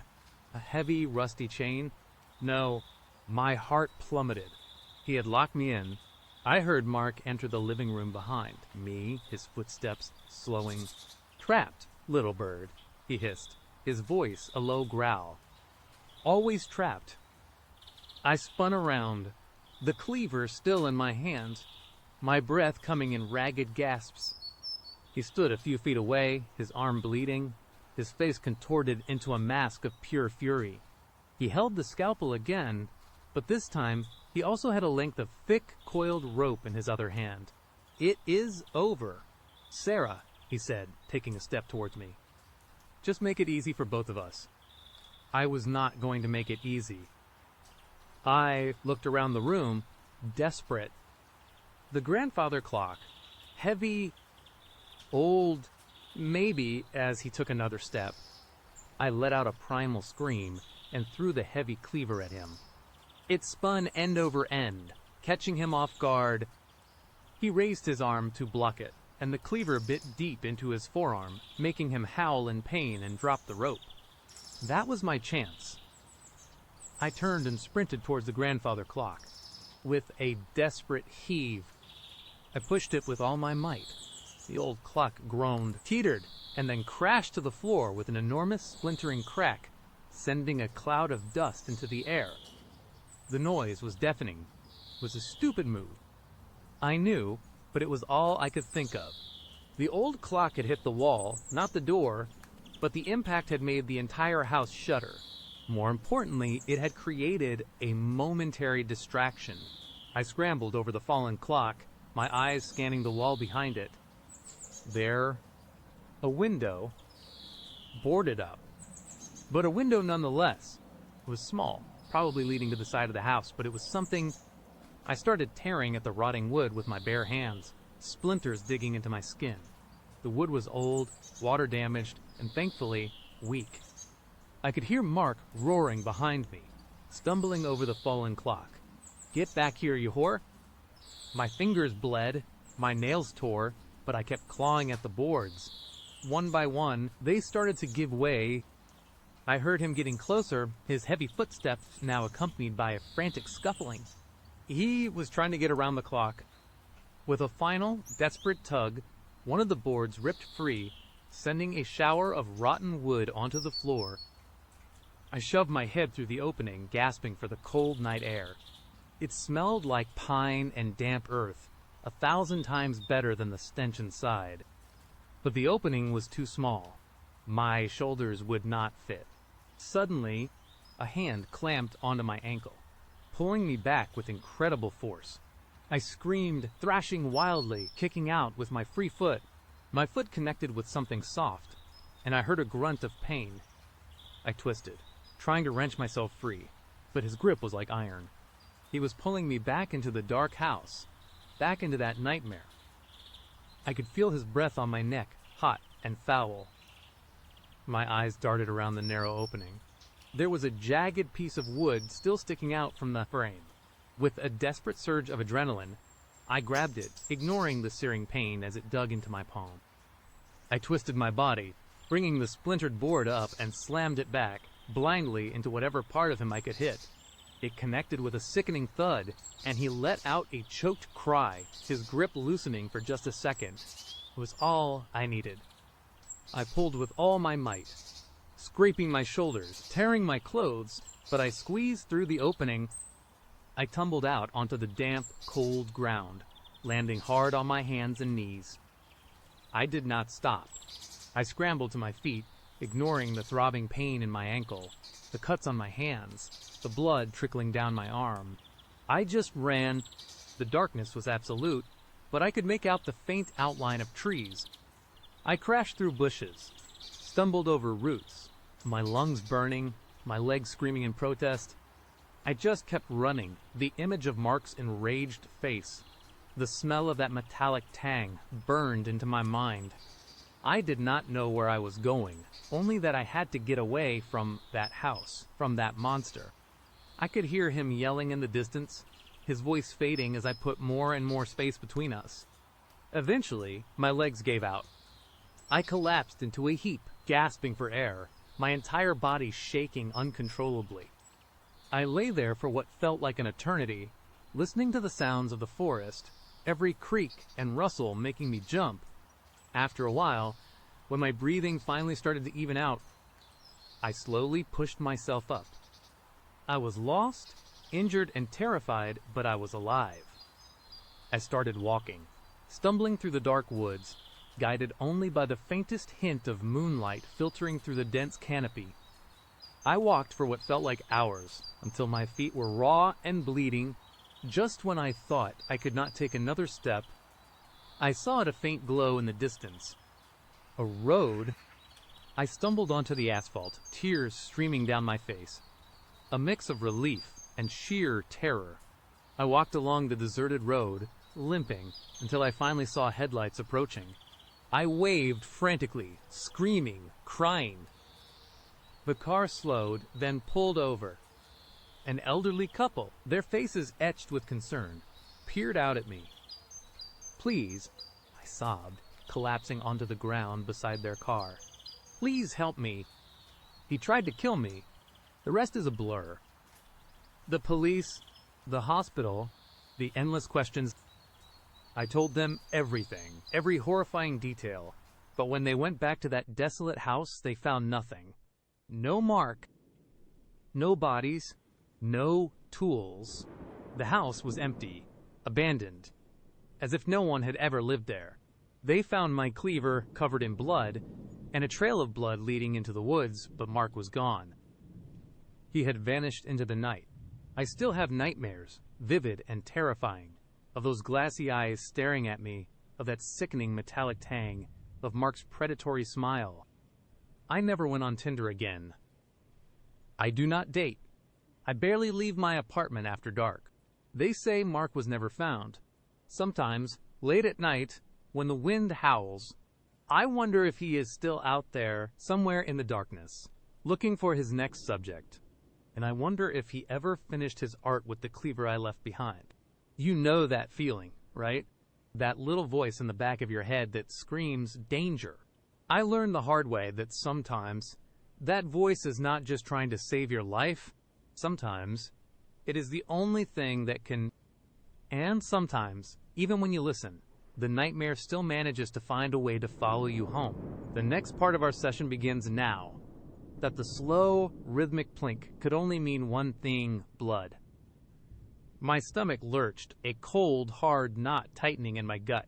The metallic tang in the air, already sickening, now felt like I was breathing rusty nails. Every step Mark took further down. That dark hallway felt like a step deeper into a grave. The floorboards beneath my cheap boots groaned in protest, each creak echoing the frantic beat of my own heart. Almost there? "Sarah," Mark said, his voice a low, almost purring rumble that vibrated through the stale air. He did not even glance back at me, just kept moving, a shadowy silhouette against the even deeper blackness ahead. His unsettling smile, I knew without seeing it, was still plastered on his face. It was the kind of smile that did not reach the eyes, a mask of joviality over something truly sinister. The air grew heavier, thick with more than just mildew, and that horrifying metallic scent. It felt oppressive, like the weight of something ancient and terrible pressing down on me. I could feel the hairs on my arms prickle, an instinctual alarm screaming at me to turn and run, but my feet, heavy as lead, kept moving. I was locked in a horrifying trance. A deer caught in headlights, unable to break away from the predator leading me to my doom. Then he stopped. We were standing in front of a door. It was not just any door. This one was different from the others in the hallway. It was heavier, made of thick, dark wood, and it looked like it had been reinforced with strips of metal, crudely hammered into place. There was no doorknob, just a heavy, rusted latch. And from beneath it, seeping out like a dark secret, was a stain. A dark reddish-brown stain that had dried and cracked, but still unmistakably looked like dried blood. My breath hitched. My eyes were wide, darting from the stain to Mark's back, then back to the stain. The drip, drip, drip was deafening now, a slow, sickening rhythm that seemed to originate from within that very room. Each plink was a hammer blow to my fragile sanity. Mark finally turned, his smile still firmly in place. His eyes, though, were different. They were not just unsettling anymore. They gleamed with a predatory excitement, a chilling light that made my blood run colder than it already was. "Welcome, Sarah," he said, his voice laced with an almost childish glee, "to my studio." He reached for the heavy latch, his movements slow and deliberate, as if savoring the moment. A rusty squeal protested as he unhooked it. And then, with a push, the heavy door swung inward. The smell that hit me then was a punch to the gut. It was that metallic tang, yes, but intensified 1,000-fold, mixed with something else. Something putrid and sweet, like decaying meat and formaldehyde. I clapped a hand over my mouth, fighting back the bile that surged up my throat. My eyes watered, stinging from the acrid fumes. The room beyond was dark, even darker than the hallway. No windows, just a single, bare bulb hanging precariously from the ceiling, casting a sickly yellow glow that barely illuminated the horrors within. And horrors, they were. The drip, drip, drip was coming from a corner of the room, where a large, industrial-looking tarp was spread on the floor, collecting a slow, viscous flow from something hanging above. My eyes, adjusting to the dim light, finally landed on it. It was a body. No, not a whole body. It was parts. A human torso, stripped bare, hanging upside down from a hook in the ceiling, slowly dripping into the tarp below. The skin was pale, almost translucent, stretched, taut, overexposed muscle and bone in places. It was meticulously cleaned, almost polished, yet undeniably, horrifically human. My mind reeled. This was not art. This was a slaughterhouse, a butcher shop, and the butcher was standing right next to me, beaming with pride. My breath hitched, turning into a strangled gasp. I stumbled backward, my hand flying to my mouth, not just to stifle a scream, but to keep from vomiting. My entire body trembled, a violent tremor that shook me from my head to my toes. This was not a nightmare.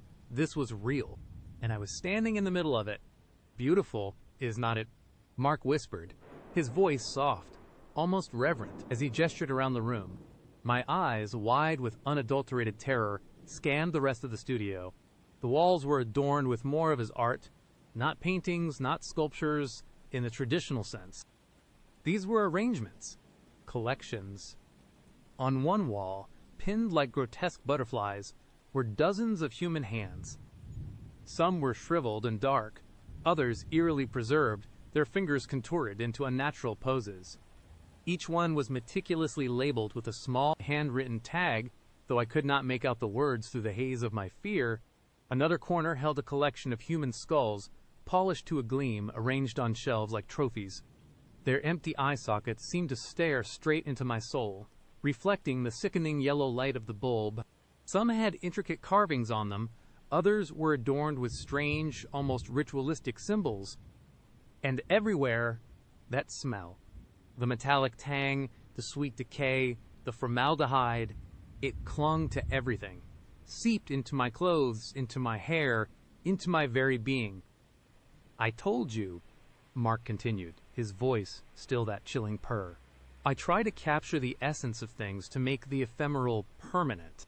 He walked over to a table covered in various tools, scalpels, saws, clamps, needles, all gleaming ominously under the dim light. "The human form is so temporary, is not it, Sarah? So fragile. But with care, with vision, one can extend its beauty, preserve its truth." He picked up a long, slender scalpel, testing its edge with a gloved thumb. The glint of the metal caught the light, sending a fresh wave of ice through me. My legs felt like jelly, threatening to give out beneath me. I wanted to scream, to run, to fight, but my body felt paralyzed. My throat seized up with terror. This is not right. "Mark." I finally managed to croak, my voice barely a whisper, hoarse and trembling. "This is sick." He chuckled, a low, guttural sound that sent shivers down my spine. "Sick. Oh. Sarah, you lack vision. You lack understanding. This is the purest form of expression. To take something so fleeting, so utterly ephemeral, and to give it a second life, to allow it to truly be." He turned the scalpel in his hand, his eyes fixed on me, that predatory gleam intensifying.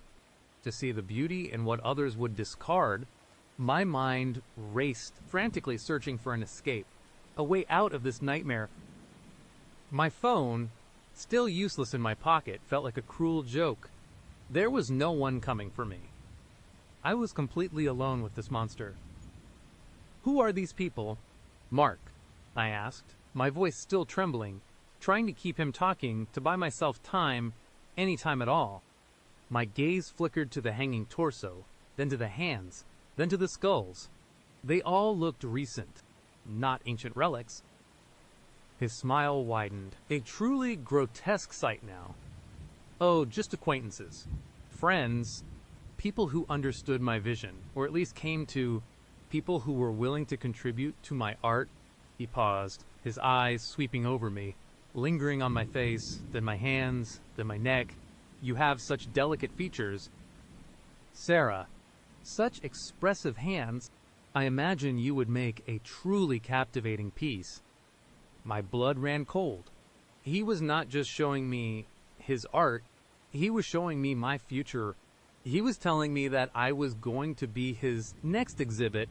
The realization hit me like a physical blow, knocking the wind out of me. The air suddenly felt too thin to breathe. "No," I whispered, shaking my head slowly, trying to back away, but the wall was behind me. I was trapped. "No, Mark. I need to go. I just remembered I have an early morning... a flight." I was grasping at straws, desperate, pathetic. He chuckled again, a dry, humorless sound. "Nonsense. Sarah, the night is just beginning. Remember, and besides, you have not even had a sip of my homemade blend." He gestured back towards the hallway, towards the living room, where he had tried to force that grimy glass into my hand. My eyes darted around the room, searching for anything, a weapon, an exit, a distraction. There were no windows, just the solid, reinforced walls. The heavy door was still ajar, but Mark was standing between me and it, blocking my only way out. He was bigger than me, stronger. My chances were slim, but I had to try. "Mark, please," I pleaded, my voice cracking. "Let me go. I won't tell anyone. I swear. I will forget I ever saw any of this. He laughed outright this time, a chilling, mirthless sound that echoed off the bone-lined walls. Oh, Sarah, my dear, that is not how this works. You have seen too much. You have understood too much. You are part of the process now. And besides, he took a step closer, the scalpel still glinting in his hand. I have been looking for a muse, someone with just the right vulnerability. My heart hammered against my ribs, a frantic drumbeat of pure terror. My mind was screaming, fight, run, do something, but my body felt heavy, sluggish, caught in the terrifying spell of his presence. He took another step, closing the distance between us. I could see the madness in his eyes, the disturbing blend of excitement and cold calculation. He was enjoying this, truly enjoying my fear. And you have been so polite, so accommodating, he continued, his voice dropping to a low, seductive whisper that was far more terrifying than any shout. It would be a shame to waste such potential. As he raised the scalpel, a primal scream tore itself from my throat. It was raw, guttural, fueled by pure, unadulterated fear. It echoed in the small, horrific room, momentarily startling him. That was all I needed. With a surge of adrenaline I did not know I possessed. I lunged, not towards him, but past him, towards the open door.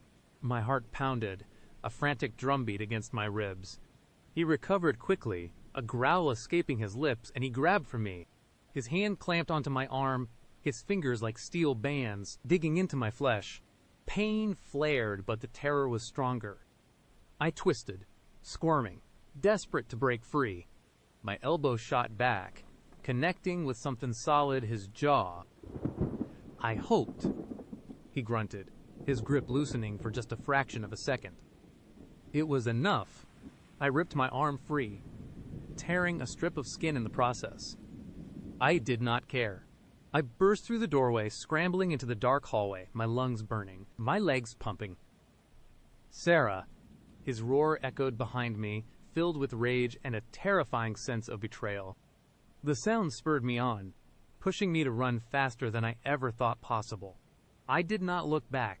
I just ran down the dark hallway, past the closed doors, the oppressive silence replaced by the thundering of my own footsteps and Mark's enraged shouts. I could hear him behind me, his heavy footsteps pounding on the floorboards. Gaining, my mind was a blur of panic, but one thought cut through the chaos: get out. Get out of this house. I burst into the living room, the sickly yellow light from the studio briefly illuminating the mildewed furniture. The front door was still in sight, but Mark was right on my heels. I fumbled with the deadbolt, my fingers clumsy with terror. It was old, stiff, refusing to budge. Panic seized me. I could hear his ragged breathing right behind me. You are not going anywhere.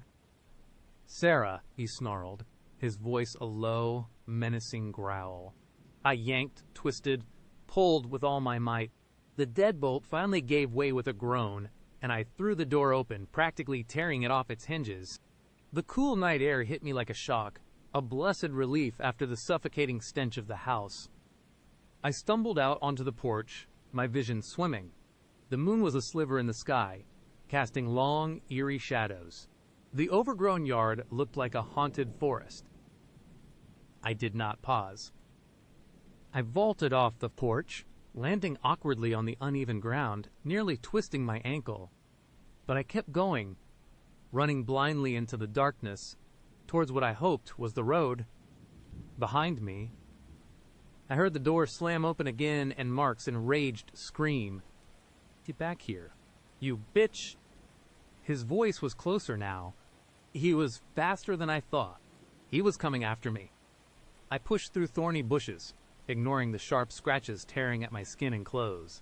The dense undergrowth tugged at my legs, trying to trip me, but I fought through it, adrenaline pumping through my veins like fire. My lungs burned, my throat raw from screaming and gasping for air. The metallic tang from the house seemed to follow me, a phantom smell that clung to my nostrils. Every rustle of leaves, every snap of a twig, made me jump, convinced he was right behind me. Finally, through the tangled branches, I saw a faint glimmer of light. A street lamp, the road. I burst out of the tree line, tripping and falling onto the cracked asphalt. My hands scraped painfully, but I did not care. I scrambled to my feet, my eyes darting up and down the deserted country road. Nothing.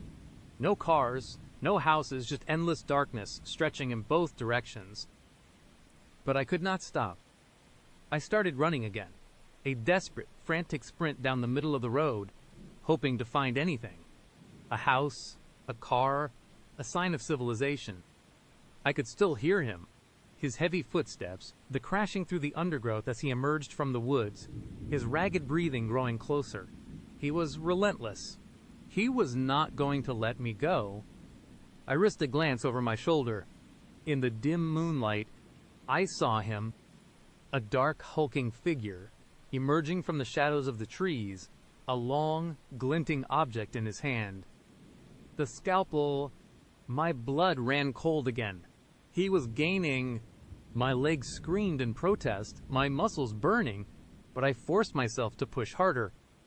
I could not give up. Not now. Then, in the distance, a faint hum. A light.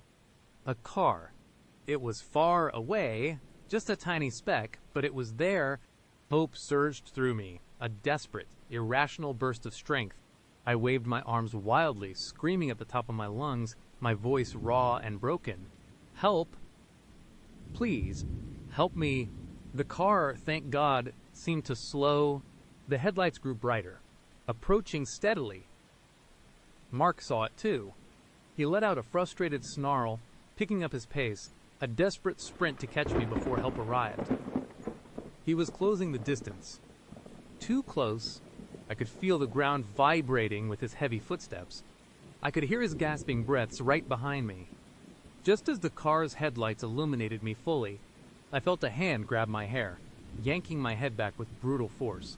Pain exploded in my scalp, and I cried out, stumbling backward. Mark was right there, his face contorted with a terrifying mixture of rage and desperation. The scalpel glinted menacingly in his hand, raised high. "You won't escape, Sarah," he snarled, his eyes wild. "You are mine." Just as he brought the scalpel down, I instinctively threw my arm up, blocking the blow. The sharp edge sliced into my forearm, a searing pain, but it was not a fatal strike. At that exact moment, the car screeched to a halt beside us, its bright headlights blinding Mark. The driver, a middle-aged man with a shocked expression, threw open his door. "Hey, what the hell is going on?" he shouted. The sudden intrusion, the bright lights, the man's shout, it was enough to break Mark's focus. He hesitated, his eyes darting from me to the car, then back to me.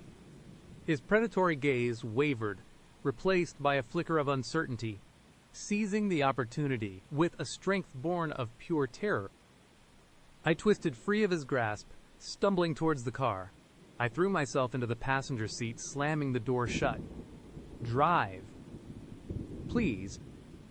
Just drive." I screamed, my voice hoarse. The man, still bewildered, hesitated for a second, looking at Mark, who was now standing frozen in the headlights, his face a mask of thwarted rage. Then he seemed to snap out of it. He floored the gas pedal. The tires squealed as the car shot forward, leaving Mark standing alone in the middle of the deserted road. A dark, menacing silhouette shrinking in the rearview mirror. I did not stop screaming until we were miles away, until the lights of a gas station finally appeared in the distance. The man, whose name I later learned was Frank, was a truck driver, and he was as shaken as I was. He pulled over, his hands trembling as he called 911. The police arrived quickly, their sirens wailing through the quiet night. I was a mess, bruised, scratched, my arm bleeding, my clothes torn, my body shaking uncontrollably. But I was alive. I recounted the entire horrifying story, from the Tinder match to the sickening art studio and the desperate chase. They took down every detail, their faces grim. They sent officers to Mark's house, but they found nothing. The house was empty. No Mark, no studio filled with horrors, just an old, decaying house, thick with the smell of mildew and nothing else. It was like a ghost had vanished into thin air, taking his nightmare with him. They searched for days, weeks even. But Mark was gone, vanished without a trace. It was as if he had never existed, except for the lingering terror that now clung to every fiber of my being. My arm healed, leaving a jagged scar that served as a constant, brutal reminder of that night. But the psychological scars ran deeper. I could not sleep without nightmares. Could not trust anyone, especially not strangers. The metallic tang of blood, the rhythmic drip, drip, drip, they haunted my every waking moment. They never found Mark, and sometimes late at night, when the silence is too heavy and the shadows play tricks on my eyes, I wonder if he is still out there, still searching for his next muse, still trying to make the ephemeral permanent, and I can't help but wonder if somewhere, in some other dark, decaying house, another unsuspecting soul is about to be invited to see his truly visceral, raw, and permanent art. And that, for me, is the real horror. The thought that he is still out there, that this nightmare could happen again to someone else, and that the terrifying smile he wore that night, the one that promised a night of terror, might just be waiting for its next victim. Let us transition into the next story.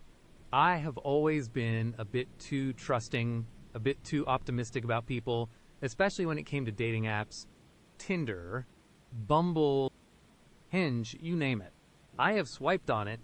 Most dates were forgettable, some were awful, but then there was Alex.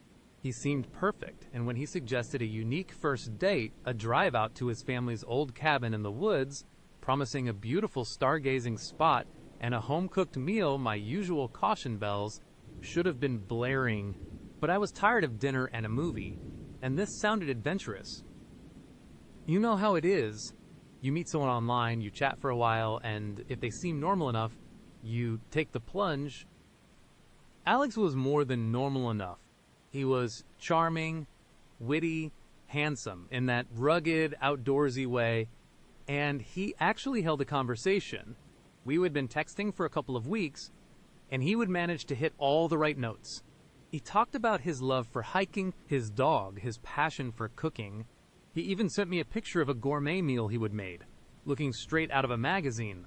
So when he suggested skipping the usual coffee shop meet-up, or the noisy bar scene, and instead proposed a trip to his family's cabin upstate, I was intrigued. It is totally off-grid, he would texted, no distractions, just incredible stars. I am a pretty good cook too. My friends, bless their cautious hearts, had raised an eyebrow. A cabin in the woods for a first date. Sarah, are you insane? But Alex had an answer for everything. We can meet in town first, grab a coffee, make sure we do not hate each other, he would offer. And he did. He met me at a Starbucks in my neighborhood, looking even better in person than in his photos. He was polite, funny, and seemed genuinely excited about showing me his family's secluded retreat. He even offered to let me drive my own car, just to make me feel safer, but I waved it off. Nah, I trust you, said, probably with too much enthusiasm. I wanted to be spontaneous, adventurous. I wanted a story to tell, something more than another boring dinner date. Little did I know, I was about to get a story, all right. A story that still gives me nightmares. The drive started out fine. Alex was a smooth talker, pointing out landmarks, telling funny anecdotes about growing up in the area. The sun was setting, painting the sky in fiery oranges and purples, and I felt a thrill of excitement. This was going to be an experience, but as we left the main highway and turned onto increasingly narrow, unpaved roads, a subtle unease began to creep in. The trees grew denser, their branches forming a dark canopy overhead, and the last vestiges of cell service flickered and died on my phone. I glanced at Alex. He seemed unfazed, humming along to the radio, his eyes fixed on the road. How much further? I asked, trying to sound casual. Not far now, he said, a smile playing on his lips. Just a little deeper into the woods. That is where the best spots are, away from all the noise. His words, initially comforting, now felt a little ominous. Away from all the noise and away from all the people. I tried to shake off the feeling. It was just the darkness, the unfamiliarity. Finally, after what felt like an hour of bumping along a dirt track, we pulled up to a small, unassuming cabin. It was not the rustic, charming kind you see in magazines. This place was old, really old. The wood was dark and weathered, almost black in the fading light, and the windows, dark and dusty, looked like vacant eyes staring out from under heavy brows. A single, crooked chimney stood sentinel, and a thick, overgrown porch sagged under the weight of time. The air here was different, too. Heavy, still. It smelled of damp earth, pine needles, and something else. I could not quite place something metallic and faintly sweet, like forgotten pennies mixed with decay. "Welcome to the family retreat," Alex said, his voice a little too loud in the sudden silence of the woods. He killed the engine, and the quiet that descended was absolute, save for the chirping of crickets and the rustling of leaves in a barely there breeze. Wow, I managed, trying to sound impressed, but my heart had already started its nervous flutter. "It is secluded," he chuckled, a low, rumbling sound that seemed to echo in the stillness. "That is the beauty of it. Come on, let us get you inside. It gets cold out here fast." He grabbed our bags from the trunk, and I followed him up the creaking wooden steps to the porch. The front door groaned open, revealing an interior that was even darker than the outside. Alex fumbled for a light switch, but nothing happened. "Ah, generator must be acting up again," he said, sounding annoyed, but not overly concerned. "No worries. I have got candles. Adds to the ambiance, right?" He disappeared into a side room, and I stood just inside the doorway, my eyes slowly adjusting to the gloom. The air inside was stale, thick, with the smell of dust and something else. Something that made the hairs on my arms stand up. It was a faint, almost imperceptible odor, like old, dried blood mixed with mothballs. I told myself it was just an old cabin smell. Old wood, old fabrics, old memories. Alex returned with a handful of candles and a lighter. Soon, flickering flames cast dancing shadows on the walls, making the small living area feel a little less oppressive, a little more cozy. But the shadows distorted everything, making familiar shapes seem menacing. "Make yourself at home," he said, gesturing to an old, worn armchair by a stone fireplace. "I will get dinner started." He went into what I assumed was the kitchen, and I took a moment to look around. The cabin was sparsely furnished, a rickety table, a few mismatched chairs, a faded rug on the floor. On the walls hung a few framed pictures, but they were too dark to make out clearly in the candlelight. One thing that immediately caught my eye was a heavy, bolted wooden door in the corner of the living room, near the fireplace. It looked like something out of a medieval dungeon, thick and reinforced, with a padlock that seemed overkill for a family cabin. "What is behind that door?" I asked, pointing.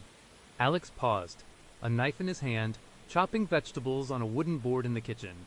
He looked up, and for a split second, his expression was unreadable, a flicker of something cold in his eyes before he smiled. "Oh, that? Just an old storage closet. My grandfather was a bit of a hoarder. We keep old tools, dusty boxes, things like that in there." He shrugged. "Nothing interesting, believe me." His casual tone did not quite match the intensity in his eyes. I tried to dismiss it. Maybe he was just tired. I pulled out my phone, hoping to at least send a quick text to my friend, letting her know I would arrive safely, even if I could not get a reply. No signal, of course, and my battery was already at 15. I sighed. "My phone's dying," I said, holding it up. "Do you have a charger, by any chance? Or an outlet that works off the generator?" Alex came out of the kitchen, wiping his hands on a towel. "Oh, shoot. The generator's been really finicky lately. Sometimes the outlets work, sometimes they do not. Let me see, I think I have a portable power bank around here somewhere. I will go check in the bedroom." He disappeared down a short hallway. I listened to the sounds of him rummaging, and an idea sparked in my head. If he was in the bedroom, maybe I could quickly check that bolted door. My curiosity was getting the better of my caution. I walked over, my footsteps muffled by the old rug. I ran my hand over the rough wood, testing the heavy iron padlock. It was solid, unyielding, and then I noticed something else, something that made my stomach clench. Scratches. Deep, frantic scratches on the wood around the doorframe, as if someone had tried to claw their way out, or in. A floorboard creaked behind me. I spun around, my heart leaping into my throat. Alex stood in the hallway, watching me, his eyes unblinking in the dim candlelight. He did not have a power bank. His hands were empty. "Find anything interesting?" he asked, his voice low, no longer charming. The smile was gone. His face was a mask of cold neutrality. I forced a laugh, trying to play it off, just admiring the craftsmanship. "It is a very sturdy door." He walked slowly towards me, his gaze never leaving mine. "It is. Keeps things out." He stopped just a few feet away, his presence suddenly overwhelming. "Did you find that power bank?" I asked, my voice a little shaky. "Oh, right. No luck. Looks like you will have to conserve your battery. No social media tonight. Sarah, just good old-fashioned conversation. Then stargazing, of course." He smiled then, but it did not reach his eyes. It was a cold, predatory baring of teeth. My throat went dry. Every cell in my body was screaming at me. This was not right. This was not a charming, adventurous date. This was something else entirely. I tried to regain some composure. Well, I should probably let my friend know I am. Okay, once I get a signal. She worries. "Oh, she won't be worrying for a while," Alex said, his voice flat. "No one gets signal out here. Not for miles. And you drove with me. Remember, no one knows you are here." The air grew thick, suffocating. My blood ran cold. He had not said it as a question. He would said it as a statement of fact. A chilling, undeniable fact. "Dinner's almost ready," he announced, turning abruptly back to the kitchen, as if the conversation had not just veered into terrifying territory. "Hope you like venison." I stood there, frozen, my eyes darting from the bolted door to Alex's back. Venison, deer meat. I suddenly felt nauseous. I had to get out. But how? My phone was useless. My car keys were in my purse, which was still in the living room, but Alex was blocking the direct path to the front door. I tried to think. I needed a plan. I needed to act normal, lull him into a false sense of security. "Smells great." I lied, my voice barely a whisper. I forced myself to walk over to the small, rickety table and sit down, my hands trembling slightly beneath the tabletop. Alex served the food. It looked like a stew, dark and rich, with chunks of meat and vegetables. He watched me intently as I picked up my spoon. "Eat up," he said. "You will need your strength."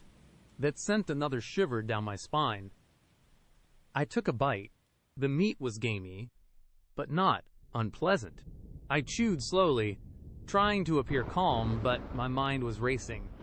He sat opposite me, eating with a disturbing relish, his eyes never quite leaving my face. So he began, leaning forward, his elbows on the table. "Tell me about yourself. Sarah, the real you, the one you do not put on your Tinder profile." His questions were probing, intrusive. He asked about my family, my biggest fears, my deepest regrets. He seemed to know things already. Little details I had not shared on the app. My favorite coffee shop, the name of my old high school, even a comment I would made on a public forum months ago. He was watching me, studying me, not just for a few weeks, but for longer, much longer. "You are very observant," I said, trying to keep my voice steady. He smiled, a slow, unsettling smile. "I like to know who I am spending my time with. You are a rare one. Sarah, most people are so predictable, but you have a spark." a certain resilience. I did not like the way he said resilience. It sounded like he was assessing a specimen. I pushed my plate away, my appetite completely gone. I am actually feeling a little tired, I said, trying to sound apologetic. It has been a long day. Maybe I should just head home. His smile vanished instantly. His eyes, in the flickering candlelight, seemed to darken, becoming cold, hard chips of ice. Home. We just got here. Sarah, the stars have not even come out yet, and I spent hours preparing this meal for you. His voice was calm, too calm, but there was an edge of steel beneath it. We are not leaving. Not yet. Not until I have found what I came for. My blood ran cold. What did you come for? I whispered, my voice barely audible. He leaned back, his gaze fixed on me. A connection. A true, undeniable connection. Something permanent. He paused, then added, almost as an afterthought, and I think I have found it with you. The implication hung in the air, heavy and suffocating. Permanent, not a relationship, something else. Something terrifying. I stood up abruptly, knocking my chair back with a loud clatter. I need to go. Alex, this is not funny. Let me leave. He did not move. He just watched me, his eyes holding a chilling certainty that made my stomach churn. You can try, Sarah, but you won't get far. The woods are dark, and I know them better than you know your own reflection. He slowly rose from his seat, his movements deliberate, predatory. Besides, he continued, his voice dropping to a low, menacing whisper, I would not want you to miss the main event. We walked towards the bolted door, the one I would noticed earlier, the one with the claw marks. My breath hitched in my throat. This was it. This was where the horror began. What are you doing? I asked, my voice cracking with sheer terror. He did not answer. Instead, he pulled a large, rusty key from his pocket, a key that looked like it belonged to a medieval torture chamber. It glinted in the candlelight as he inserted it into the padlock. The click echoed loudly in the silent cabin, followed by the groan of rusty hinges as he pulled the heavy door open. A wave of frigid air, thick with the smell of decay, washed over me. My eyes widened in horror. It was not a storage closet. It was a narrow, dark stairwell leading down into absolute blackness. The smell was stronger now, undeniable. That metallic, sickly sweet odor. It was blood. And something else. Something utterly foul. Alex turned to me, his face illuminated by the candlelight, a grotesque parody of his former charm. His eyes gleamed with a chilling excitement. Come on. Sarah, the real secrets are downstairs. The keeper spent his last days down there, writing, searching. Before he vanished, he gestured into the abyss. No, Alex, I am not going down there. I screamed, backing away until my back hit the rough wooden wall. His smile vanished. His face hardened, eyes becoming a chilling stare. Oh, but we are not leaving, not yet. Not until I have found what I came for. And you, Sarah, are going to help me find it. His words were calm, too calm, and it was that quiet certainty that truly terrified me. He was not asking. He was telling, frozen. I watched him descend into the darkness. Each protesting groan of the ancient wood echoed my dread. What choice did I have?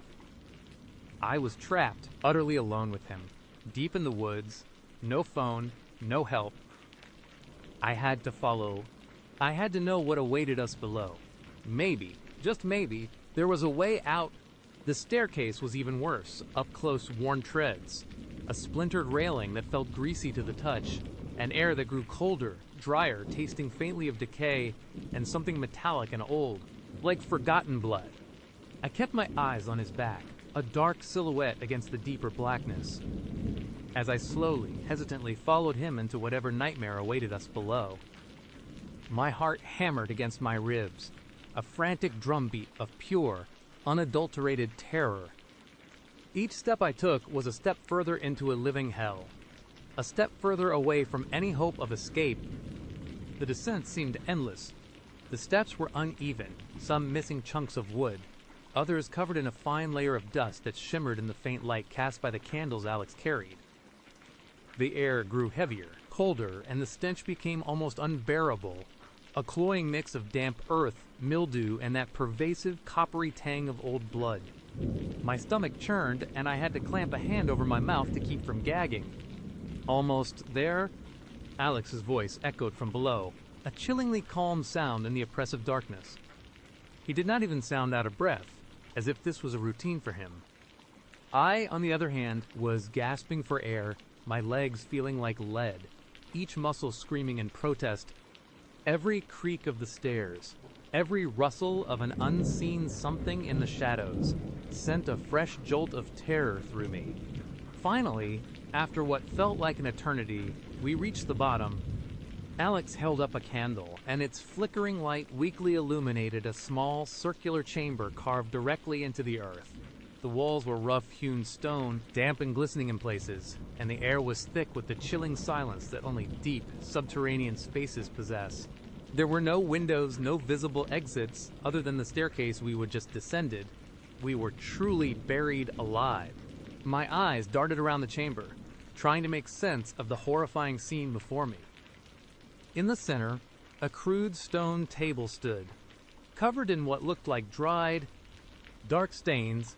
Around it, various implements were arranged with a disturbing precision: rusted scalpels, bone saws, an array of hooks and chains hanging from the ceiling, glinting menacingly in the candlelight. My breath caught in my throat. This was not a storage room. This was a torture chamber. Or worse. On one side of the chamber, a makeshift shelf held a collection of jars, their contents obscured by the murkiness of the liquid within. But the shapes suggested something organic, something once living. My gaze snagged on a small, wooden box on the stone table. It looked like an old jewelry box, intricately carved, but something about it felt wrong. "What is this place?" I whispered, my voice trembling, barely audible. Alex turned to me, his face illuminated from below by the candle he held. His eyes were wide, almost manic, and a slow, unnerving smile spread across his face. "This, Sarah, is where I find my inspiration. This is where I truly connect with people, where I understand their essence." He gestured around the room with a sweep of his hand, as if presenting a masterpiece. "My grandfather started it. He was a pioneer, you know. He believed in preserving beauty, capturing it forever." My mind reeled. Preserving beauty, capturing it, the words twisted in my gut. I looked at the tools, the stains, the jars. My blood ran cold, turning to ice in my veins. This was not about connection. This was about something monstrous. "You are insane," I choked out, a wave of nausea washing over me. I took a step back, my foot scraping against something on the floor. I looked down. It was a bone. A small white bone, partially buried in the damp earth. Alex's smile widened. "Insane, or just dedicated. Most people live their lives superficially. Sarah, they never truly experience anything. They never truly feel anything. But down here, everything is real. Every sensation, every emotion, amplified." He took a step towards me, and I instinctively recoiled. "And I want you to experience it all. I want to see that resilience you possess. I want to see how far it goes."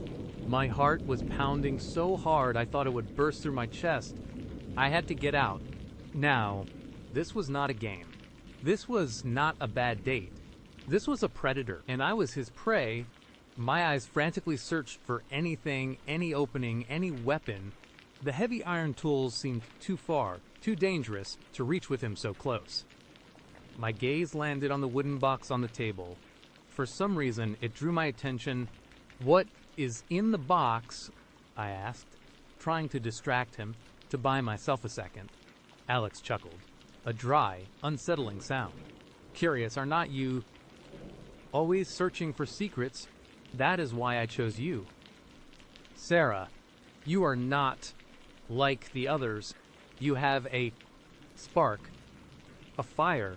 He walked over to the table, setting the candle down, its light casting grotesque shadows on his face. He reached for the box, his fingers tracing the intricate carvings. This box, it contains the essence, the very soul of what I do.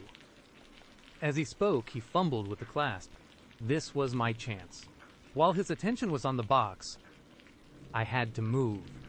I glanced around again, desperation fueling my vision.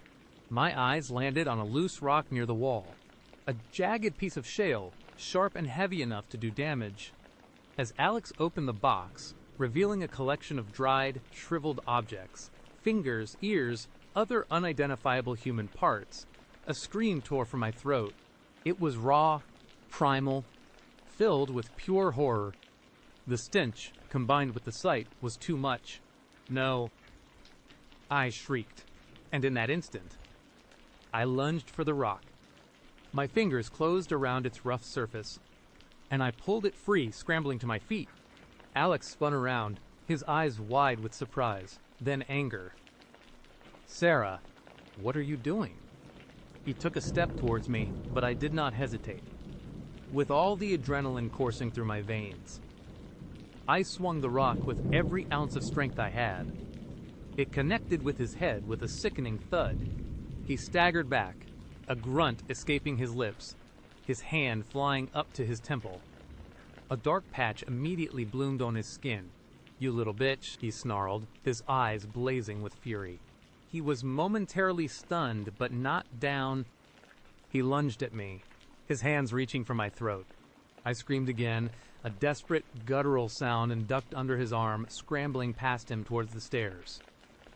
My legs, which had felt like lead moments ago, were now propelled by sheer terror. I half climbed, half crawled up the rickety steps, not daring to look back.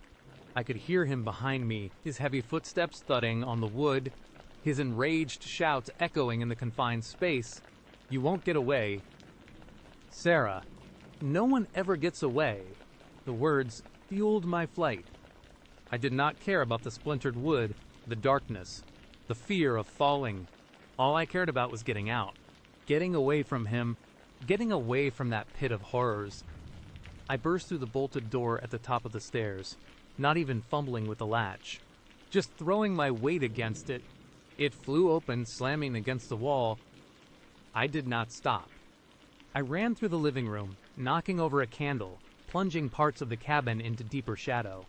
My purse. It was still on the armchair. I grabbed it blindly, my fingers fumbling for the car keys. I heard Alex's footsteps gaining on me. He was fast. Too fast. Sarah, his voice bellowed. Closer now. I burst out the front door, gasping for air, gulping down the cold night air that felt like a blessing after the putrid atmosphere of the cellar.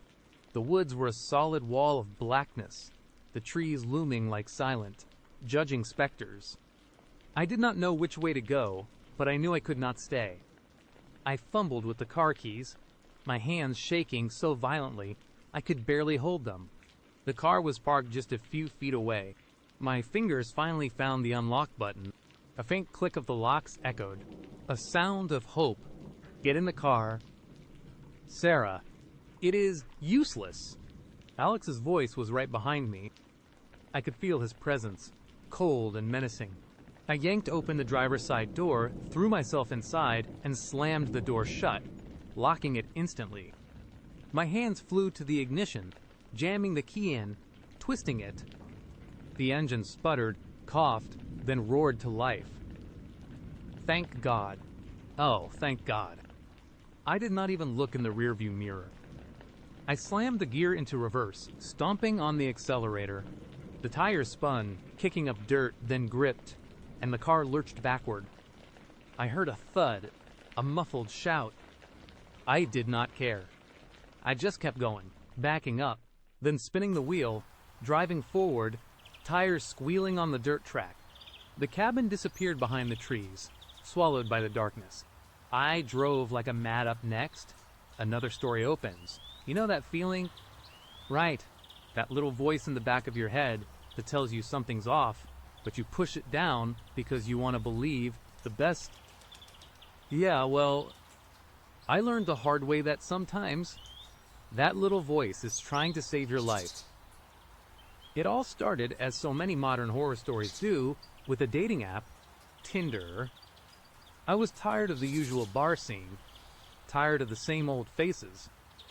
I just wanted something new.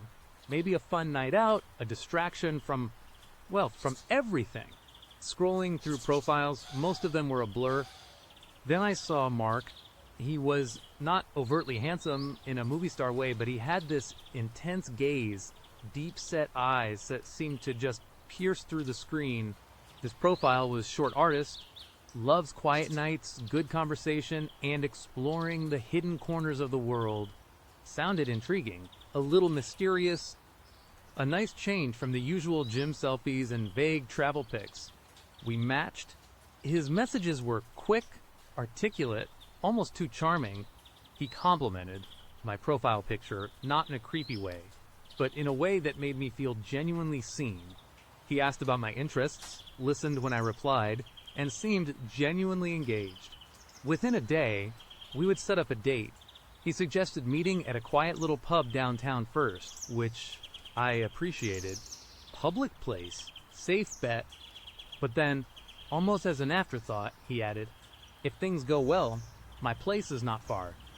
I have got some great wine and a quieter atmosphere if we want to keep talking without the noise." That little voice, it whispered, "Red flag. Sarah, do not go to a stranger's house on a first date."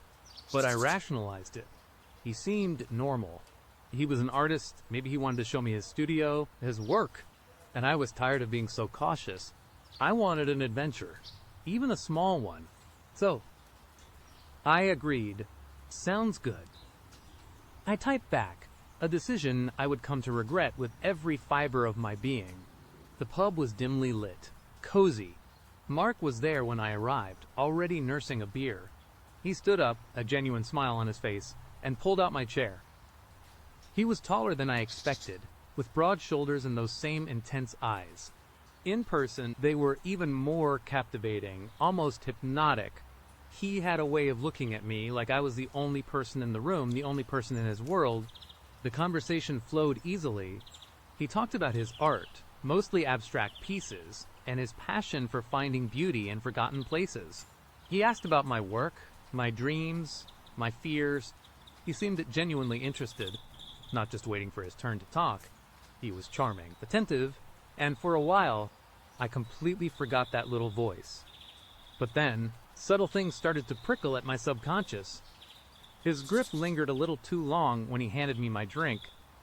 His gaze, while captivating, felt less like interest and more like scrutiny, like he was studying me, memorizing every detail. He mentioned, offhand, how he loved the way my hair caught the light, how my laugh had a certain melody. Compliments, sure, but they felt a little too specific, a little too precise, like he was not just observing, but cataloging. After about an hour and a half, he leaned forward, his voice dropping to a low, conspiratorial tone. "You know, this is nice, but I really think you would appreciate the atmosphere at my place. It is much more conducive to really getting to know someone."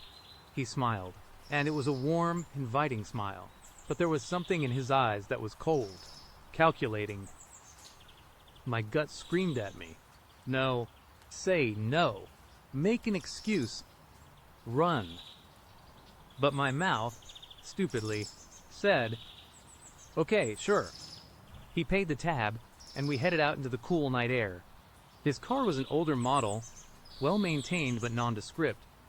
The drive was longer than I expected, taking us out of the city, down increasingly dark, winding roads.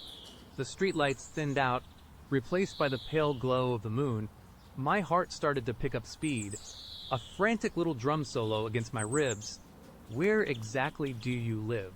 I asked, trying to keep my voice light, casual. He chuckled, a low, rumbling sound. "Just a little ways out. I like my privacy." Good for an artist. You know, no distractions. We finally turned down a long gravel driveway overgrown with weeds. The car bumped and rattled, the headlights cutting through the oppressive darkness. And then I saw it. The house. It was old, 2 stories, with peeling paint and sagging porch. Shadows clung to it like a shroud, making it look less like a home and more like a decaying relic. The windows were dark, empty eyes staring out into the night. A shiver, completely unrelated to the cold, ran down my spine. This was not just a little ways out. It was isolated, desolate, and suddenly, my adventure felt a lot less exciting and a lot more terrifying. "Wow," I said, trying to sound impressed, but my voice was tight. "It is rustic." He just smiled, that same unsettling smile, and cut the engine.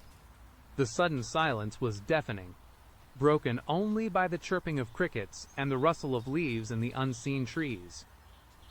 "Come on," he said, opening his door. "Let me show you inside."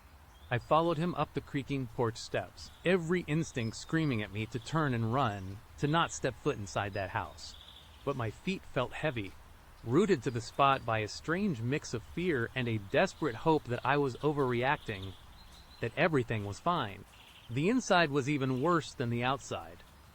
The air was thick, heavy with the scent of damp earth, mildew, and something else, something metallic. A tang that made my stomach churn. It was fresher than old blood.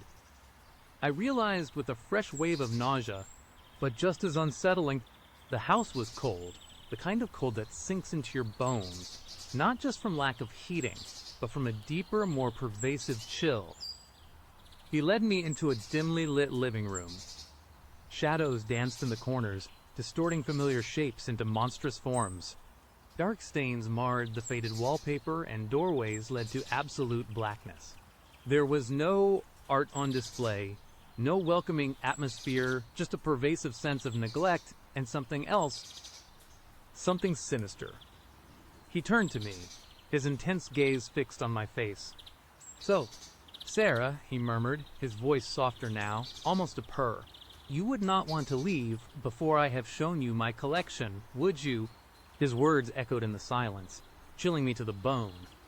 My heart hammered, a frantic bird trapped in a cage, as the world lurched with pure, unadulterated terror.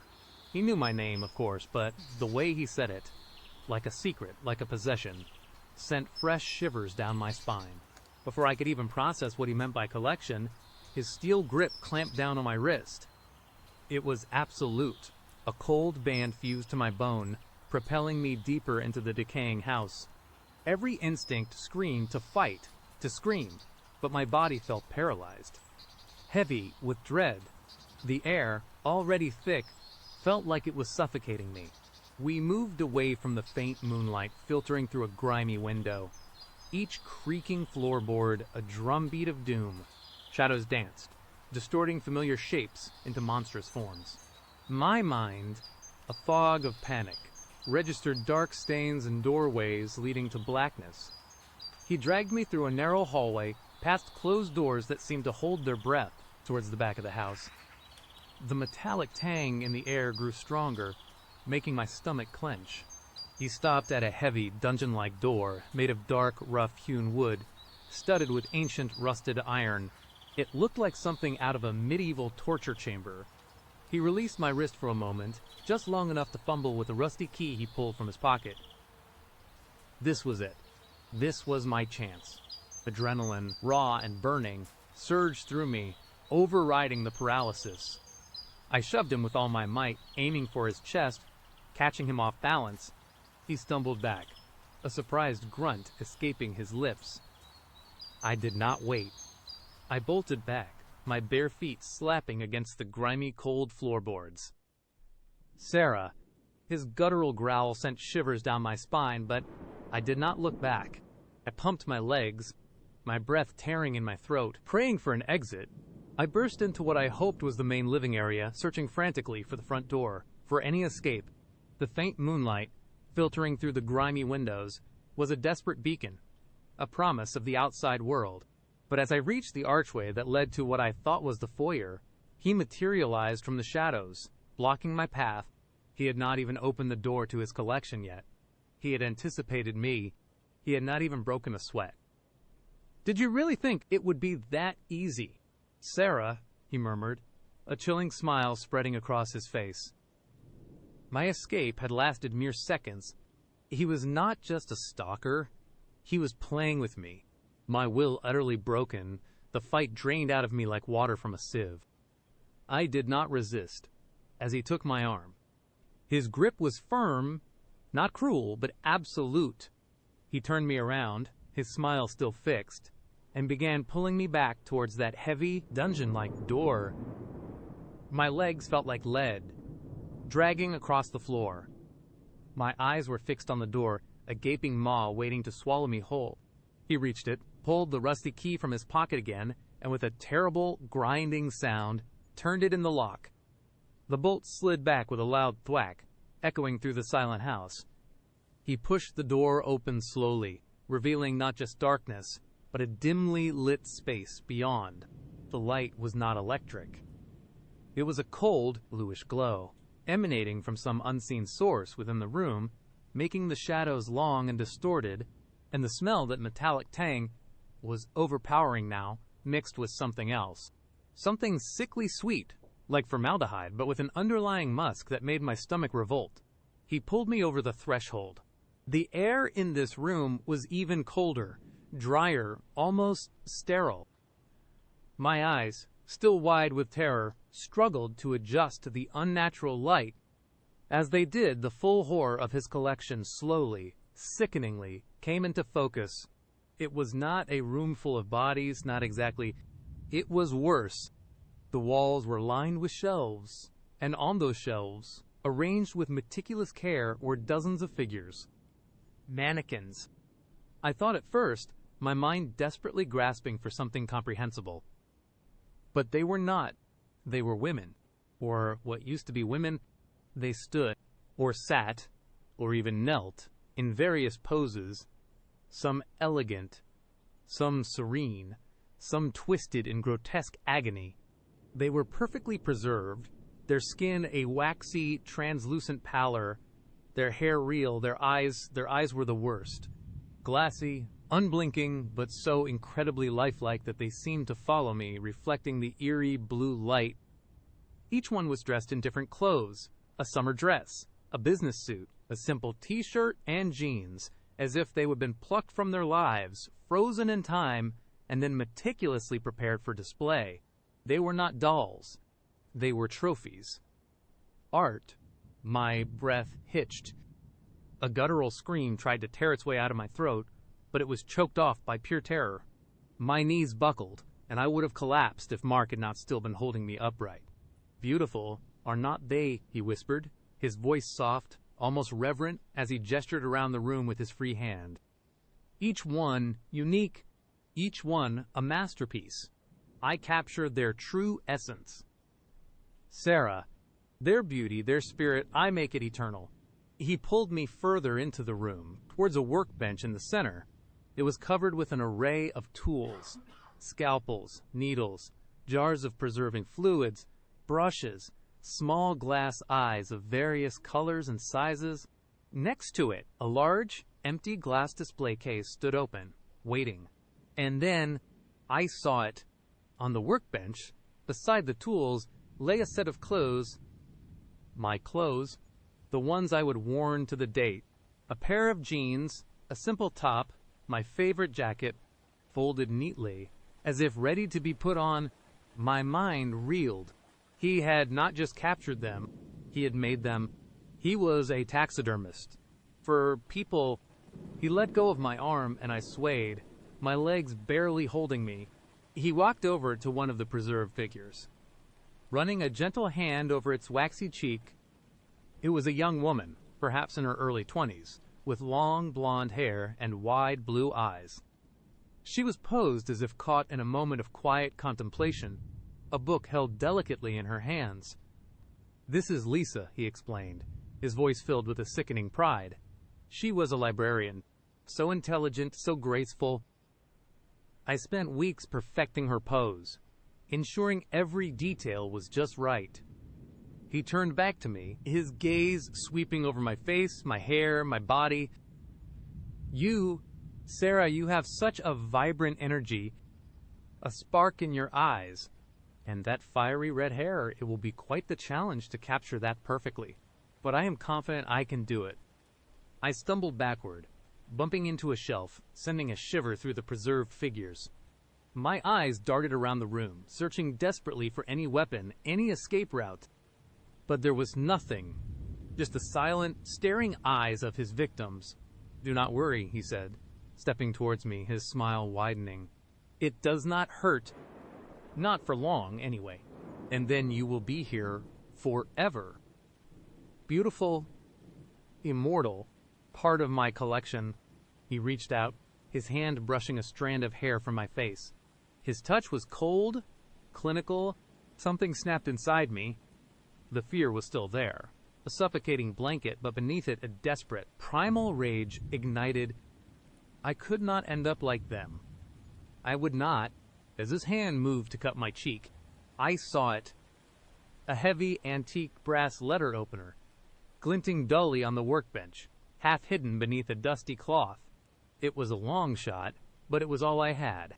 With a scream that finally tore its way out of my throat, a raw, guttural sound of pure terror and defiance, I lunged past him.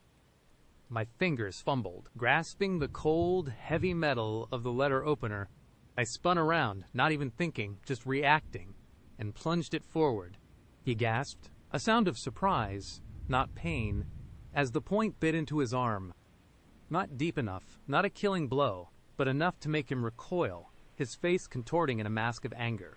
"You little bitch!" he roared, the cultured facade completely gone, replaced by pure, ugly fury. He lunged for me, but the momentary shock had given me precious seconds. I did not try to go for the door. I would come through, he would just block it again. My eyes darted to the other side of the room, where a small, grimy window was set high in the wall, too small to crawl through, but maybe he tackled me, sending us both crashing to the floor amidst the tools and chemicals. The letter opener flew from my hand, skittering across the concrete. His weight was immense, pinning me down. His hands were around my throat, squeezing, cutting off my air. Spots danced before my eyes. I thrashed wildly, my feet kicking, my hands clawing at his face, his arms, anything I could reach. My fingers found something sharp, a small glass vial, and I squeezed, feeling it shatter in my palm. I brought my hand up, shoving the broken glass into his face. He screamed, a high-pitched, animalistic shriek, releasing my throat as his hands flew to his eyes. Blood, warm and sticky, coated my hand, and I could feel the sharp edges of the broken glass digging into my flesh. Gasping, sucking in ragged breaths, I scrambled out from under him. He was writhing on the floor, clawing at his face, his screams echoing off the walls, a sound that would forever haunt my nightmares. I did not look back. I did not stop to grab the letter opener. My only thought was escape. I bolted for the door, slamming it open and bursting out into the hallway. The house was still dark, but the moonlight from the front of the house was a distant silver promise. I ran, blindly, fueled by adrenaline and a desperate need for air, for freedom. My bare feet pounded on the cold, grimy floorboards, glass shards still digging into my palm. Behind me, I could hear his screams, fading slightly but still there, a chilling reminder of what I was escaping. I did not know if he was injured enough to be incapacitated, or if he would be right behind me. I just ran. I burst through the archway, into the main living area, and slammed into something hard. My breath left me in a whoosh. A heavy, wooden chair, knocked over in my earlier panic, lay in my path. I stumbled, fell, and scrambled back to my feet, my vision swimming. The front door, there it was, a dark rectangle against the slightly brighter night. My hand found the doorknob, cold and metallic. I twisted it, praying it was not locked. It turned. I yanked the door open, the old wood groaning in protest, and stumbled out onto the porch. The cool night air hit my face, a blessed relief after the suffocating stench of the house. I did not stop to close the door. I did not look back. I launched myself off the porch, sprinting down the gravel driveway, ignoring the sharp stones digging into my bleeding feet. The darkness of the woods pressed in on all sides, the sounds of the night suddenly terrifying. Every rustle of leaves, every snap of a twig, sounded like his footsteps behind me. I ran until my lungs burned, until my legs felt like jelly, until I thought I would collapse. I ran until I hit the main road, a distant, faint streetlight offering a sliver of hope. I kept running, not knowing where I was going, just knowing I had to get away. Away from the house, away from him, away from the collection of horrors he kept. I do not remember how far I ran, or when I finally collapsed, sobbing and bleeding, on the shoulder of the road. I do not remember who found me, or how I ended up in the hospital. All I remember is the cold, sterile light of that room, the waxy faces of his victims, and the chilling smile of a man who saw me not as a person, but as a piece for his collection. They never found him. Not the house, not the collection. The police searched, but they said there was nothing there, just an old, abandoned farmhouse. A derelict shell. They looked at my cuts, my bruises, my wild, terrified eyes, and they called it a hallucination, a trauma-induced delusion. But I know what I saw. I know what happened. And sometimes, late at night, when the world is quiet and dark, I can still smell that metallic tang, still hear that chilling whisper. You would not want to leave before I have shown you my collection, would you? And I know, deep in my bones, that somewhere out there, Mark is still looking for the perfect additions to his macabre gallery, and he remembers my name. He remembers my face, and he knows exactly where to find me. Let us move along to the next moment. His words, "You would not want to leave before I have shown you my collection, would you?" echoed in the suffocating silence of that decaying house. My heart hammered against my ribs, a frantic bird trapped in a cage. The world did spin, just like I would thought, but it was not from dizziness. It was the sickening lurch of pure, unadulterated terror. The steel grip on my wrist tightened, a cold, unyielding band that felt like it was fused to my bone. I tried to pull away, a pathetic, desperate tug, but his hold was absolute. He did not even seem to notice my struggle. His eyes, glinting in the single candle's meager light, were fixed on me, not with anger, but with a chilling, predatory curiosity, like a scientist observing a specimen. "Come now." "Sarah," he murmured, his voice a low, hypnotic rumble that made the hairs on my arms stand on end. "Do not be shy. True beauty, true understanding, often lies beyond the superficial. A rare few are chosen to truly appreciate it." He did not lead me so much as he guided me, his grip propelling me forward. Every instinct screamed at me to fight, to scream, to run, but my body felt paralyzed, heavy with dread. My throat was tight, my breath shallow. The air in the house was thick, a cloying mix of damp earth, mildew, and that faint, metallic tang that made my stomach churn. It was not just old blood.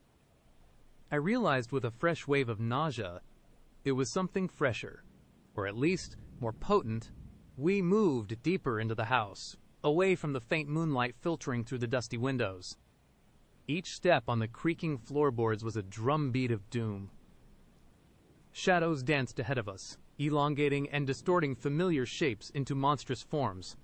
I tried to memorize details, anything that could help me later, but my mind was a fog of panic. I saw peeling wallpaper, dark stains on the floor, doorways leading into blackness.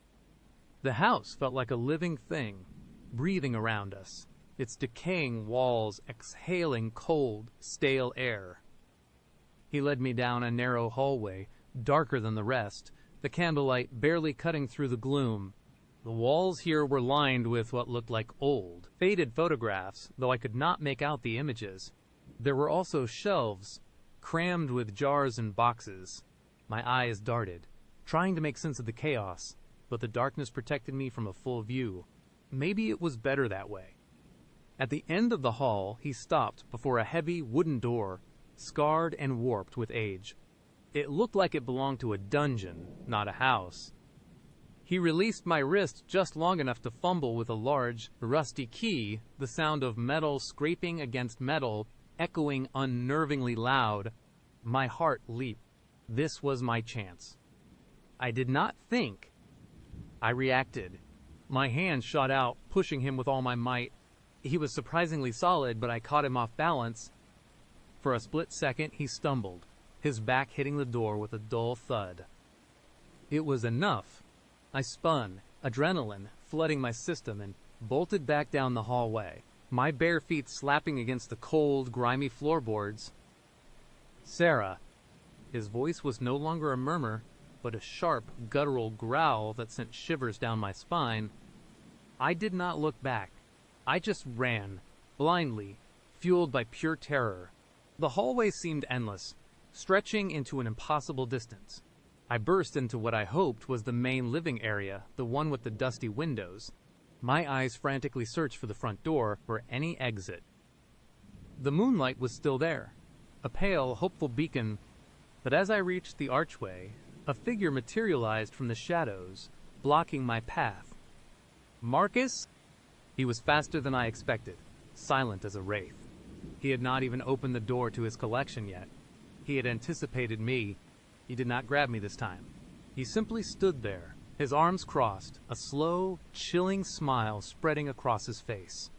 Did you really think it would be that easy? Sarah. His eyes were wide, almost childlike, but utterly devoid of warmth. This house, it has a way of keeping what it wants. My breath hitched. My escape attempt had lasted mere seconds, and now I was even more exposed, more vulnerable.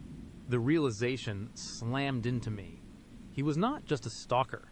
He was playing with me. He wanted me to try to escape. Now, he said, his voice regaining its low, calm cadence, let us try that again, shall we? You really do want to see my collection. I have been looking forward to sharing it with you. He took my arm again, his grip firm but not painful this time, almost gentle. It was more terrifying than the steel clamp. It implied a certainty, a control that was absolute. He turned me around, guiding me back down the dark hallway, towards the heavy wooden door. I did not resist. What was the point? My legs felt like lead, my will utterly broken. He unlocked the door, the creak of the hinges, a long, drawn-out groan that sounded like a scream. He pushed it open, and a wave of cold, stagnant air washed over me. This air was different. It carried a stronger, more definite scent. Formaldehyde, and something else, something organic, earthy, and sweet, like decaying flowers, but far more sinister. He gestured into the darkness. After you, Sarah. I hesitated, my body rigid, but he nudged me forward with a hand on my back. I stepped over the threshold into a room that was even colder than the hallway. The single candle Marcus held cast long, dancing shadows, but it was not enough to reveal everything. Not at first. What I saw slowly coalesced. From the gloom, the room was vast, an old ballroom perhaps, or a grand living area. But it had been transformed into a macabre gallery. The walls were lined with shelves, just like in the hallway, but these were filled with things. Jars of preserved organs, yellowed bones arranged in unsettling patterns, dried specimens I could not identify. There were glass cases too, illuminated by small battery-operated lights, revealing carefully arranged displays. My breath caught in my throat. This was not just a collection of oddities. This was a collection of life and death. As Marcus moved further in, his candle illuminating more of the space, I saw the true horror. In the center of the room, arranged on what looked like pedestals draped in dark velvet, were mannequins, but these were not ordinary mannequins. They were disturbingly lifelike, their skin a waxy pallor, their eyes vacant and staring. They were dressed in various outfits, a summer dress, a business suit, a casual sweater, and jeans. And on their faces, frozen in expressions of surprise, fear, or serenity, were what looked like human faces. My mind reeled, trying to process what I was seeing. The faces were not carved. They were real, preserved, waxed and painted to look alive, yet undeniably dead. Their hair was real too, styled meticulously. Beautiful, are not they? Marcus's voice was soft, almost reverent, as he walked past me, towards one of the pedestals. Each one unique, each one a story. I believe in preserving beauty. Sarah, in capturing the essence of life, just as it is about to transition.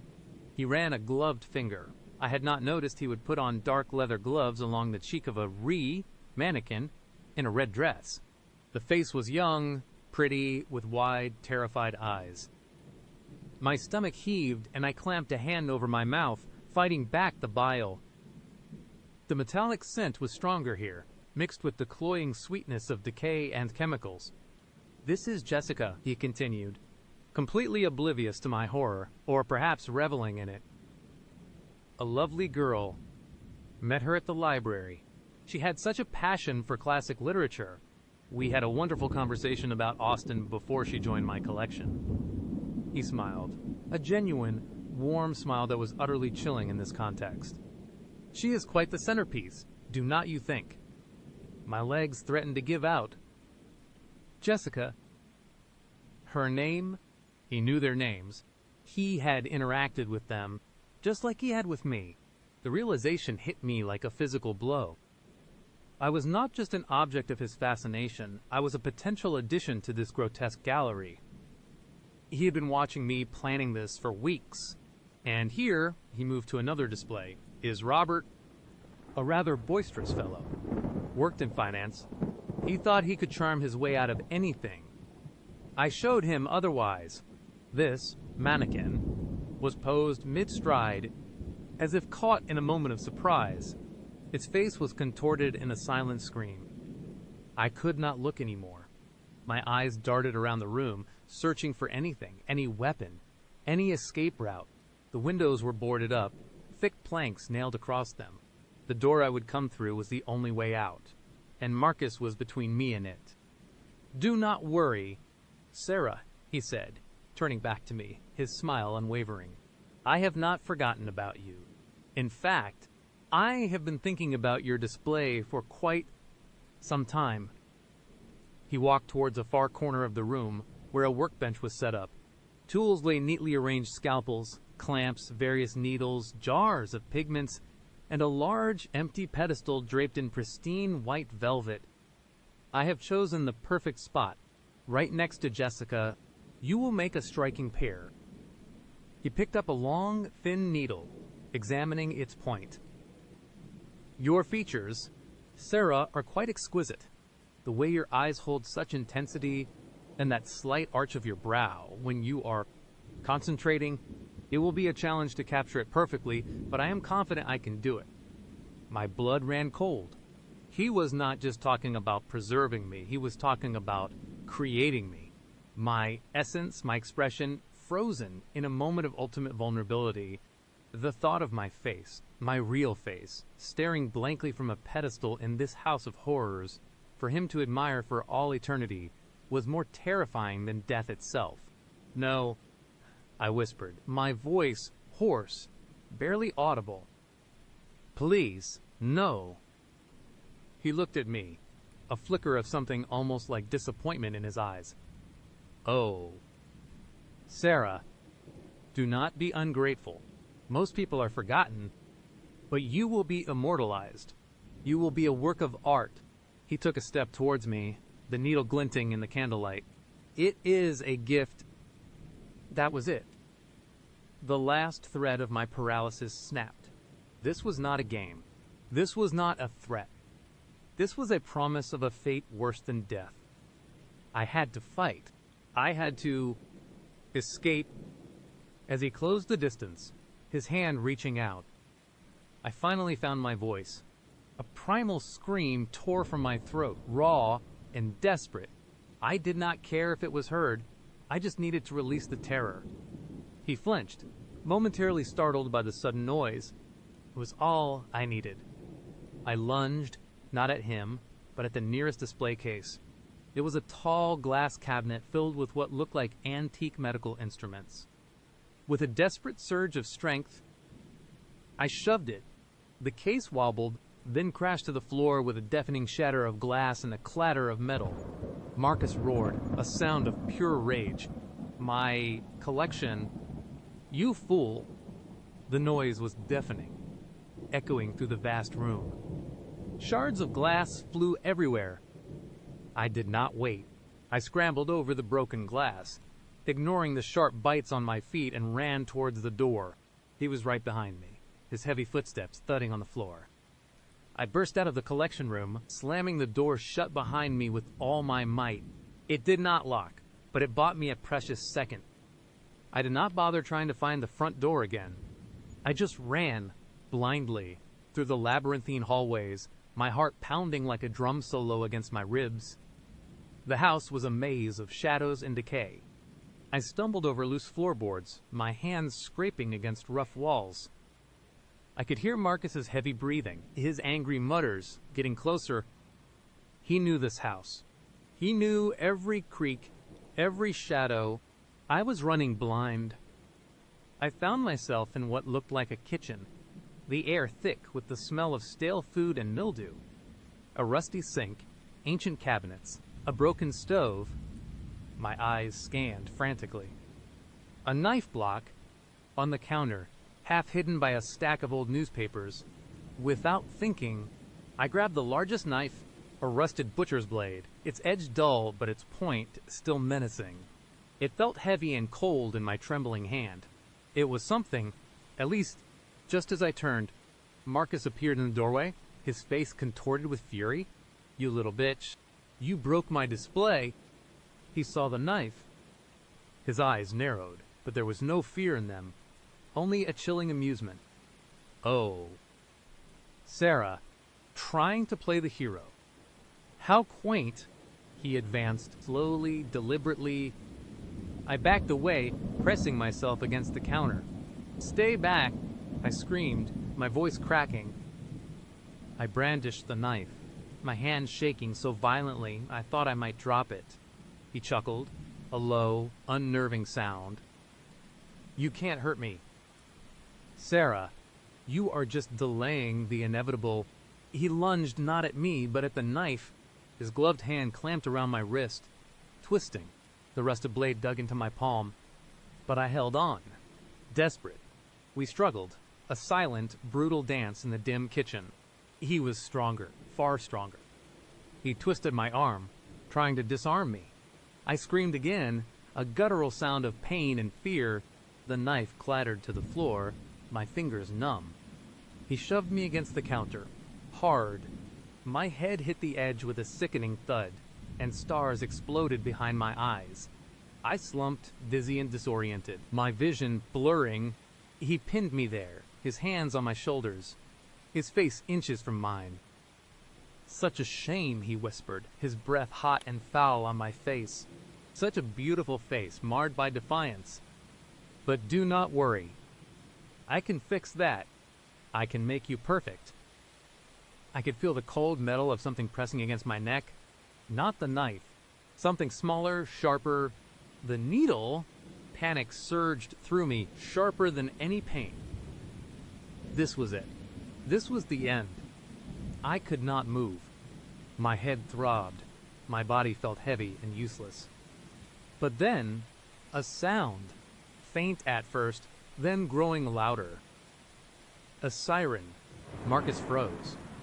His head snapped up, his eyes wide, no longer amused but filled with a sudden, wild fear. The siren grew louder, closer, its wail cutting through the oppressive silence of the house. "No," he muttered, his grip loosening on me. "Not yet. Not now." He released me completely, pushing me away with a grunt. I stumbled, falling to the grimy floor, my head spinning. He did not look at me. His eyes darted around the kitchen, his mind clearly racing. The siren was directly outside now, followed by the screech of tires and the slam of car doors. Voices. Men's voices. "Police. Open up. Marcus cursed under his breath. He looked at me one last time, a look of pure hatred mixed with a chilling promise. This is not over. Sarah, he snarled, you are mine. You always will be. Then, he was gone. He moved with a speed that defied logic, disappearing through a back door I had not even noticed. Seconds later, the front door of the house burst open with a crash, and a flashlight beam cut through the darkness. Police. Anyone here? I lay on the floor, gasping for breath, my body shaking uncontrollably. My head throbbed, my hands were cut, my entire being a wreck. But I was alive. He was gone. The officers found me huddled in the kitchen, a terrified, sobbing mess. They were gentle, confused by my incoherent babbling about mannequins and collections. They searched the house, and I led them, trembling, to the collection room. But it was empty. Completely empty. The pedestals were gone. The glass cases were gone. The jars, the bones, the mannequins, all of it.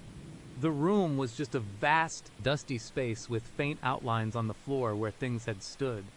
It was as if it had never existed, or as if he had cleared it out, in the few minutes I was on the floor and they were breaking in. The police were skeptical. They found traces of blood mine and evidence of squatting, but no collection, no other bodies. They believed I had been assaulted.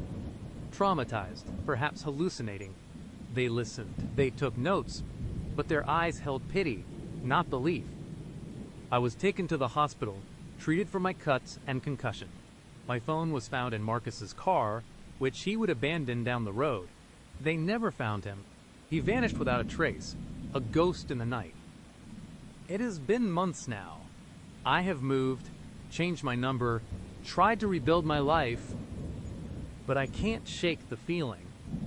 Every shadow holds his silhouette, every quiet moment. I hear his low chuckle. I see the vacant stares of Jessica and Robert when I close my eyes, and sometimes, late at night, when the house is still and the moon is full, I swear I can smell it. That faint, metallic tang mixed with the cloying sweetness of decay and formaldehyde. It reminds me that he is still out there, somewhere, and that he meant what he said. You are mine. You always will be. And I know, with soul-freezing certainty, that one day he will come back to complete his collection, and I will be his most exquisite piece. Thank you for listening to Daily Story and for supporting real storytelling. Your time and attention truly mean a lot. If you would like to support the channel, you are welcome to subscribe, share your thoughts in the comments, or pass this story along to someone who might appreciate it. Until next time, take care and stay aware.